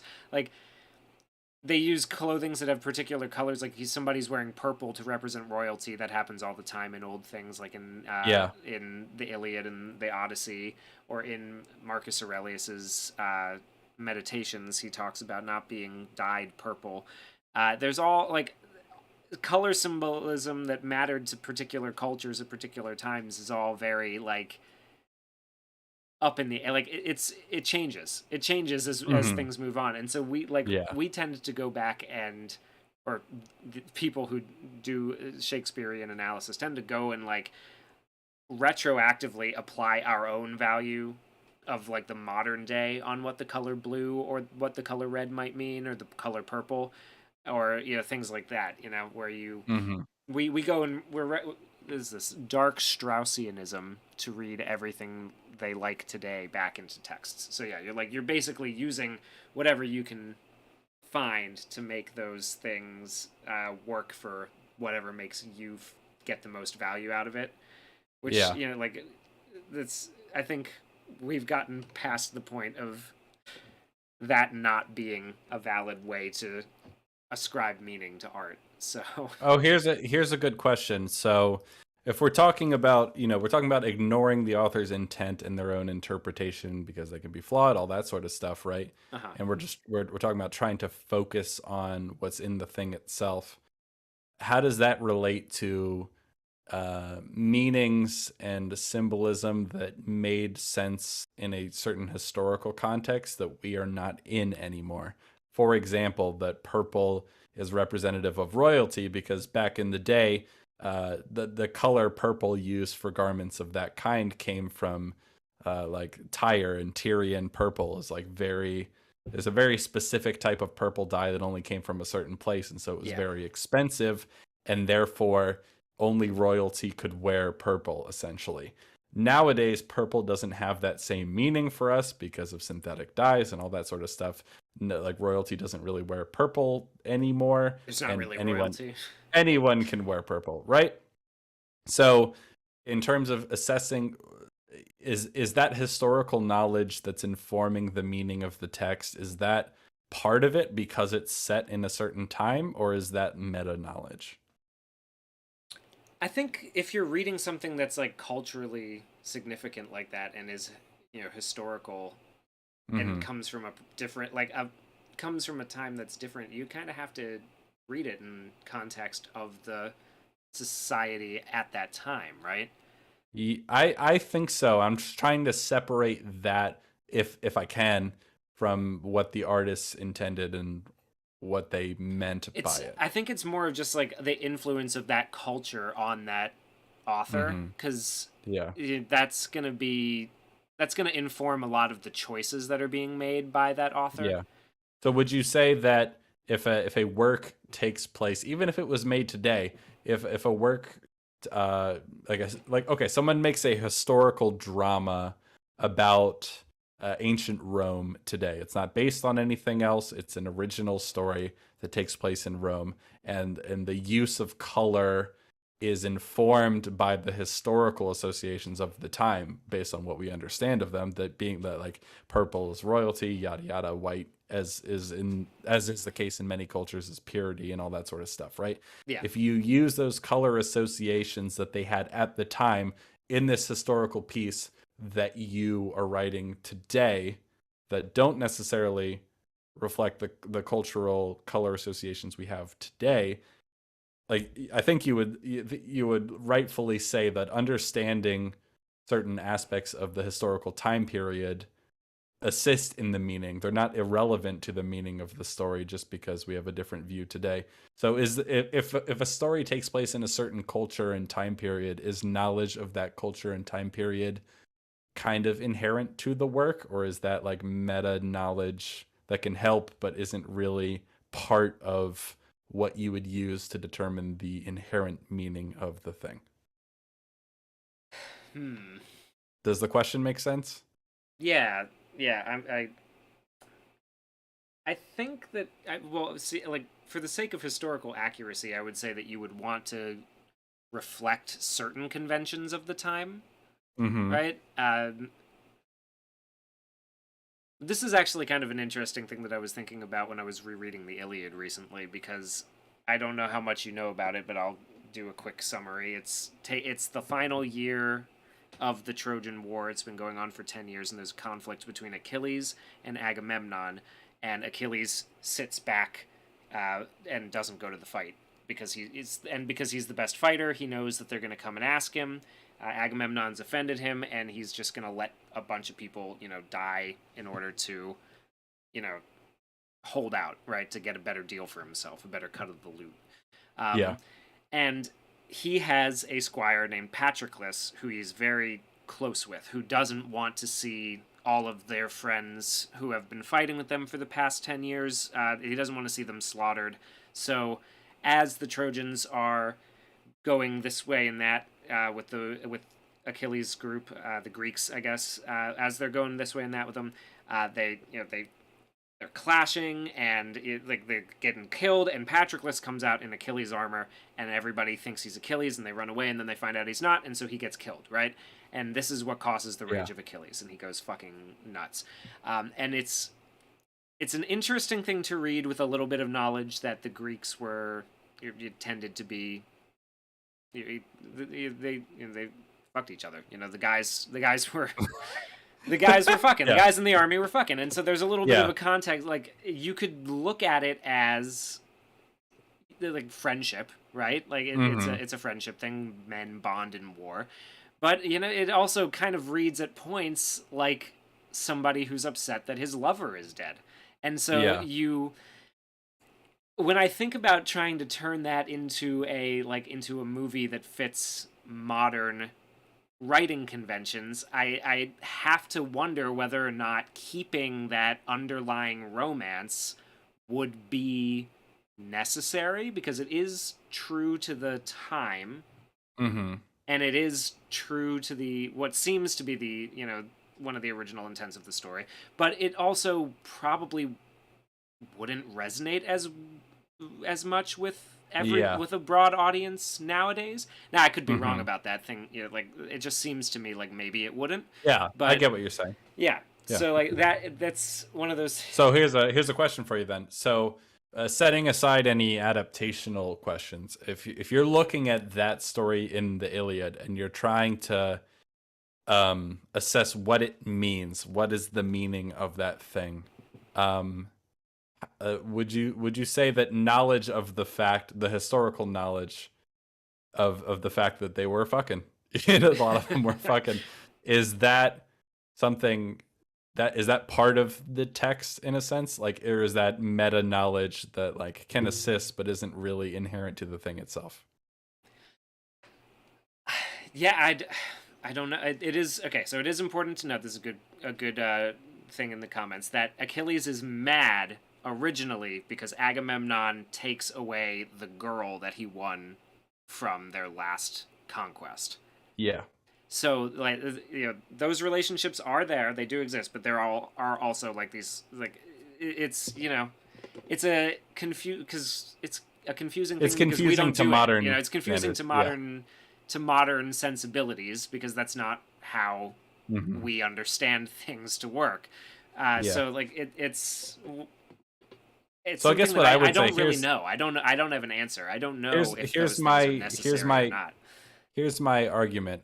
Setting aside necessary, I think an interpretation of that work based on that historical knowledge is perhaps more accurate and more meaningful. And I guess the motivation for why you could include that knowledge in a sense as part of the text itself is because the text itself takes place in a certain historical time period and a certain cultural moment, right? So the fact that it takes place in ancient Greece means that this is likely what these people were up to and doing. So in a sense, historical knowledge that helps flesh out the meaning that isn't in the text as the written word, for example, is still part of the text, you could argue, in like how you would interpret it Yeah. because it's inherent in the setting. Does that make sense? Yeah, well, that's how people of the time would have, or maybe Yeah. would have interpreted it. I like based And on what we that's know,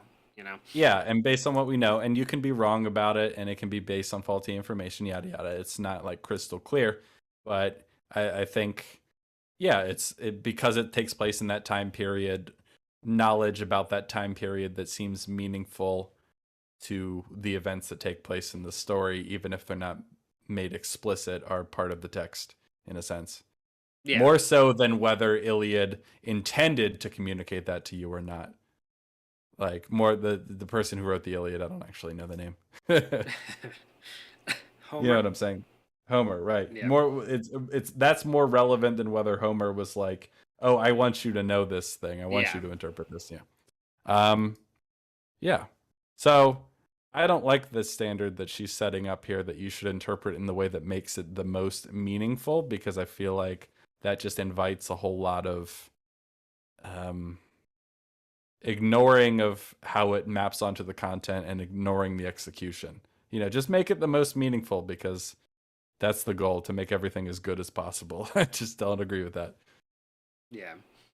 Do we enjoy it more? Does it prompt us to some interesting reflections if we assume that we are meant to notice it? If we just go, nah, that's just a coincidence, don't worry about it, then are we missing out? The philosopher Alan Goldman says that the point of interpreting art is to maximize its artistic value. That's such a can of worms because now we're talking about value, even though in the beginning she talked about how value is subjective. And I just don't like that idea at all. Yeah.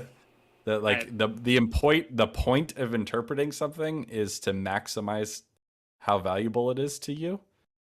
What? Really?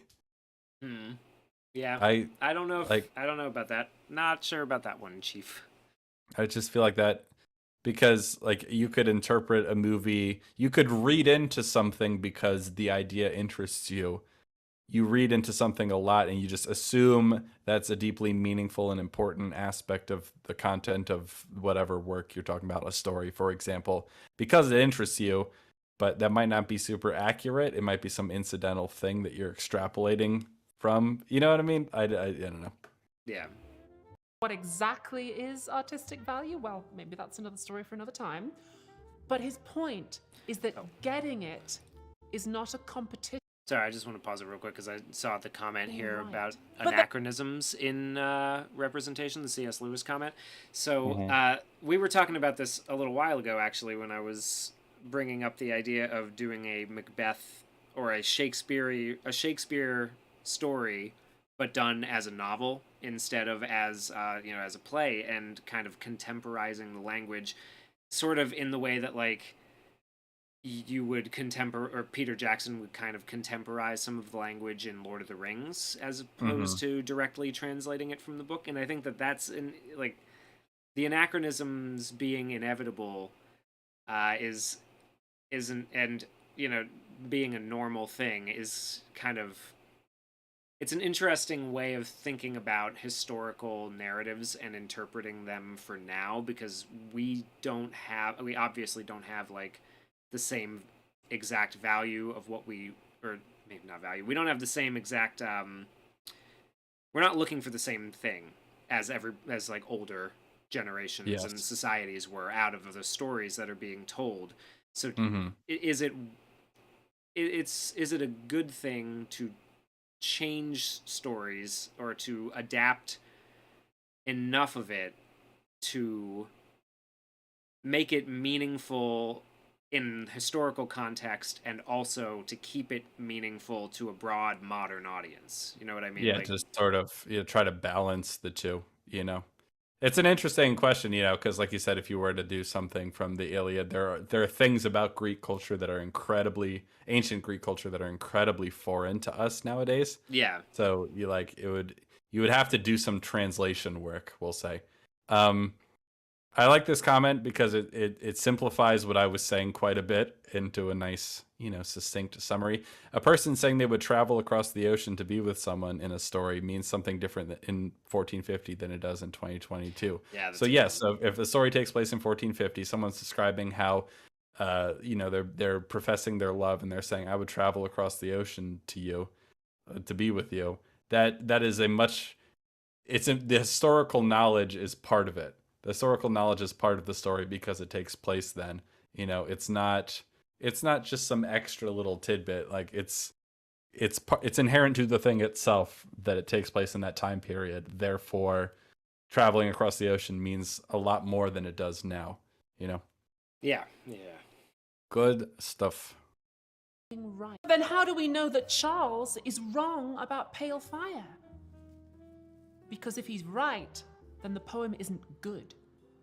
Duh, That's I hate. okay. Why would you do this at the 11th hour?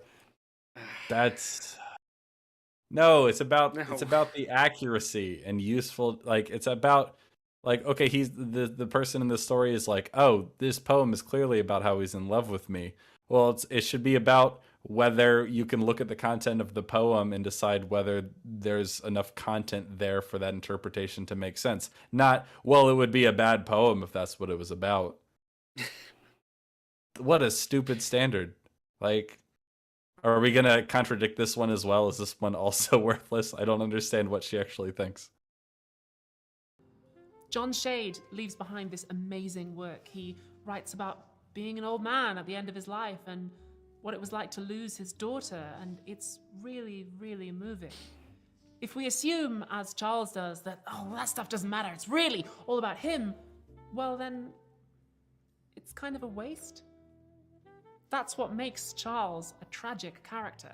He's so lost in his own mess that he can't see the true value of what John has made. As for me and Rothko, I can try to put together all the different ideas that we've looked at today. Okay, hold on. A lot of the ideas you talked about today are contradictory. Like most of them, I would say. So you can't just take little bits of some. I mean, I think I that's guess what she's about you to do.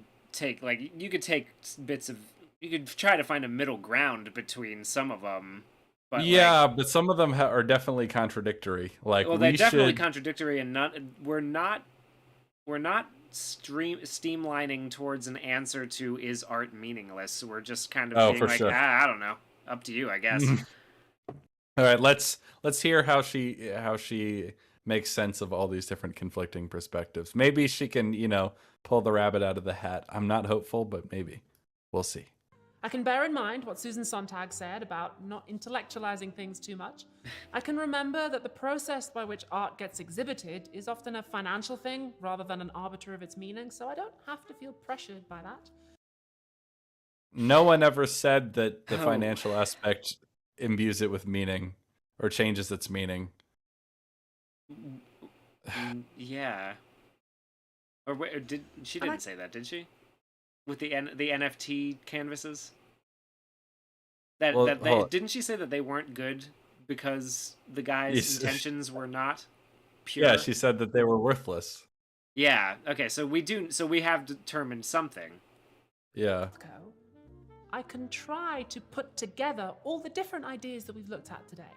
I can bear in mind what Susan Sontag said about not intellectualizing things too much. Okay. See, that seems like a reasonable thing to pull from what she said, Yeah. right? He said it was like a travesty that we intellectualize things.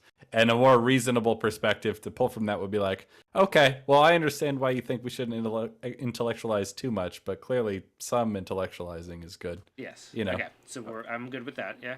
One for one. That the process by which art gets exhibited is often a financial thing rather than an arbiter of its meaning, so I don't have to feel pressured by that. No one was saying the process by which things are bought by like museums and all that is an arbiter of its meaning. No one in the art market thinks that. We've already established that. So she's not wrong here. She's just But also no one said nobody. that. Yeah. Nobody had affirmed this point. So Yeah. Okay. Also try to think about what Rothko himself might have intended or felt. Not so I can reconstruct his brain, but so I can see whether I can also feel those things. okay. I mean, that's not an unreasonable position to take on that. Like to say, like, okay, well, can I keep in mind the artist's intention, and is that Just to see effective if like for me? if I got the same feeling he hoped to communicate. And it's like, yeah, that's an interesting conversation. It is separate from what is inherent to the thing itself and whether you can be wrong about it and whether art is meaningless and how to interpret things. So far the only answers we have to that is don't intellectualize it too much. You know, look into what the artist said about it, but like, I don't know, don't take it too seriously. It's like, well, this doesn't seem like we're answering any questions though. I think the answer is, yeah. Clearly, there is meaning. Art is meaningful. The answer is yes, and Art is meaningful, but like, how do we decide what art means? yeah, we haven't gotten around to answering the first question of like, how can you be right about it? Mm-hmm. I'm looking for new experiences when I go to his art. I'm trying to grow and develop as a person rather than trying to get it. As I've been writing my play, I've It's had to an ad deal for her with play. a lot of these questions Yeah. and be in Yes, the room with it actors is. as they try to interpret the characters that I have written. By the time you're watching this, rehearsals will already have started. I know that a lot of you already have tickets, and I Hugh, cannot get your wait tickets now. to share the Oh, prince boy. with you. I am so excited. It is a dream come true to be able to make art, and I just wanted to say thank you to all of you, basically, because without Philosophy Tube, I'd never have been able to do this. And I also wanted to make sure that even if you can't come to London and see it live, you can still experience it. So Oh, boy. there's a streaming service called Nebula where you'll be able to watch. Oh, and now it's a Nebula ad. Okay. I guess we're Dude. done. I think we're done. I think that was I'm the end signing. of Should we sign up for Nebula? I think we just sat through all of this. The least we can do is sign up and watch her play. I think that's the end of the video, honestly. It might be. I mean, we'll listen to the rest, but I'm pretty sure that's the end. So the question is art meaningless? She doesn't say definitively, but the implication seems to be that it's not meaningless. Then the thesis statement of the video is, how do we decide what is a correct interpretation and an incorrect interpretation? And she seems to have decided, well, sometimes you should care about what the artist says, and sometimes you shouldn't. But don't feel pressured to get it. Just feel it. Yep. God, how worthless was that? I mean, hey, here's the thing. It was a good vehicle to talk about a lot of really interesting topics. So there's that, but I don't. This has been a fun stream. I think. Yeah, but I don't. I don't think she concluded anything relevant to the thesis statement, the opening questions of the video. We haven't concluded any of that. Yeah.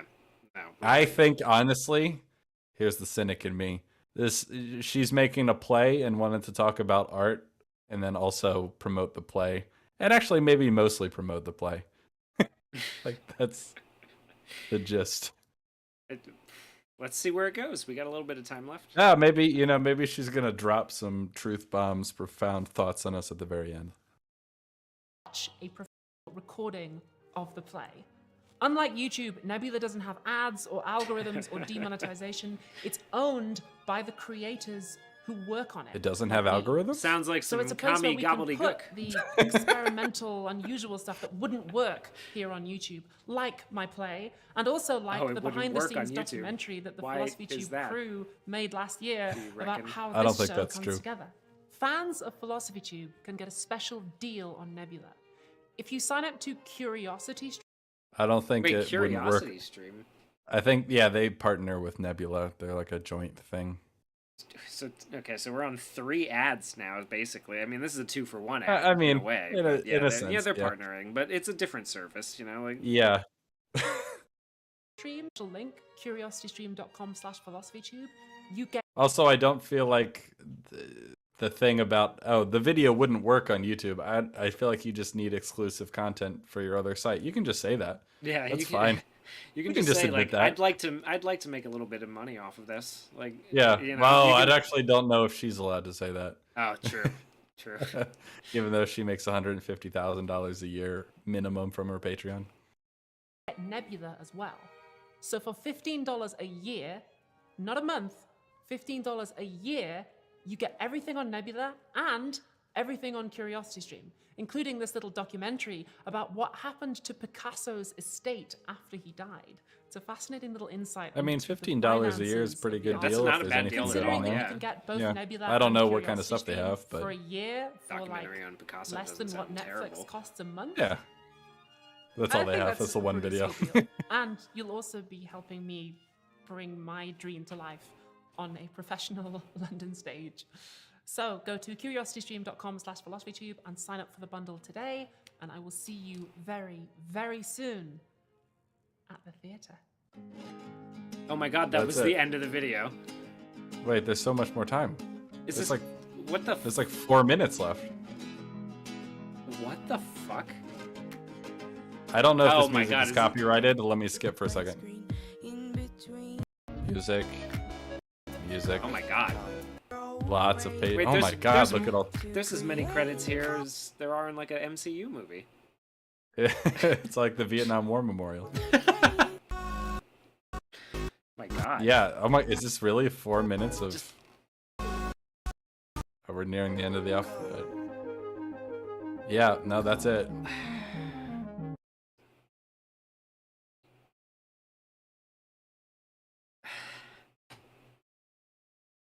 But I don't want to help her achieve her dream.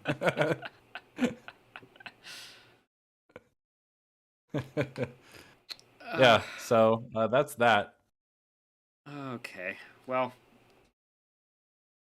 You know what? I think for all the fine folks in chat, everyone who's made it this far to listen to us prattle on about artsy fartsy stuff, I feel like they deserve a reward. Do you? I think they do. I think they've earned it. sure. What I'm gonna. what are we thinking about giving our boys here? Oh. Let me get back to that real quick. Let's watch an artist create some Yes. masterworks real quick. Yeah. I think what we learned from this video is best summed up by this painter here. I don't know who he is. His identity is a mystery, but I think he sums up how we all feel. Are you ready? I'm ready. Let's take a look at the creative process in action.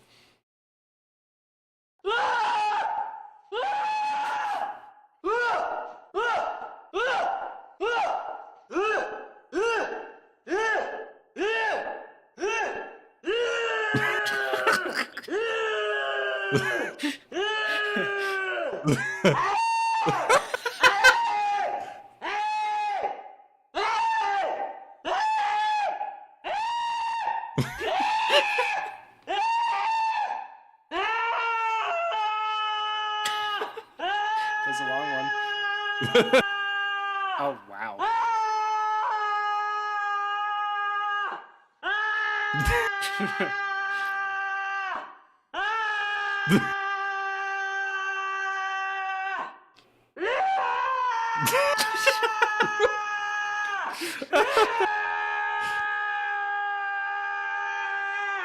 That was a big one.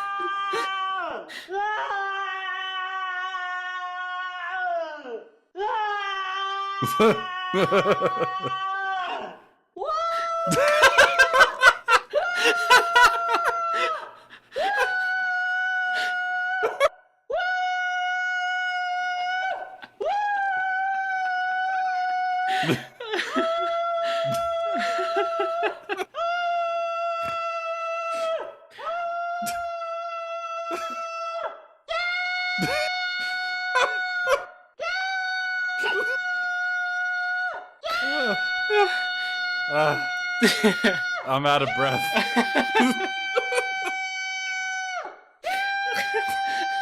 It keeps getting higher.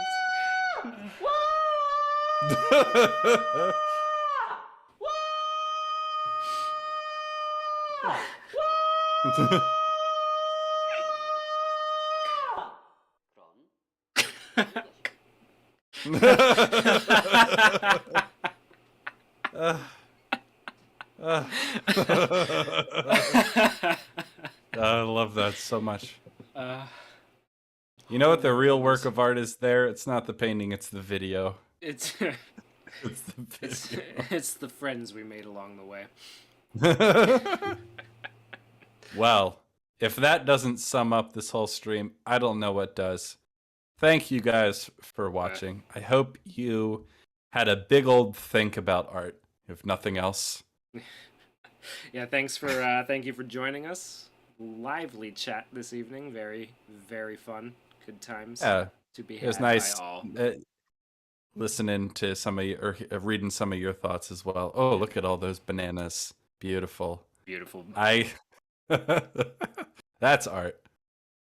You know what? I think I've come around. I think that's art and that we're artists. Oh, interesting. That's a good question, actually. Before we get going, what are movies we think would benefit from a fan edit, and what would those edits be? Should we say Oh, re-edit boy. or fan edit? Because a re-edit, I think, The Godfather Part 3 got a re-edit recently, and I think that did wonders for it. It's still not a great movie because Sofia Coppola is not a good actress in that film. But To the spirit of the question, we'll say fan edit. So, as in, like, if you have the opportunity to re-edit a movie, okay, yeah, I could. rather than like, hey, tell the director to give this another go.